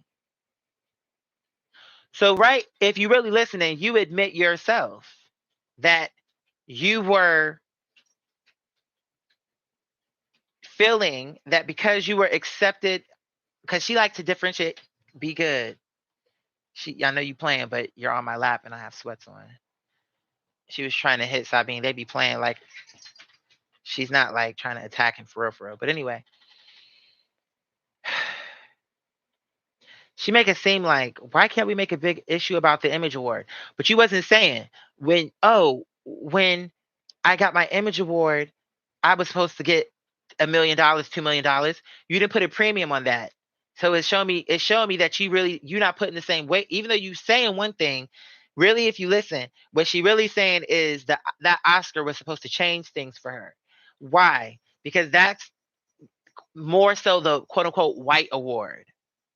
NAACP is only black. Image awards is like a black thing. With this Oscar, she was supposed to collect. It was supposed because now she's in these rooms. Now she's quote unquote crossed over. Same thing with didn't she get like an Emmy and something else? It's like that's when she started feeling like her pay should have went up. Not when she was getting no black acknowledgement. And funnily enough, it's like, okay, you did Precious. So with Precious, you did it for a friend. You weren't complaining about the money. We know that's a lie, but okay. You did it, you did Precious. That was Lee Daniels. Okay. She admits later on Don Lemon, she's not blackballed. The offers are coming, the money just not making sense. Right? So for all those roles that came in, were they black or white? Reason why I ask is because she making it like it's Oprah and Tyler Perry who's not trying to pay her. But what it's looking like, and I'm sure even down at Netflix, is in general, you wasn't getting the offers you felt you wanted. So why are you looking for Tyler Perry, and why is it now incumbent on all these other people to cut you the check that are black? And it's like, let's destroy them, even though probably when you line it up between Netflix and all these other things that we will never know that she turned down, who's saying all those offers were black? And the people who did, and the people who, what it's giving me is maybe you wasn't getting the money close to what you wanted on these films. But when you did get offers, it was coming from a smaller budget from a black film. So it's like the black films are what's giving you the opportunities. It's the way from how you telling it, it's really these white girls in Hollywood who aren't seeing you as equal to their white counterparts. That's what it's sounding like. So why are you coming at these people who, the same way how you didn't get the budget, we didn't get the budget? It's not like it was like, oh, they gave us a $50 million budget on this black film, and we just chose not to pay you.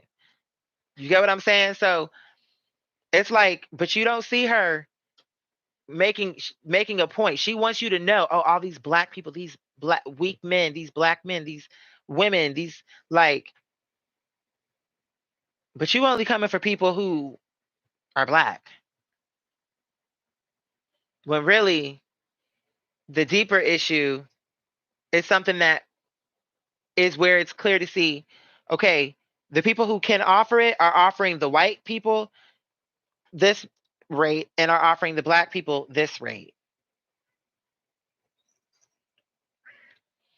That's the difference. But instead of her talking about that, she want to make it like, oh, Tyler Perry don't want to pay me, even though it's like it don't even make sense. What do you think? She's telling Shannon Sharp, what do you think a person should do who is the result of you losing tens of millions of dollars? She more again, she more pressed about everything else but that other son who clearly feels like his mother don't love him. She feels everybody else supposed to bend over backwards to make things right with her, but she is at peace with not dealing with her son. Like, it don't even make sense. Like, come on.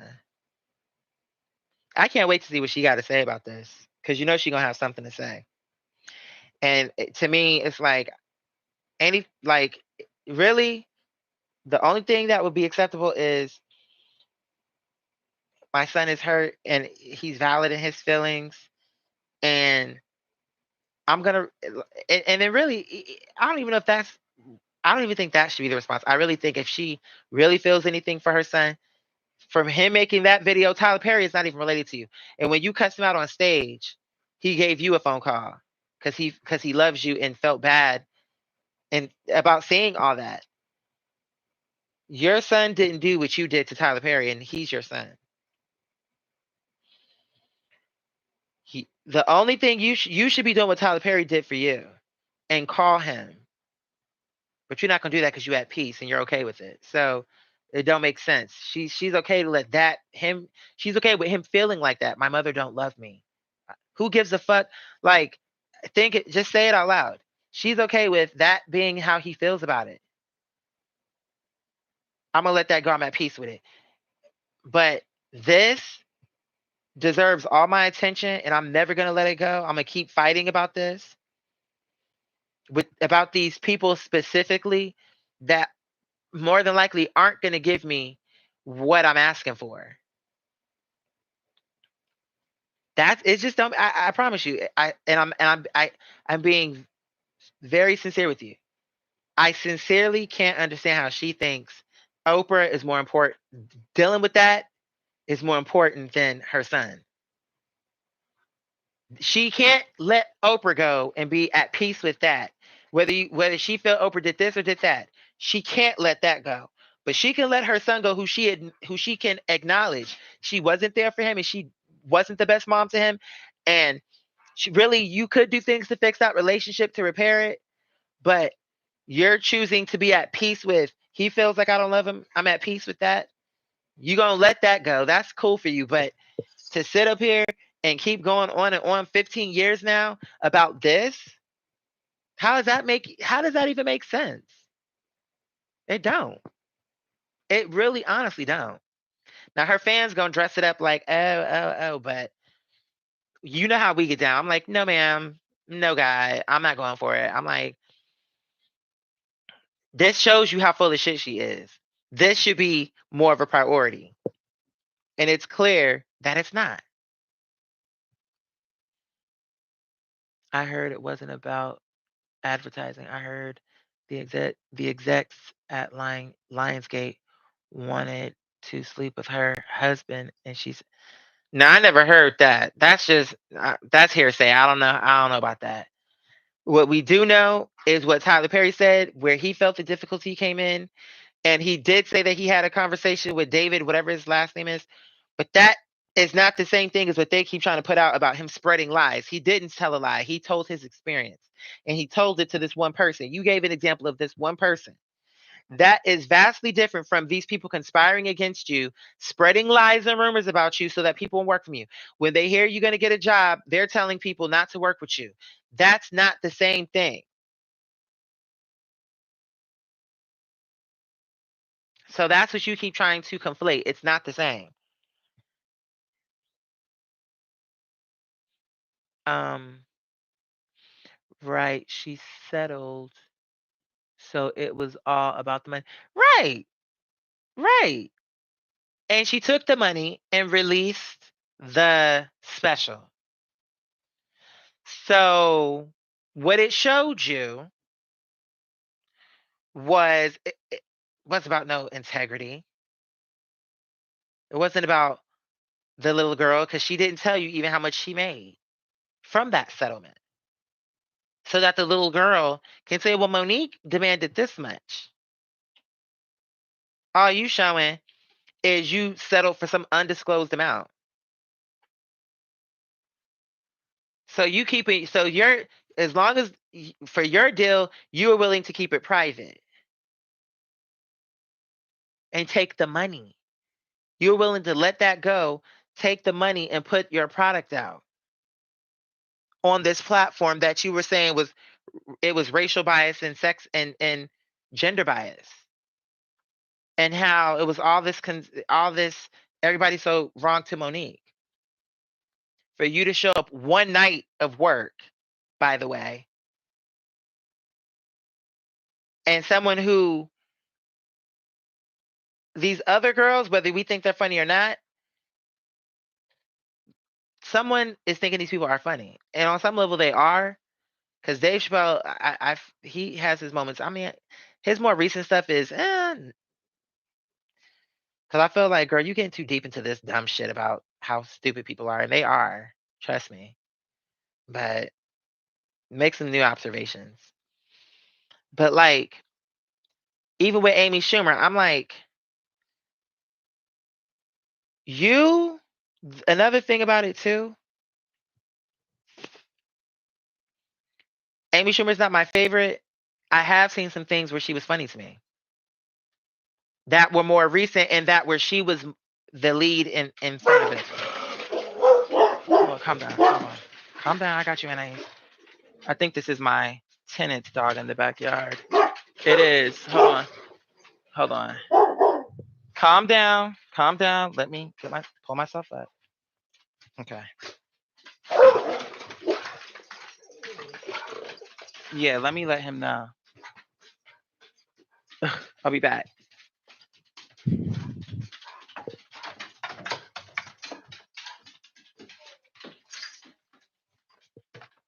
Hold on, let me make sure he's here. Yeah.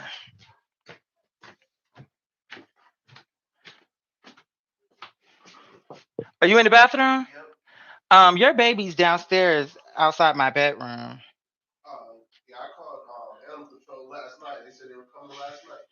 Oh, so that's back on? Yeah, cause it's just it's causing my babies to react and they fur all raised up because he's sitting out front the door. So you not gonna go get him then? Okay. Come on, babies. Calm down. Be careful down these stairs. Be careful finding.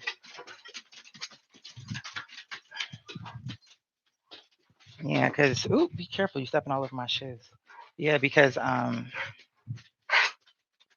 that's what I'm saying. I don't. My babies are very calm, so it's startling, and it throws their energy off when they be just running all around. Okay, if that's your choice, but I just don't want him just sitting out front of my door.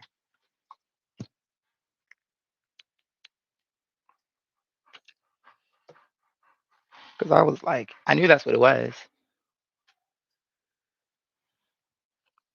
and he'd be running away and be out through the neighborhood. I'm like, yeah, that can't happen. So if that's the call, if it's animal control, it's animal control.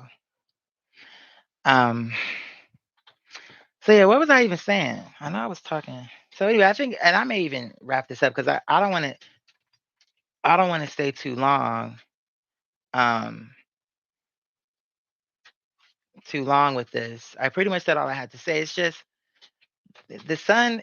This whole thing. I wish none of this had to happen because I think it's all negative. I can understand why the sun did come out. Um, but to my earlier statements, my feeling is Monique, you cultivated this energy. It's not. She really did cultivate this.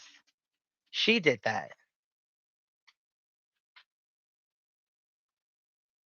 You said Monique is very negative, so make I can't I don't see the heart is blocking. I'm not understanding that sentence right now. But yeah, so I just feel like she didn't have to do this. Like she didn't have to have this type of drama, this type of headache in her life. And it's just like I wish that she would not. I wish like Shannon Sharp, Judge Mathis, and so many people have said I wish that she would have did this another way. And in addition to her doing this another way, I also wish now that we are hearing the sun, I wish instead of focusing 15 years of energy focusing on this it would have been better to put that same energy into your son. Let this shit with Oprah go. Go and handle it another way where you can have a successful career, have your successful family with your husband, plus also have this son that is not, you brought him into this world. He didn't come here by himself. Like that's to me what was more important. You could still work on your career and and you didn't have to have all this headache around it. You could have worked on your career and you could have been working on your relationship with your son. But you chose to totally neglect that and then totally pour into this with your husband and make your son feel neglected, plus destroy your career by trying to destroy all these other people. Like, girl, you said anyone who calls their husband dead. Okay, so let me read. Sorry, oh my God, my typos. You said Monique is a negative person, so negative energy. Oh, okay, that because I couldn't see it before because the heart was in front of it. Yeah, it's just none of this had to be like this. She don't have to have this stain on her career where it's like this. Oh, she was beefing with all these people. That all that could have never happened. And why is it wrong that she could have done it another way? Shannon Sharp, you even know that when you yourself tried to took on that energy that your show is promoting, you admit that I could have done it another way. That's all people are saying to Monique and Cat Williams. That's what Judge Mathis is saying. There's another way. And there is another way. And you know it because you admitted it when you handled things that with that same weird energy with Mike Epps. You said I'm late to the conversation, but if this stuff is true about Monique and her son, I'm rejecting my former son. Yeah, that's what I'm saying. It's like I don't understand. And then I'm saying she's dragging D.L. Hughley for his at least for what his see. Here's another difference. Now she wanted people to demonize D.L. Hughley for that situation that happened between her daughter and her daughter's friend, and she brought all this stuff out to a daughter that actually they've healed past that. When you want to talk about it don't come with a manual, well, parents do make mistakes. And when a parent makes the mistake and is accountable and is apologetic and really is making an effort to show you that, there can actually be healing. And DL Hughley's daughter actually cares about her father and was willing to fight you over him. How dare you try to shame him for a daughter that actually loves him and he made a mistake, he admits it, and yet you don't feel no onus, like, oh, at least his daughter, he has a relationship with her. That seems to be a strong one, whether you like it or not, and feel, oh, he could have did better. That could all be well and true. But it seems like there was some type of, again, situation where they talked about it and where they came together and there was healing, whatever that situation was. And she's in his life and he's in her life. Your son don't even feel like you love him and want to be his mother. But now you want people to judge D.L. Hughley for, like, look at how it's such a hypocrite. He's so awful. He let this happen to his daughter. Well, you were never around your son, and he didn't even feel like you want to be his mother. You see what I'm saying? How it's like she will say anything to make her point, to hurt people, to destroy their character. But look at how she's been. Like, to me, this just showed how fake she is. And it's not and how she moves. Oh, all these other people are just about the money. Oh, before the money game, talking about Steve Harvey. Oh, about before the money game, it was the integrity game. And you knew when he was saying money game what he meant. You integrity game. Okay, but it's not the money game, it's the integrity game. But this is how you moving. You not fake, you fake. Sabine, come down here, sweetie. I'm about to close my door. See, that's what I'm saying. It be disrupting their anxiety. Hey, Sabine, be good. Calm down, be calm.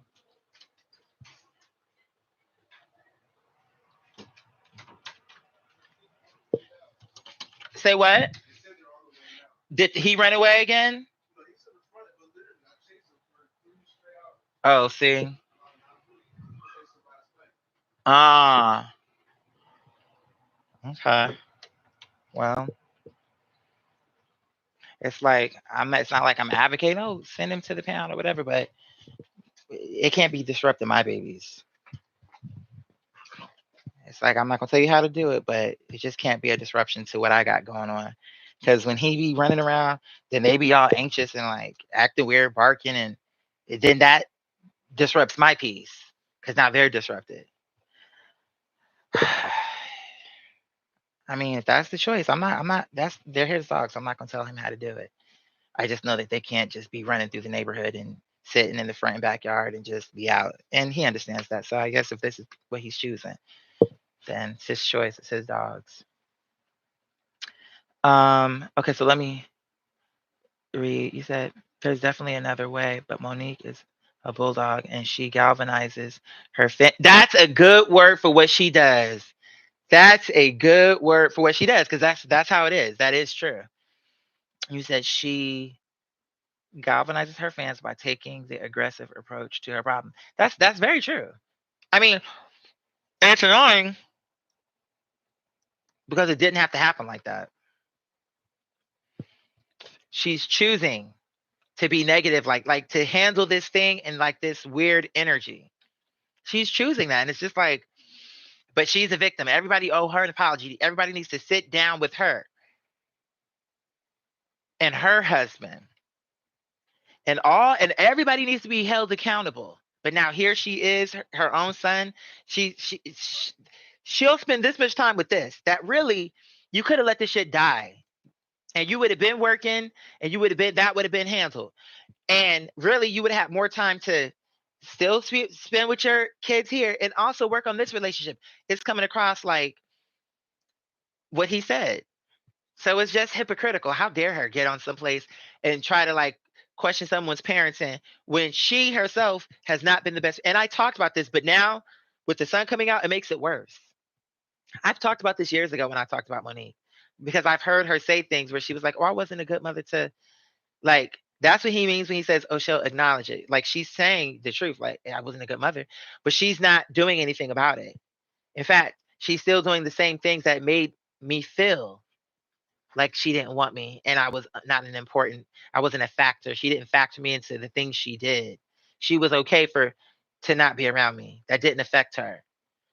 You see what I'm saying? As someone that's experienced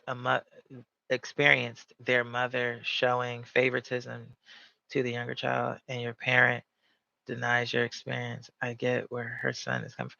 Yeah, that's what I'm saying. Like, and it and it's like, from see, she keeps saying, "Oh, you can go back and listen to what I said." So again, the receipts are there. Now, when you put what he's saying to what she already said, we can see that what he's saying is the truth. She said I wasn't a good mother, and I didn't want to be a mom. Now, when he says that she told me, she actually did tell me she didn't want to be a mom, and she didn't want me as a child. So that don't warrant it's oh he grown, he need to move on. If Monique ain't gonna get right, he does need to move on. That's actually true. But that same mentality actually applies more because it will be harder to do that with your mom, to really come to that conclusion with your mom than a coworker or some bitch that you worked with. That's the part where I'm not getting. I'm saying if y'all saying to him, well, he grown, he need to move on, he needs therapy. Okay, that may be true. Maybe he does. Maybe it is true he needs to move on. Maybe Monique will never change. Maybe this, maybe that, maybe he can use therapy. Okay, it's a deep enough situation. It's your mother. So maybe you could benefit from therapy. But if that could be true for him, how it's not going to be true for her? Especially because that's much deeper. He actually, you can see why he would need the therapy because this is his mother discussing. She is talking about people who aren't in control of her career, really. Not the way she keeps trying to manipulate it for the audience. Like it's they are controlling it. They are controlling it. It's Oprah and Tyler Perry. Like they are the ones preventing me. Like it's not true. Even if you don't like her, Ice Cube don't like her, but he's still getting his bag. She's so strong. So that's what I'm saying. People can't use common sense. So people mention Ice Cube to validate Monique to say, oh, Ice Cube don't like her either. None of these bitches gotta like her. What we're trying to get to, because first of all, don't y'all no one's saying who gotta like who. But here's what we also are saying. Ice Cube still ain't broke. Ice Cube still have friends in the industry. Ice Cube may say, oh, he don't fuck with Oprah, but he also not saying that Oprah stopped his bag and he was broke because of Oprah and Oprah took tens of millions of dollars. He was still able to do ride along and to do all the different things and to didn't Ice Cube have a basketball league? He did a lot of things and had a lot of people who invested in so he don't like Oprah, Oprah don't like him. And how does that validate what Monique is saying? Because what Monique is saying is that Oprah is so powerful that she really could stop all these people. See, now he's in my other neighbor's yard. I could hear him barking. You get what I'm saying? So it's like, it just don't make sense. I'm like, Oprah have power, but she not how y'all making her out to be. It's so far as, oh, it's Oprah is the reason why Monique never could work. So again, Monique is not remembering that she said herself she's turning down the roles. Now it's Oprah that took it from you. You said you turned down the role because the money wasn't making sense. Again, I'm not mad if that's what you chose to do, that's what you chose to do. But remember, Oprah is not the one who made you not take the job. That was the choice that you made. And accountability, you're responsible for that. Regardless of whatever the reason was, it was still a choice you made not to take that job. And this is what he's saying for the Anais, be careful. She's trying to look out the window. Be careful, sweetheart. She's trying to make it out like, oh, integrity, integrity, integrity. This is what Steve Harvey was saying. And really, she's, again, this is what you call conflation, because she's saying one thing, but really she's saying something else. She's saying her issue is the pay, but then she's saying she's not getting paid because of Oprah and Tyler Perry. That is not the same thing that Viola Davis is saying, and that's not the same thing Taraji is saying. So for everyone who keeps saying, they keep saying the same thing, but they want to hear it from Taraji. Actually, they're not saying the same thing. They may have mentioned some of the same subject matter, but their topic is not the same. Because Taraji is talking about the pay gap and fair pay and whatever she's talking about. Monique is talking about she not getting paid, and the reason is because Oprah and Tyler Perry are blocking her from her bag. And that Whoopi Goldberg is saying, fuck the little girl. And Steve Harvey is, you get what I'm saying? Like, none of that have anything to do with what Taraji said.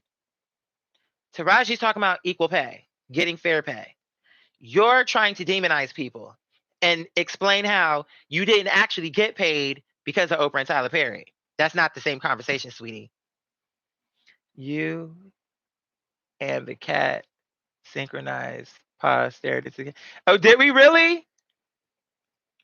Oh, that's so funny. I be talking. I didn't even realize you have to point that out or tell me when that happened. Because yeah, I'm just sharing my thoughts on this. I'm like, no, Monique, you're wrong here, girl. You are so wrong. And now with this stuff with the son, see the people who are on her train of, oh, everybody did something wrong to her. She can't be wrong nowhere. They don't like it because it shows perfect, and that you was getting away with it with these other people about plotting on Monique. So now her son is plotting on her too. You see, you can't say that same thing. So now you have to be toxic because that's the only way this whole thing works anyway.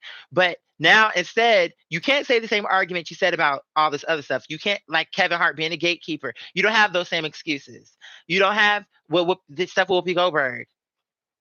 You can't say what you said with Steve Harvey, taking money over integrity. You can't say that about her son. It's like you can't even make that argument. So now it is, oh, you should have spoke on this on camera. You should have called your mom. And suddenly, see, it's all to make Monique the right one. Oh, he should have called her. The timing of him doing this is suspicious. It's suspicious him doing it for the first time in all these many years she's been talking about this. The first time. It's not suspicious that she did what she did with Cat Williams, kept mentioning his name. Now she's suddenly on tour. That seems like a timed response over what he's doing. He's responding to what she said about him in that interview. So the timing is, what do you mean the timing? Should he have waited 2 years to address that interview? He already waited all those other years when she kept mentioning it, the way how she was saying it, and never addressed it. Why not now? She just said it just now. Why? Oh, let's do it next month after she's off tour, so it's better and convenient for her schedule. Hi, Monique. And Nikki did Megan. That you could say that's true, and even if that's the case, that I spent more time with this. Really, the Nikki thing did, at least from my perspective, it didn't drag for 15 years between her and Megan, and also it didn't need that much more of my attention for the reason of, I feel, I could be wrong about this, but I feel overall people were acknowledging that Nikki did too much. Now, had the drama kept dragging on and people were really coming at Megan like, oh, like trying to like justify what how Nikki is moving and the way how it's not making sense, and it's not making sense. It didn't make sense then. And I told you, that song was corny. Megan's was actually cute, and bitch, you made it about you. Because Megan's, at least from what I heard, ended up being number one, however long, even if it was just for a day. The fucking song, people liked it enough that it went somewhere. Your song didn't do nothing. And it was really because it actually wasn't that great a song. And it was just mean spirited. So I said that, and and the thing is I feel people really saw that. So I was happy to see that people weren't trying to like justify, like maybe there was some, but there's gonna always be some. But it's when the majority is co-signing bad behavior. And in Monique's case, one of the reasons why I keep discussing her is because in her case, it's a situation where people aren't seeing it. And it's a little bit easier for her to get away with it because she knows how to dress it up better. Nicki Minaj always been crass. Nicki Minaj always was not good. Like people always saw she didn't dress it up good. That thing with her and Lil Kim, like we could see then she wasn't like coming across polished with her situation. She came across like, oh, like she been. So now at this point in her career, you get what I'm saying? Like people are actually saying it, and that makes me feel good about the society because I think that that was an unnecessary drama too. But again, all this kicked off, in my opinion, around that Cat Williams stuff. Like I feel like this negative energy is just making. It's not making people do nothing, but it's people are getting more comfortable with this like super negative thing. Like yeah, we just and even if see the thing is with Nick, and that's another part. The thing is in hip hop that is an understood thing. There are battles. We get that. But that battle was too dark, and it took people out of that aspect of it. So when it happened, people shut it. I really feel people came against it. And I feel like Nikki has let it die down. I could be wrong about that. Maybe she's still talking shit. But if she is, it's not hitting the blogs and it's not hitting my timeline. Now, if she would have continued, if she would have continued on, for example, Cat Williams did it, then Monique did it. Now they're both on tour rehashing it again. And people are saying this is the right thing to do. And now it's getting bigger because now Judge Mathis and all these other people are getting involved and they're trying to bring peace to it. And now you see what I'm saying? It's like this thing that keeps growing, getting bigger and growing. So no, I won't disagree with you. I have talked about this more than the Nikki thing. But those are my reasons.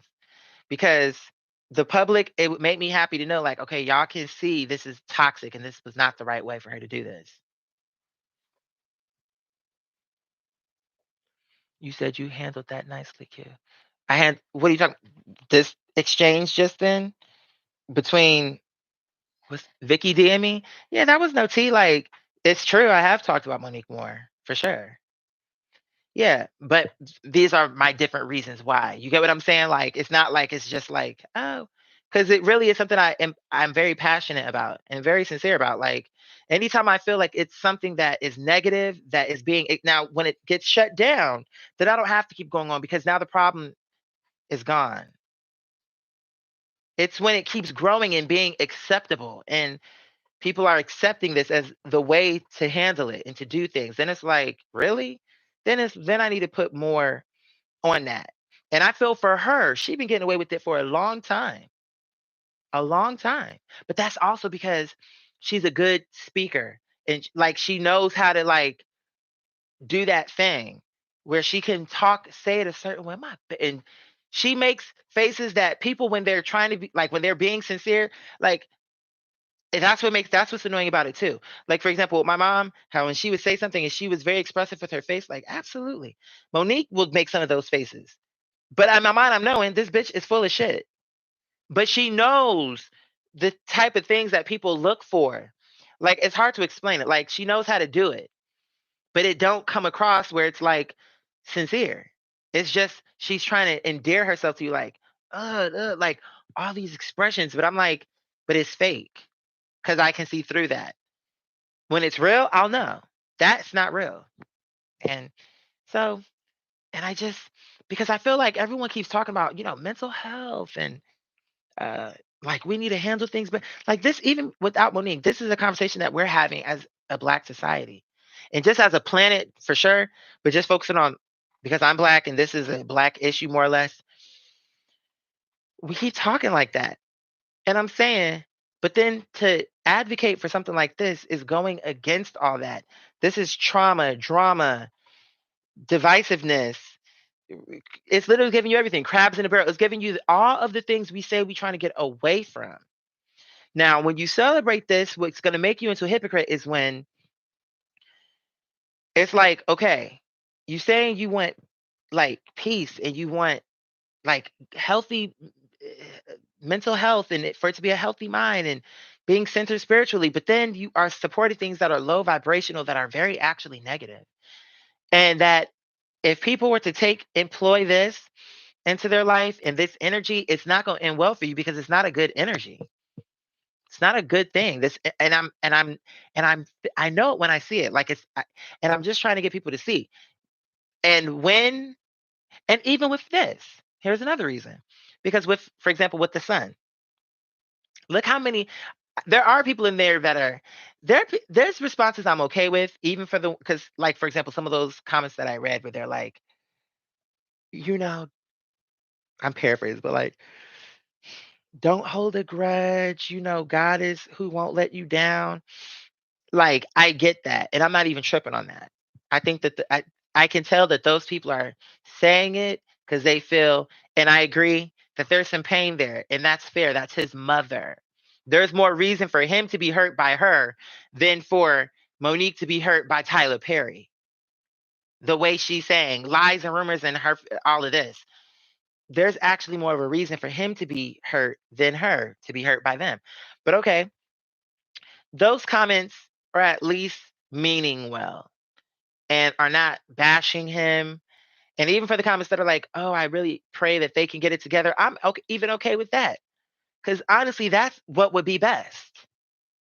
Is that it's not an estrangement.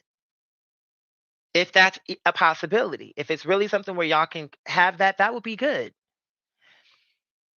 But these comments that are like, "Oh, here he like making it like he's a part of a conspiracy. Oh, Oprah or Tyler must have paid him. Why is he doing this now? The timing." To me, that's wrong because he's actually telling his experience with his mom, whereas she, and not only that, with his mom who spoke on him and his experience. There's what I'm saying. This thing with Kevin Hart, she is speaking on Kevin Hart because it's easy to do. It's not even, and that's what I'm saying. It's disingenuous. It's not sincere. Because realistically, she's saying Cat Williams told the truth, and Kevin Hart is a gatekeeper. But if people are really listening, what they can hear is that you worked with him. You went on his podcast. Cat Williams is so right, but you went on his podcast and had a good experience and said he said good things to you. So you were totally fine with him being a gatekeeper and whatever else you claim Cat told the truth about him about. So far as when he offered that he wanted to work with you, you wanted that. You're a hypocrite. You're not. You don't make sense. But you feel Kevin Hart owes you more, and he, to me, like by comparison, he's doing more for you than what you're doing for your son because you have a husband. Why is Kevin Hart having to cut you a check when you have a man at home who's such a king, but another man who have a family of his own is cutting you a check? And I'm not even tripping on that. I'm just saying by her own logic. He didn't owe you nothing. And there were people in your life who were supposed to take more responsibility in that way and didn't. And when y'all were, when y'all were, as you said, up against the wall, Kevin Hart came through for you.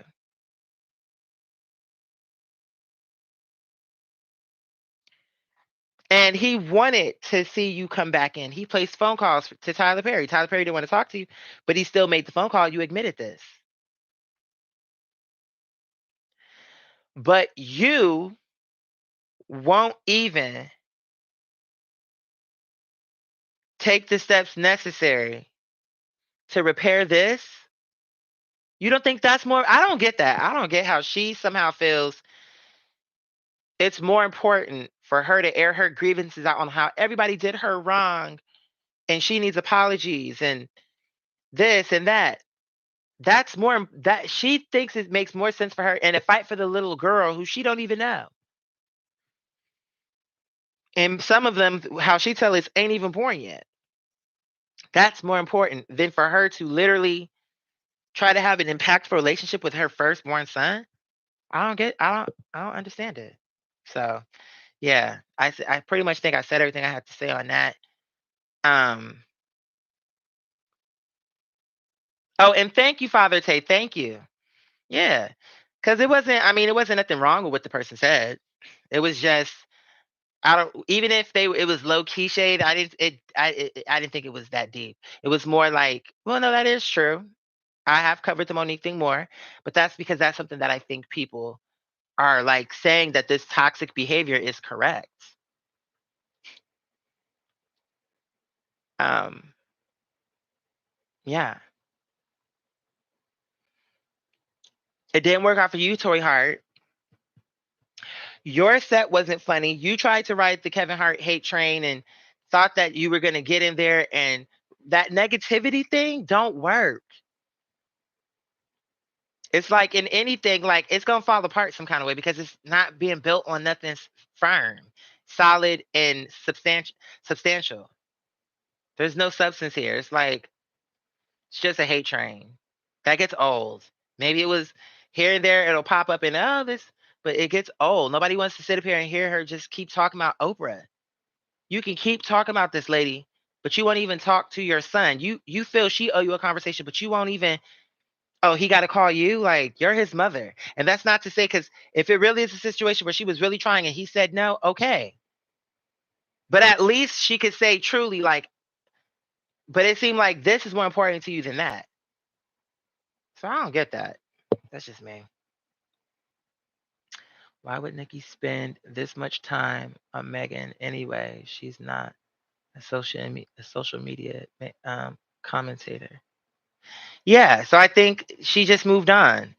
And I'm glad whether they made peace or not, like at least they're not slinging mud. Like it was just unnecessary. They were both successful and doing well. So what's the headache?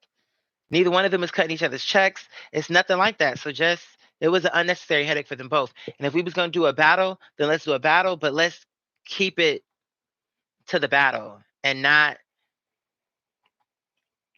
And again, with Megan's thing, that was a play on words. It was just a better song.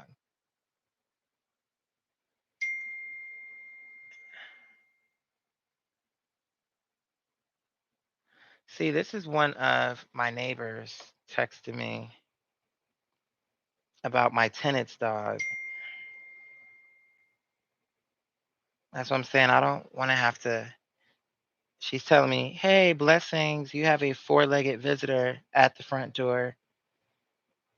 I know it's. See what I'm saying? I don't like doing stuff like that. It's my tenant's dog. He decided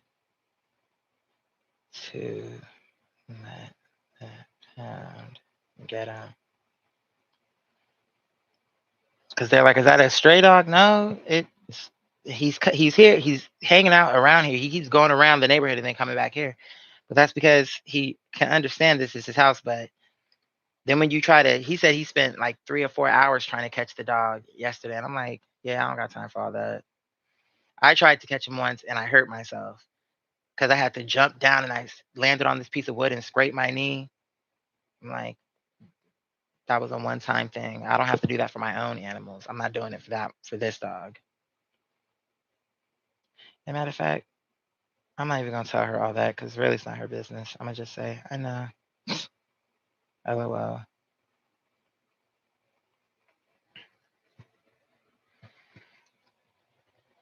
I was hoping it would work out, like he would behave and whatever, but he keeps doing the same thing. Running away.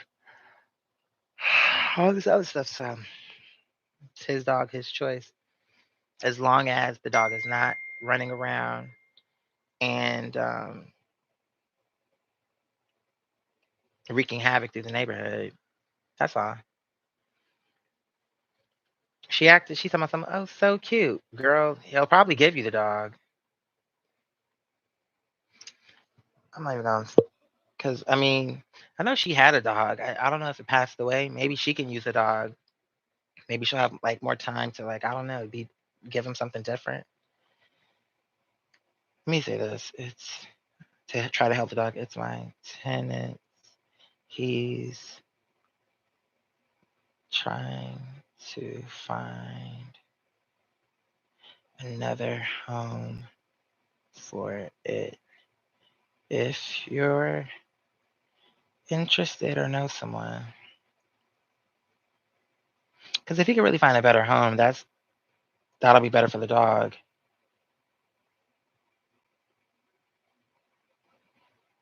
rather than I guess for him to go to the pound and be in, you know. So she may say, "Oh no, I don't know anyone." That's fine. At least I threw it out there. Ask if she wants. Oh yep, I just did. Maybe he needs to rehome them. Well, he's gonna keep at least the one that doesn't give him as many headaches. Assuming, because last time he said he was gonna call the pound, and then he changed his mind, and ended up bringing the dog in. He may do that again today. And if that's the case, I'm okay with that too. I'm not really here to say how you have to do it. Only that it can't be that the dog is running through the neighborhood. That is can't be one of the options. But keep them in your space, have something sturdy where they can be outside. Um, if you have to rehome, whatever. But it just can't be that they're unattended out in the neighborhood, walking and doing too much. Especially even if they were going to do that when you call for them to be non-responsive. Well, she hearted the comment. Maybe she's going to say yes. And then I'll be like, look, my neighbor's okay to take him. That'll be sweat off his back. Then he won't feel bad about it. The dog will have a new home. It can work. I mean, she hearted it. That don't mean she's going to say yes. But maybe she'll have something good to say that could be helpful. So, because even even with him being, let's just say he's not through the neighborhood, but he's just in the front and backyard. When you open the door and try to bring him in, he'll run away like it's a game. And when he does that, it makes my animals, they start acting like barking and acting all weird. And it gives me anxiety when they start barking and their fur is raised and jumping on the windows, messing up the blinds. Like, I don't like that because that's not how they normally are. Even when they see another dog in the neighborhood, they don't act like that. It's a difference seeing them walk with their owner down the street out of your yard versus you right here in the backyard or up close, because I don't know why they know that dog, but still they don't respond to that well. And they start acting different. And I don't like that what he's doing is also affecting the synergy of what I got going. Because like right now, this is their energy. And Aissa's on my lap, so Lisa sit next to me like I'm used to them being calm and just chill. Here and there they'll have a moment, they'll bark at a dog that they see in the street or just whatever it is, but it's a different energy. Well, you saw it earlier, how they were. It's like all over the place and it's just too much. I can't think like that. And it affects me too. So hopefully we'll see what she has to say. It could be helpful to him and that dog.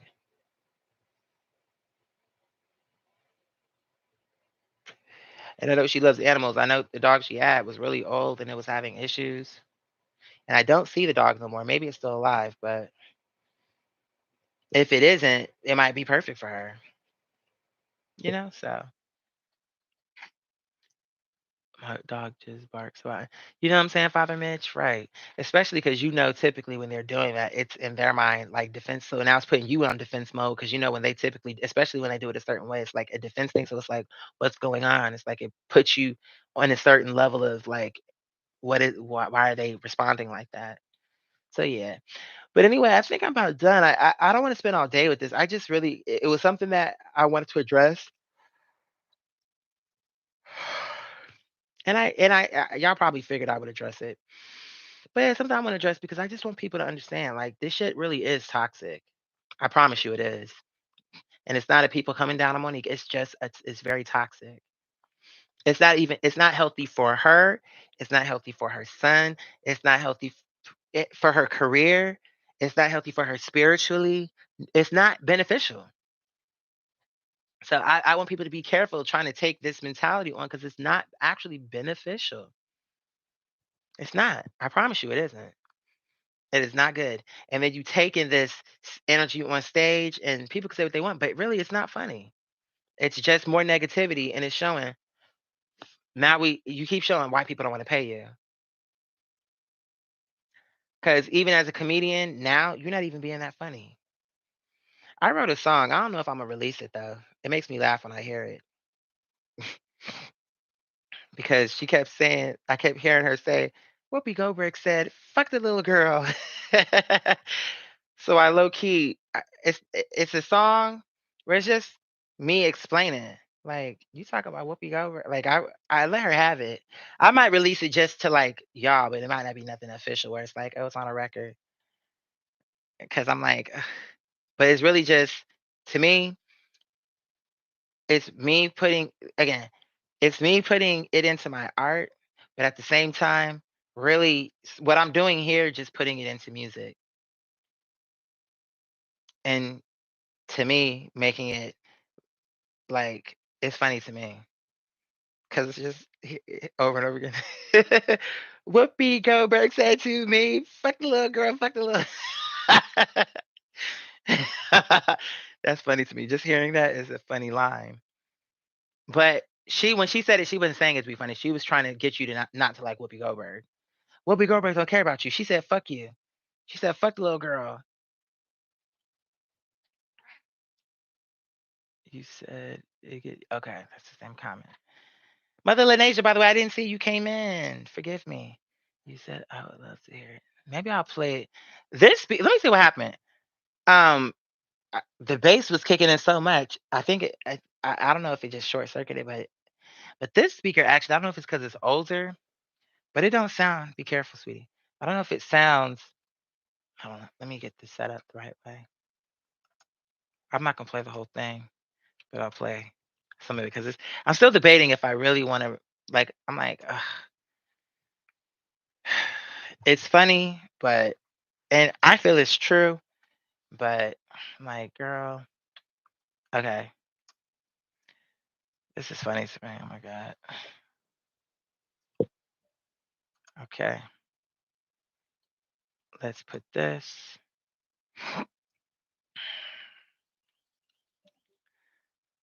Use. Uh-huh.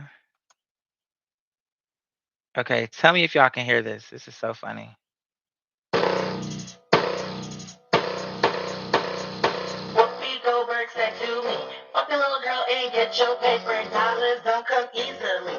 Fuck the little girl and get your paper. Whoopi Goldberg said to me, fuck the little girl and get your paper. Dollars don't come easily. Fuck the little boy and get your paper. Whoopi Goldberg said to me, fuck the little girl and get your paper. Dollars don't come easily. Fuck the little boy and get your paper. Whoopi Goldberg said to me. Fuck the little girl and get your paper. Fuck little boy and get your paper. Whoopi Goldberg said to me, fuck the little girl and get your paper. Whoopi Goldberg said, fuck the little girl, let's get your badge. All your arguments down the dime, and now you're the real man. Cause you tens of millions in the hole. Now you swinging from a pole. Now that bitch is making money, claiming that they said they sold. Cause you looking real crazy right now. Now, I believe she got 5 million child. Don't go for all your sweet babies. Call me J cause the bitch going king. Girl, you know what? Hold on, let me mute this track so y'all can really hear what I'm saying, bitch. Whoopi Goldberg said, fucking girl, let's get your badge. All out here arguing, sounding dumb, and now you looking real mad. Cause you tens of millions in the hole. In the hole. Now you swinging from a pole. From a pole. Mad at bitches making money, claiming that they suck they soul. Cause you looking real crazy right now. Now you believe she got 5 million, child. Don't call for all your sweet babies. Call her VJ cause the bitch going down. Better find a way to get daddy to make the deal, cut the check, and if the nigga don't come through, bitch, we not boycotting shit. Cause you loud, and bragging, too proud, and it's standing. Cause both jokes and rock the last. But truth be told, you not the third. Really, what I heard was motherfucker that and that nigga. I can watch it, Whoopi go, but she petty, does she just chill. Let me get this right now, you crying over her. She at the table eating good over there. So what you really mad about? You can get it back too, but you run your mouth. We can't trust you because you run your mouth. What's on top, and on your shit, down south. Daddy will eat your ear. Okay. Now I see why you get paid. Fuck the little girl and get your paper. Dollars don't come easily. Fuck the little boy and get your paper. Whoopi Goldberg said to me. Fuck the little girl and get your paper. Dollars don't come easily. Fuck the little boy and get your paper. Fuck the little girl and get your paper. Dollars don't come easily. Fuck the little boy and get your paper. Fuck the little girl and get your paper. Dollars don't come easily. Yes. I'm like, should I release that? Or, oh shit, let me cut the speaker off because now it's picking it up. Like it's acting like a microphone now because it's playing through the studio. Yeah. I'm like, do I want to? But it was just like, I was putting my frustration and it was making me laugh listening to it. Whoopi Goldberg said to me, fuck the little girl and get your papers. Dollars don't come easily. Fuck the little boy and get your paper. Whoopi Goldberg said to me, fuck the little girl and get your paper. Dollars don't come easily. Fuck the little boy and get your paper. Whoopi Goldberg said, fuck the little girl, best get your bag. You know? Yeah. I don't believe Whoopi Goldberg really said that, but I'm just making fun of Monique. Like, girl, so now, okay. She didn't say that to you, girl. Not in that way. But I just thought it was funny to say what Pete Goldberg said to me. Fuck the little girl and get your paper. Okay, we can't trust, and it's true for her. That's actually her issue. They can't trust her because she run her bitch. Look, this song. Actually, we can put the speaker back on because listen, this song actually perfectly goes to Monique. But see, it's the same thing with Nicki Minaj. Now the song may match for Monique, but actually, what am I saying? It's not about her. It's just a song that makes sense for what. Hold on, the microphone is still picking up. Hello, hello. Okay. Let me see. Is this connected to the speaker? This Tory Hart thing? No. Let me see. Okay. Output. Yeah, it really is. It really does. So that's what I think happened with Nicki and Megan. I don't think Megan was actually coming for her. I think it was just the song. There was certain wordplay in there that lended itself to that. But same thing with this, Mouth Runners. It wasn't written for Monique, but don't it apply? Okay. Yeah. Like, look, hold on.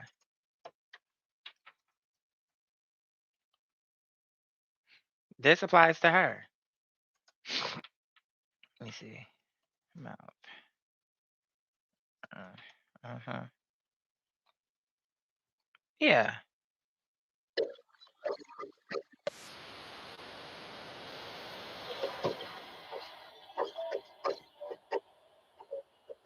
Why, Monique? We can't trust you because you're running your mouth. We don't trust you because you can't take you nowhere because this is what Kevin Hart saying. Don't tell her nothing. This what they because anything you tell her, we don't trust you because you can't take you nowhere because you don't tell her nothing because she you talk too much.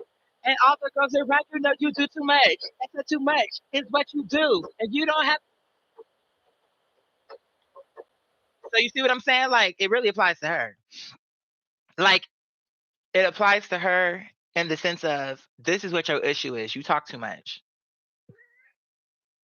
Yeah, I didn't write that song for you. It's not literally that. Oh, I wrote this for Monique. No, but it applies to you. This is why you fucked up in the game right now because you talk too much. You don't know how to let shit die. And then again, on something where you need to be making more effort, you not. You're okay with it. That really, to me, that's it's. It was so many things that bothered me about this type of mentality and this type of toxic energy. But the fact that you are at peace with all the things that really would be more important.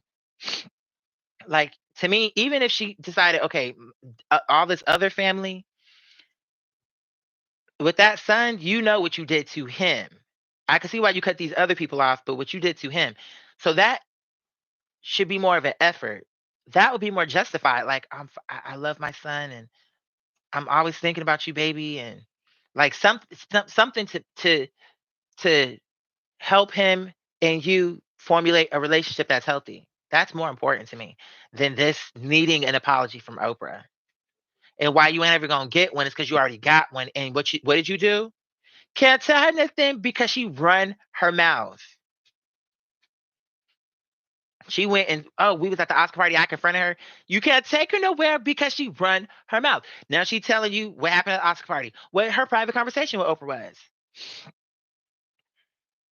And this is why people don't trust you. This is why people don't want to fuck with you. This is why people not taking your call. If that even is in fact what's happening, because nobody taking your call, but yet Cat Williams took your call, Kevin Hart took your call, Tyler Perry called you. It's how you are. You're running your mouth. You're doing shady shit. You're the reason why people don't trust you. You're the reason. Bitch, you talk too much. And all the girls around you know you do too much. That is true. Like, that's her. That song is her. Like, in the key elements, it's like, girl, that's you. That's what you be doing. You run your mouth. You don't know how to just shut up. And it's not, and when I say shut up, I'm talking about this thing with Kevin Hart. Unnecessary. Why did you have to run your mouth on that? It was unnecessary. It was just, she's not thinking bigger. She's not thinking bigger. She's not thinking about her career. And in addition to you not thinking about your career, you're not thinking about this area that is very important. It's giving me how Jaguar Wright was with her son, the one who passed away, and how she really wasn't around. Isn't that how they were explaining it? And that he didn't have the relationship with her, but that's because she lived right down the street with him. She never even came to see him. So it's like that can happen where it's like, okay. And then what did she do? She took the ashes and to a son that already really wasn't feeling you. Based off, and it's not just because, I wanted to feel like this about my mom. It's because you gave him a reason. And then for the son that was living, it seemed like it's like you put all your energy into that, but you still are toxic towards him. So I'm not saying that Monique is toxic to her other kids though, because that I don't know.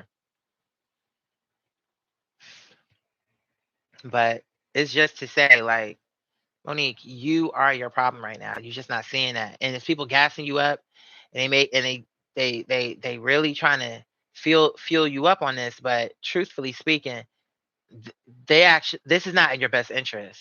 And this ain't just about entertainment. This would be about anything. Again, there's a way to handle a dispute, whether you were a comedy star or an actress or a doctor. There's ways, everything, there's a way to handle everything. And her way is incorrect. And if it wasn't, she would be further along. Because she, again, is Monique. She's known. It's not like people are, I can't work with you. I'm afraid to work with you. So Oprah could keep you off of The Butler, but she couldn't keep you off of This Christmas. Like, everybody not gonna want to work with you. And maybe some people do think you're difficult. And based off of how you moving and keep trying to destroy people's character is showing me how if they feel that you were difficult, that's their opinion. They worked with you. This is what they felt. And that's what people do. And you talking about one person that Tyler Perry had a conversation with, which if we would have really heard Tyler Perry say how he wanted to without y'all cutting him off, we would have understood how that conversation came up. But you don't want to go that deep into it. And to have Tyler Perry really sit and explain what was difficult about Monique and you. And that's another problem. Oh, what did, like, you too much involved. What was your issue with either Monique and or me? Like, even you saying that is showing you too deep in it. Why should he have a problem with you? But what makes but actually you saying with Monique and or me, but you showing why he don't like you. Because again, when he tried to have peace with Monique, why he's explaining, you showing in that phone call why when Shannon Sharp, the whole thing, and you saying, oh, he want to talk with you, but what if he want to talk with you without your husband? If that is how he felt, could you blame him? Look how your husband acts. Look how he is. It's just bad. This is her manager who is have her best interest at heart, but he thinks it's the right thing to record and air the conversation. And by demonizing this person is the way that we're going to what?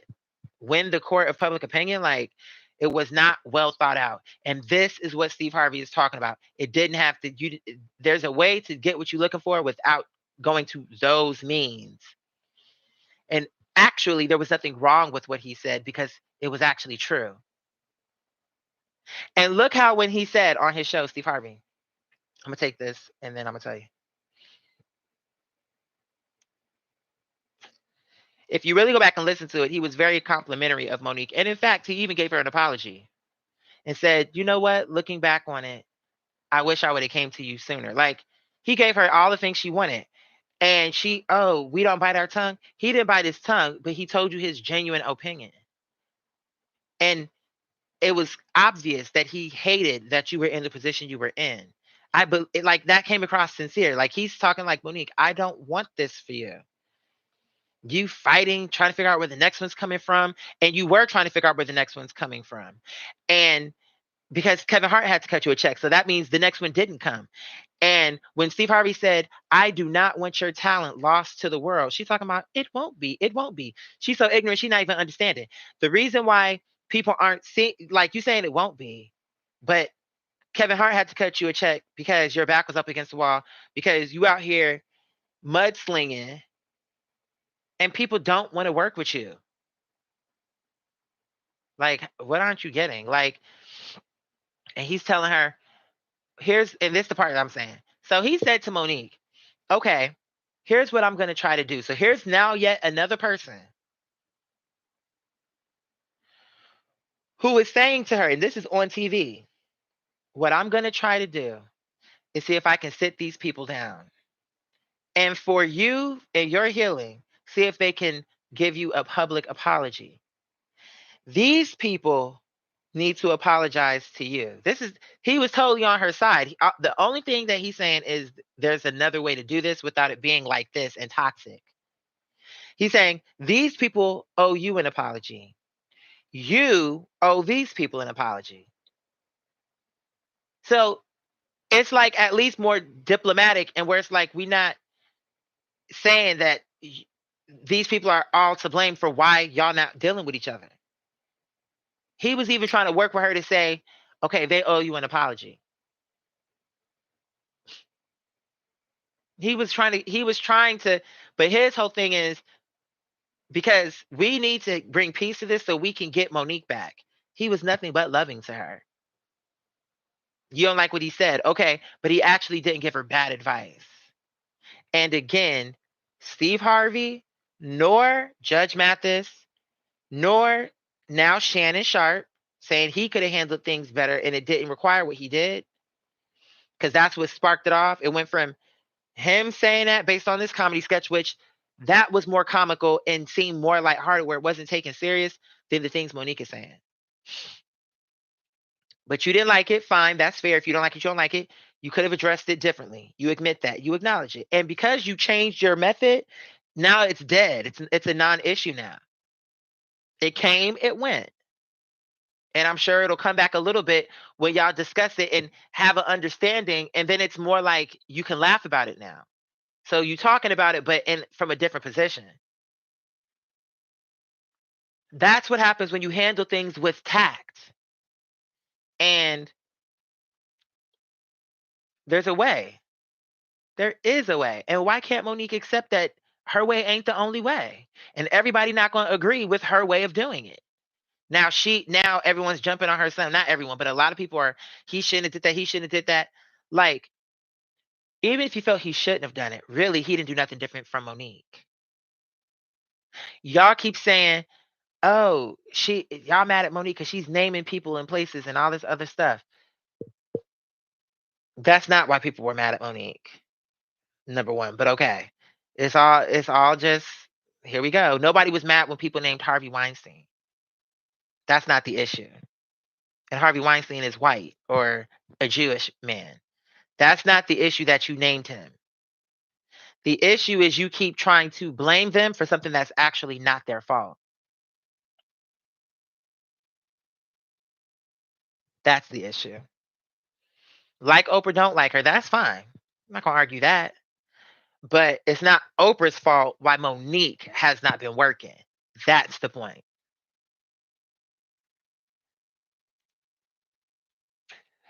You know what I'm saying? She wouldn't act like Auntie and Mother Willow to all these bitches she don't know. My sweet, sweet babies. All this concern for people she don't know. But for her own son, she's okay to walk away from that. And it's like, again, it would be one thing if she was really trying and he was just shutting it down, but that's actually not the case. And in addition to that, she's okay to let him go and Godspeed, but she is demanding that these people with no real actual connection with her are supposed to be like, okay, Oprah, or okay, Monique, and give her something she won't even give her son. The time, the effort, the energy. You won't even do that for your son. But you think that these people who have no relation to you really are supposed to sit up here and be like, let's sit down and publicly slander ourselves on some shit that we don't actually agree with. Monique, they don't agree with you. And the more you keep this up, is the more it's showing you are the one who holds grudges. You are the one who's unforgiving. You are the one that is okay with estrangement and not bringing peace to it. Because again, you're his mom, but for your own mom, I'm sure I heard her say that y'all she passed and y'all were still estranged. And Monique is moving along just fine. So it's showing that she has more of that energy. That can be a situation that could happen where it's like, okay, we never brought peace to it. But I'm saying now from her own mother to her son, it's like, so people keep making it like it's him who's being, oh, he wants Monique to kiss her ass. I don't think that's what it is though. He even said at one point in the video, if you watch the whole thing, where he was like, she has not shown anything that is not money. And everybody can already acknowledge money is not all a child needs. They need their parent. Parents or parent, whatever it is, they need that. That also is a part of it. It's not just, oh well, he had food. I provided for him. He went to school. Like, you get what I'm saying? So she wouldn't act like, oh yeah. So anyway, I believe I'm the next time I talk on her will be when it's something fresh. To add to the case file what we already have on her, or just the negativity and to these things to watch out for that people are celebrating. It's not really a good thing that you don't that you are a person that would hold on to something this long and and give people your power like that. That's not actually a great thing.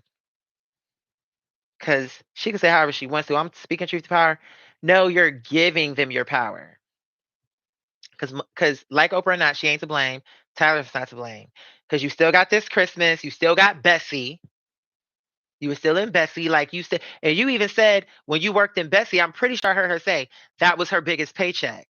And she was so happy, but like, I am so like that was that HBO invested in me and paid me this much. Like she talked about that. That was well after Precious. So on that one, maybe you get what I'm saying? Like you came at it a little bit different. You clearly were able to negotiate yourself a rate that you were comfortable with. Regardless, it can't be true. Oh, they're lying and this is the reason I'm not working and with but then at the same time, oh, I'm not blackballed. The roles are coming in, I'm turning them down. Okay. So when you got to that one, you felt it was sufficient, you took it. Like, what are you talking about? You're choosing this.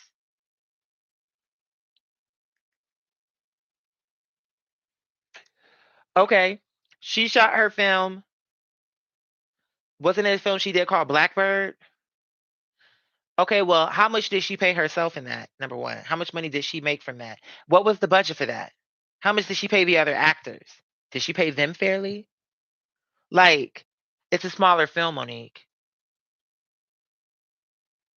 And again, she made her own choices because Queen Latifah, Gabourey Sidibe, even now Jill Scott are have all been working. And even if I remember there was something with Jill Scott with, and I enjoyed the show, First Ladies Detective Agency. I think I said it right, but I used to watch that show when it would come on HBO. But the point is, she didn't spend, oh, they canceled the show. It really, people enjoyed it and it really could have kept going. Maybe that's true, but she moved on with her life. I'm sure she talked about it before, and I'm sure if people ask her, she'll talk about it again. But she's not gonna let that control her life and be stuck on First Detective Ladies Agency. It was good. I enjoyed it. It was like a different type of thing. Like, oh wow, they got Jill Scott up in here. Like she's from what, Botswana, and it was just. I enjoyed seeing that texture, like just seeing how it looked different, just all of it. I liked seeing the whole thing. Monique could have been in these things too, but she turned those type of roles down. That's according to her. The phone kept ringing. Remember, she did say that. But she too busy trying to oh, okay. You're saying that these people are so big and powerful. That's how you see them. They're not really giving you that energy. That's how you see them. Because you keep saying that it's their fault. They have the power. They made it happen. They took the job away. Cookie was yours. The butler was yours. Girl, you named two roles. You have had this drama going on where you have shown up here, shown up there for like how many years? In all them years, you only got two roles. And even with them two roles, you keep saying they. Who is they? Oh, they said, oh, Lee Daniel said, they said, like, who's they? You keep trying to imply that it's Oprah and Tyler Perry, but that's not, she knows what she's doing. Are you saying that Oprah actually picked up the phone and said, "Do not work with her"? Because even if she picked up the phone and said, "Oh, you working with Monique? Oh, she's difficult." What that got to do with anything? They could still choose to work with you because they already knew Lee Daniels, especially firsthand, who you were and what you was coming with. So it wasn't Oprah who made him say no. Maybe what it really was is he was just too weak to really just say, "I don't want to work with you again," or "I need a break from you." And this would have been good for you, but girl, I'm thinking on it, and they said you was too difficult. Maybe he just said that. Maybe that was just what he said, if he said it at all. But she said, right, she said the money wasn't right. That's what she literally said that on Don Lemon. She said, but the offers weren't making sense. The offers associated with those projects wasn't making sense. Fair enough. You felt you could have got more. You didn't want to take the role. You didn't take the role. But that's not Oprah's fault. That's the key I'm trying to get to. So you on a whole tirade on something where you did it. You chose to keep that husband, even though nobody likes him, including your son. It's clear because the way he kept referring to him as daddy. That shows that he too has an issue with your husband. So you gonna hit him with the same conversation that you hit Whoopi Goldberg with?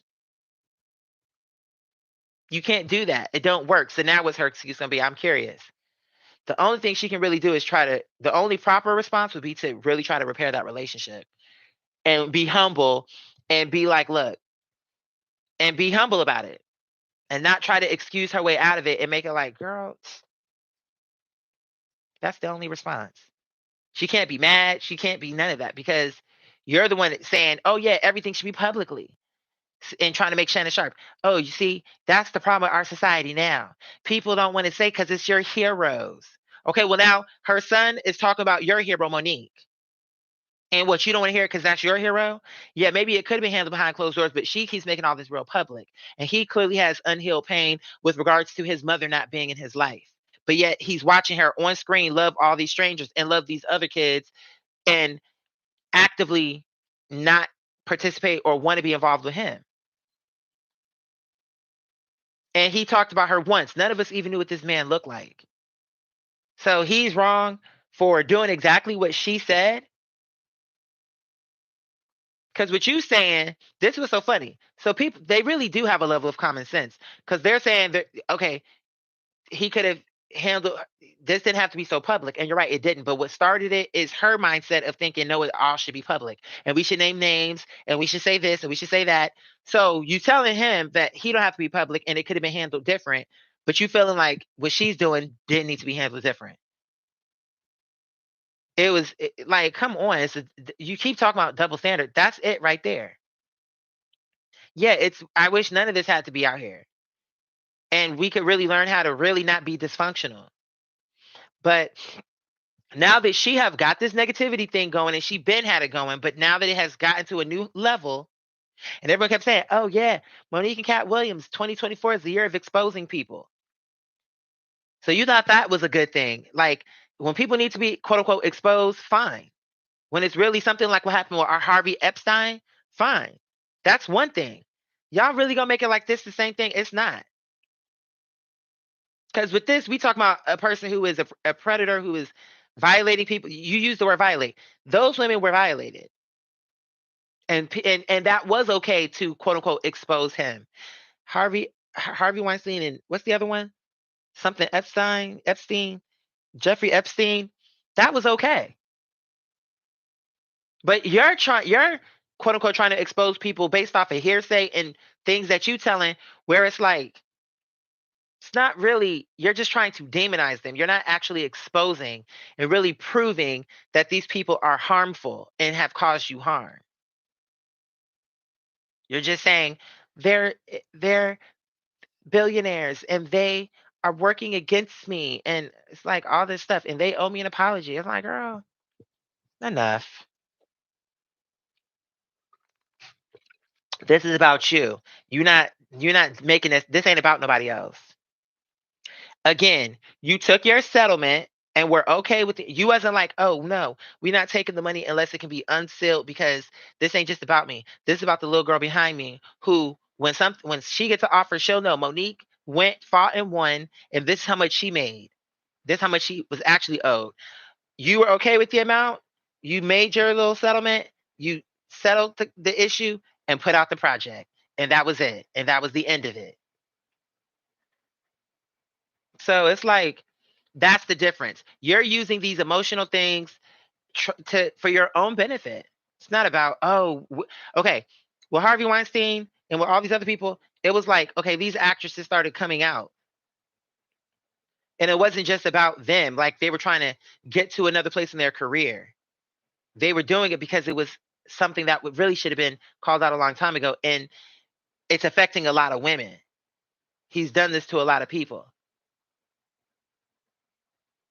You are just wanting to be back at the table with these people you just slandered and also want to get paid to do it and want to get you want him to cut you a check tens of millions of dollars plus like that's all about you and your bottom dollar and you getting paid.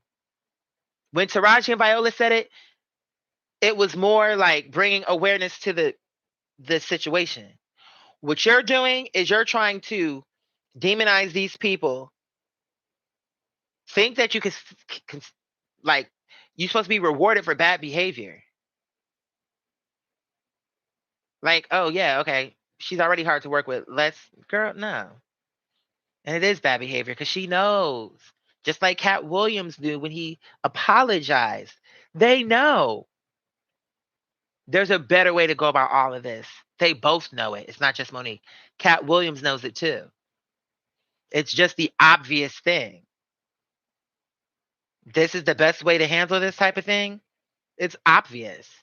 And never mind, oh, other communities don't do it. It's not even about that at this point. It's just about, period. As a human, there's a way to handle disputes.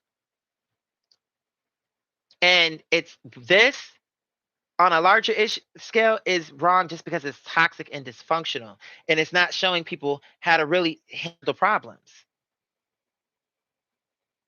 It's not. And you know it, and so does Cat Williams. Yeah, Harvey Weinstein and Jeffrey Epstein, right. So that was something that, you understand what I'm saying? Like, it's not about some one personal person who really, this is all about them getting to a paycheck under the guise of sexual harassment. This is something that they should have been exposed. They should have been in that scenario. But y'all, with the energy that these people are using, expose is actually negative. What happened to Harvey and this other person was not a bad thing. Now, when y'all are celebrating, oh, all these people who really is seeming like it's just one attack after the other on people's character, and that's not really exposing them. That's just spreading rumors, rhetoric, and lies. Because now even her own son is saying she's spreading a false narrative on even her relationship with him. So you see my point? It is not the same. These girls be trying to make it like, oh, it's the same. Taraji said the exact same thing as Monique. And the only reason they're listening to her is because she, fair skin or whatever they're trying to say, she thin, whatever their reason is. And it's because Monique is big, fat, and black. Girl, please. That's the reason they didn't take me serious. Girl, wow. It's it's like, how could you be that disconnected from reality? It's delusional. It actually is, in my opinion. Like, really? That's why people are done, like, tired of her? That's why?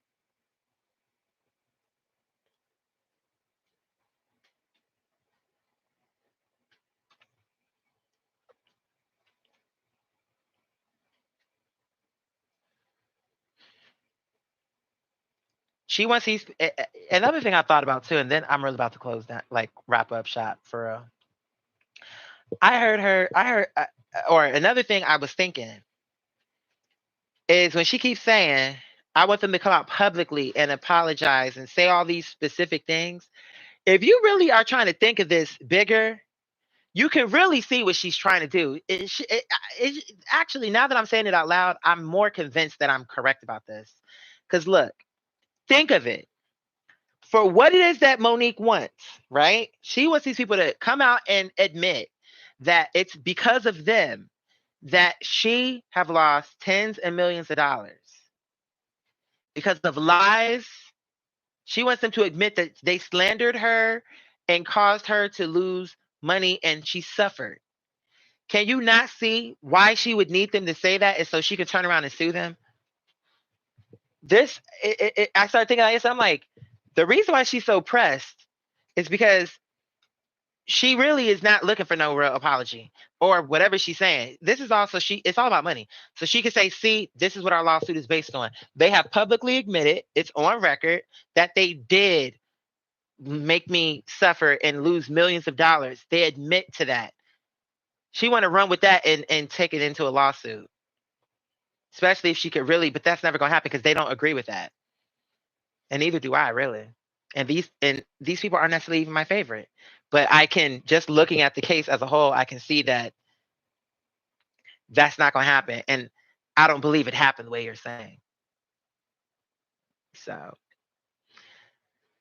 yeah, of course people gonna still be like, oh, Monique, her son shouldn't have did that. Okay. None of this would even happen if Monique wasn't so negative. I love you too, sweetie. Oh, be careful, be careful, be careful. I know. careful, sweetie. Be careful. And now here you go, Felice. Come on. Hi, Funny. Come on. I know. I know. Come on, sweetheart. Come here. Come on, Funny. Come on, Funny. Ow. Come on. Come here. She has her hand on me, but I'm trying to get it to where y'all can see her so she can say hi too. But y'all know she down here. I was gonna say, can you? Well, I guess if I lean it down a little bit, you can see her. Yeah, there she is. Oh, and Anais when I just did it just then. Um, calm down. So yeah, I think I'm about done on this. I think I said what I had to say. I hate that it's like this, but this is where actually Monique made it. She was so busy trying to show you how everybody else's character is fucked up that really, for anyone who's really listening, it's like shit, the shit you saying not adding up. And really, for you, it's all about money too. And really, the real issue is you mad that you're not in them circles. Oh, gatekeepers and all this other stuff. Now you want to jump on that, but really, you want to be involved. You want to be back on the red carpet. Now I bet you wish you had gone to Cannes because now you cannot even check it for you now. That's where you're really upset about. You're really probably more really you have to keep riding out into the sunset with this, but really deep inside you're probably more mad at yourself about all this that this is how it turned out and it didn't have to. But now you're so deep in it, it's like you keep, no, I'm not wrong. I'm not wrong. I'm not wrong. I'm not wrong. I'm not wrong. I'm not wrong.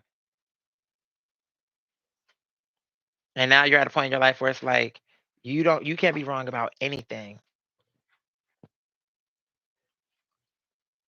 You see what I'm saying? So it's a sad thing. But I understand where the son was coming from because he's feeling like no. He said people may be asking why do this now. She's sitting here on this pot. This is his pain too. Monique want to talk about Oprah and she's having these people to tell like to talk about whatever but you're also talking about his pain and you're his mother and and this is how he feels. He doesn't feel that's a very hard thing to accept. My mother doesn't love me. She doesn't want me. Like most people, even if the parent um made mistakes, if the parent really tried to apologize and was like, I love you and I'm so sorry, most people would try to work with that parent if they were really making an effort, even if they made a lot of mistakes.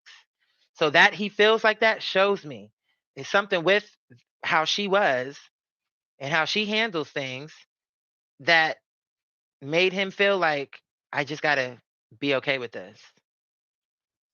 To where he got to the point to where it's like, that's why he kept saying, she she don't want to be my mother no more, and I'm okay with that because I don't want to be her son no more. She's not interested in me. That's fine. I'm not showing an interest. Like he had to get to that point. So it's like, so I'm just saying, like Monique, she's so judgmental, but then it's like that's what I'm saying. There's things about her that she's just not, she always spin it to where she come out looking like something like, oh, Monique is so real. But now because this is not flattering, now people are saying, "Oh, he shouldn't have did that." Like, why shouldn't he have done it? He's literally only taking her doctrine, which in all honesty, he had more of a reason to talk about her than she had to talk about Oprah. Cuz you're his mother and you're mentioning and he's dealing with pain, dealing with that like she don't love me, she don't want me around. Um and you're his mother. And you're talking about him and so he is responding. You have been talking about these people who are actively not mentioning your name. So you're just coming at these people. He is addressing something that you said about him by name. And for something like, "Oh, my mother don't I feel she don't love me and she had no interest in me and she didn't want to be a mother and she told me that." You see my point? Like, come on. I'm like, what aren't people? This is so toxic. Y'all act like y'all understand how it's great. I always say this. When you have a family that is loving and they care about you, that's a blessing. But there are those situations where it's something like this where it gets to a point to where if you have to make peace with, okay, it's hurting me to keep expecting her to love me and to show up for me and to be compassionate towards me and to be invested in me and make an effort towards me. And when she doesn't do that, getting angry, like it's not healthy for me. It's like, you get what I'm saying? That's what I'm understanding through what he had to say. So I'm like, it's sad. It is sad. Mm-mm. But she want to sit up here and have all these conversations with all these people who have no interest in sitting with her and also don't owe her to sit with her. Especially how she has have trashed these people. And that's what Steve Harvey was saying. And she didn't want to, and and that's what I'm saying. That's another part where she faked. Steve Harvey is saying, he's like, there's a way to do this with love. And Monique says, I agree. And that's the only way I can do it because that's all that's in my heart. Steve Harvey said, Monique, when you say it with love, it sounds like that. It feels like love. And she's like, yes, I absolutely agree. I absolutely agree. How can you absolutely agree when you know the way you deliver things is not loving? So if you absolutely agree, because if you listen to it, she's like, yes, absolutely, absolutely. So I'm like, so if you know that love sound like it feels that way, that's the energy that would come across if that were true. You get what I'm saying? You agreeing? It's like it's just too many things with her. But then, even though Steve Harvey was totally loving to her, I don't care what people say. I'm like, he did not say nothing negative to her. He didn't bash her. He Even when they disagreed, he wasn't upset with her. He was very kind towards her, actually, and was saying, Monique, you're a gem. We need you. I love you. I hate that you're going through this. Like, he was on her side. He wanted to advocate for her. Okay, this is what I'm gonna do. I'm gonna try to sit these people down. But because he didn't say exactly, yes, they're sellouts, and again, there she is blaming Steve Harvey. He's to blame. Why? So now he's to blame why you're not getting work. Oh, the reason you met with him is because you felt he should have called you first before he said anything publicly.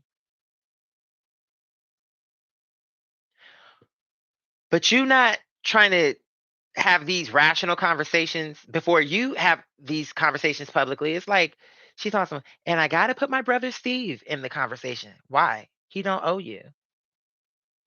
He don't owe you. How can you, but he even still apologized to you. Looking back on it, I could have called you sooner and I apologize. But just because he felt you could have done things different, because he's not apologizing for his position. He's saying, I'm sorry I didn't call you sooner. But he still feels you could have handled it different. So because of that, now she wants to demonize him, even though he said nothing but good things about her. I'm like, so it shows you her pattern. Like, disagree with her, now you're a coon. Now you're eating coon pie. Now you're a slave. I'm like, girl, hush. Oh, fuck these slave niggas. Y'all who are too have too much fear to stand up and say the truth, loud and proud and publicly. Like, okay, well now your son is talking. This is what the energy you've been egging on. You don't want peace, you want negativity.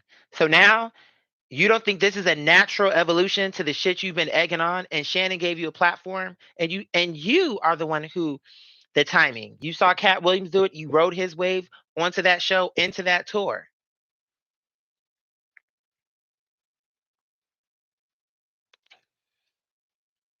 So this is what you've been advocating for.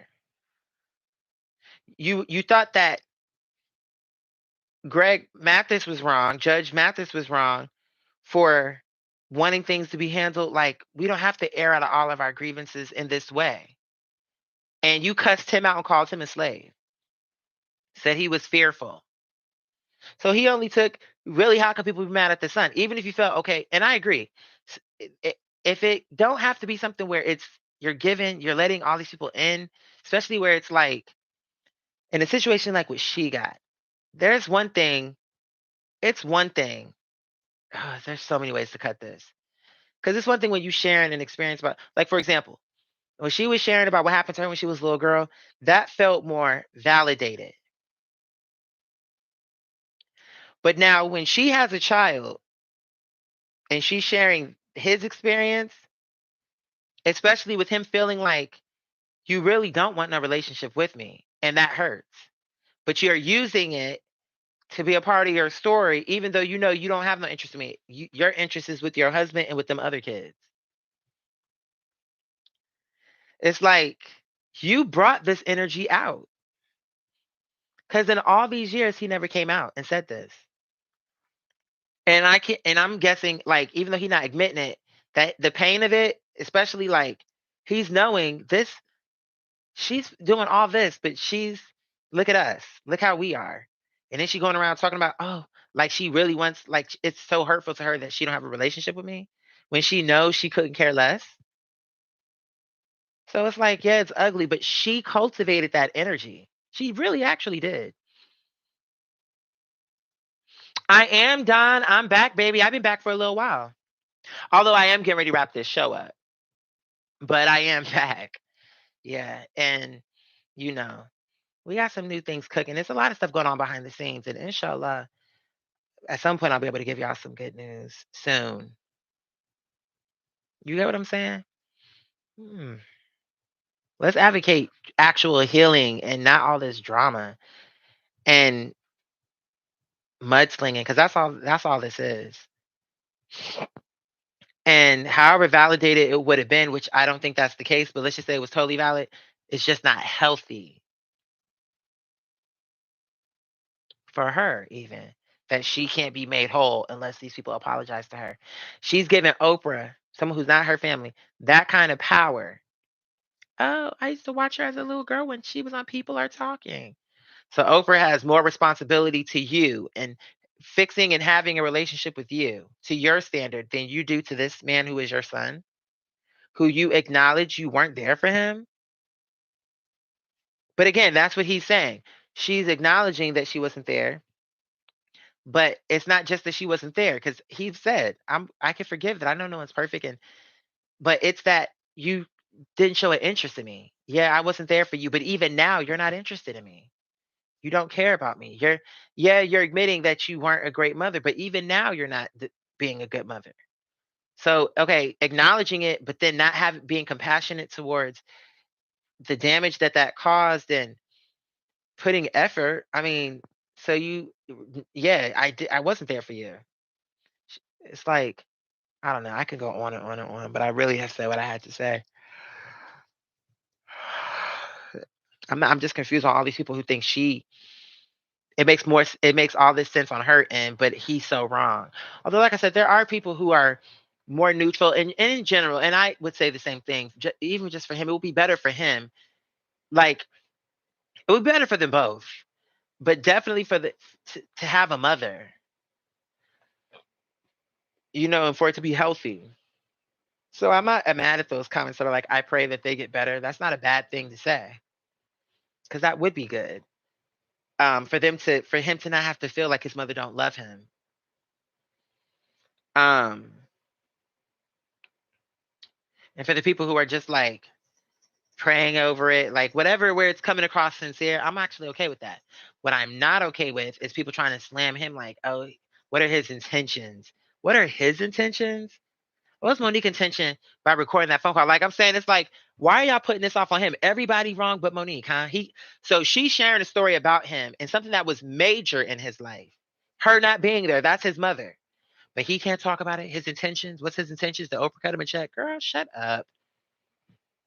Then someone said, now, if D.L. Hughley took her son on the road on his tour, that would be messy. And it would be messy. I don't think he should do that. I hope that's not something he does. I think that would be like, even if he thought the son had potential, it's just the temperature on that is too high. It would need to be something where it was totally died down and it was just something that organically came together because he thought he was funny. But to try to work with him now because he's saying this about Monique, I think he should stay out of it.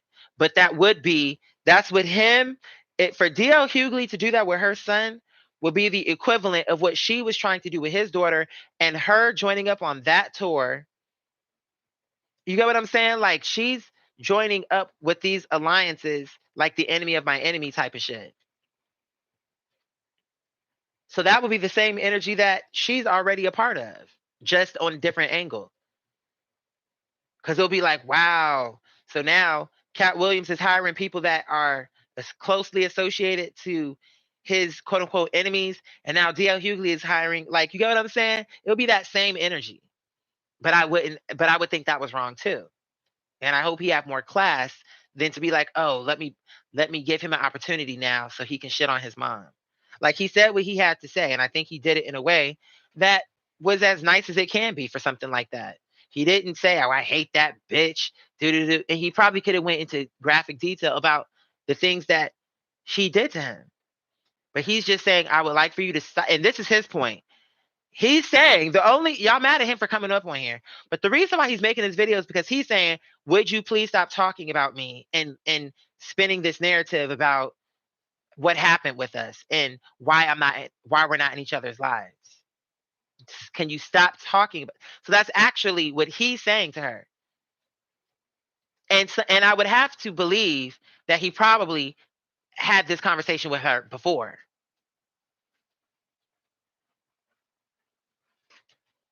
I'm sure it's not the first time.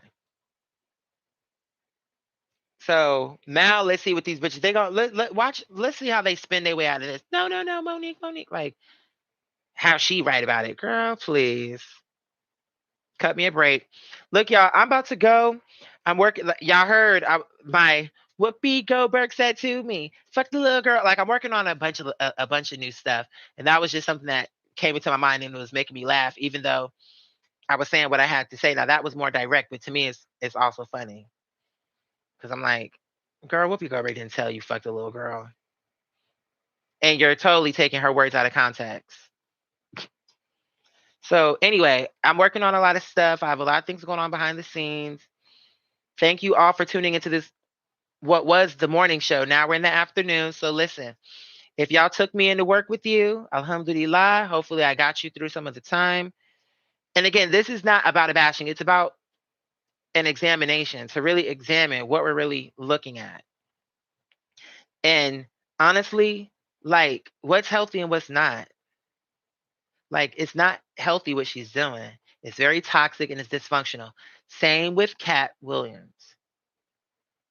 I'm not saying nothing about her that I didn't say about him.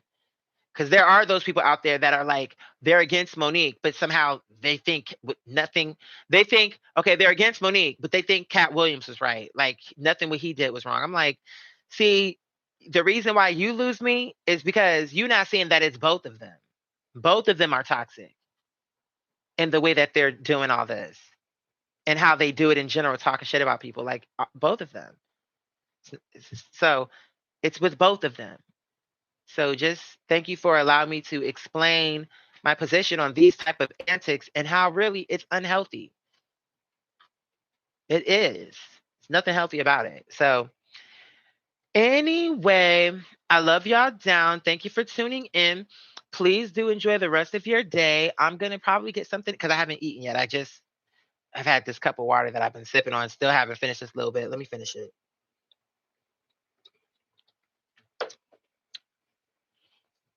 Gonna probably make a burrito with some rice.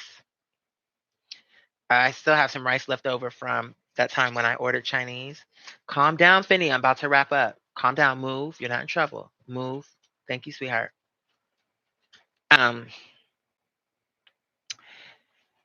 Catch my breath and then get back to work and then just chill. But I did want to cover that because and look how ugly it's getting.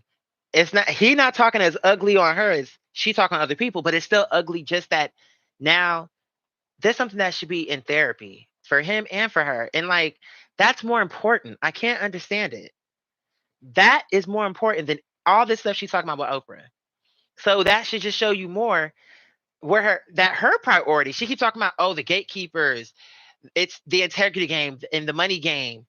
And it's showing she would rather sit there and argue about money than to correct this thing with her son.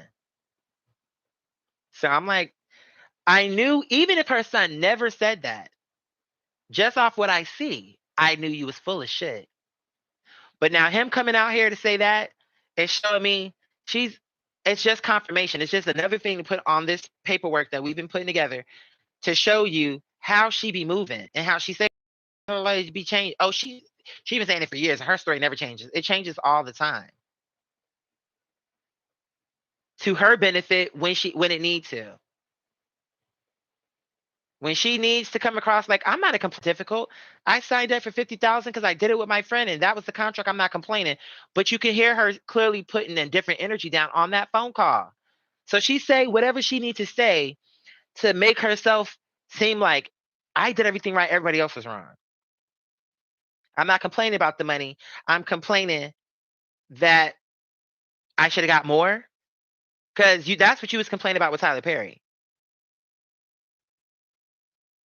And that you're saying now that because of something he said kept you from the money and kept you from working.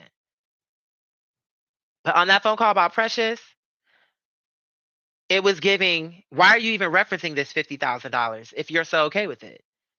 Where's my pistol, Brown? You gave pocket watching. You're doing all the toxic things that people not supposed to do. You don't supposed to do that. Like where you really sit up here talking with someone saying, so you put money here to a charity, by the way, and you gave money to a church. And all I got was 50,000. Where's my pistol, Brown? That's showing you be talking at both sides of your mouth. You're either okay with it, and if you were okay because you did it for a friend, it should never come up. That shouldn't have nothing to do with your conversation with him, since you were okay with it, but you weren't.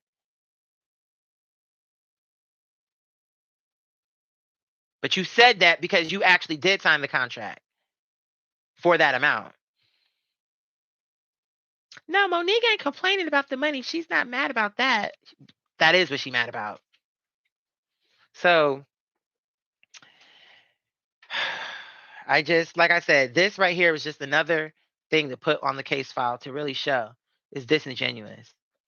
She have other things that to me with her son is more important, more critical, more like there should be more of a concern for that than than speaking with Oprah, which you've already done. It just didn't go your way or a way that you thought was sufficient. Okay, move on. And for y'all to be telling that's nothing people said. You're grown, move on, go to therapy. Like for the people coming at him, like really trying to throw punches. I'm saying, how can you tell him to move on? This is dealing with his mom. So, okay, even if he's trying to heal, whatever, that's his mom. You feel he should be able to move past that, and why he holding on to that? He's a grown man now. But you think Monique is totally validated, and 15 years later, to people who are not her children, these are just colleagues and people in her same industry. She can't just, she grown, she can't move on. Like, it's hypocritical. I don't like it. So, but again, those are the type of things I'm trying to get people to curb that. Like, we can be good people. We don't have to be perfect, but we can be good people. And that means being fair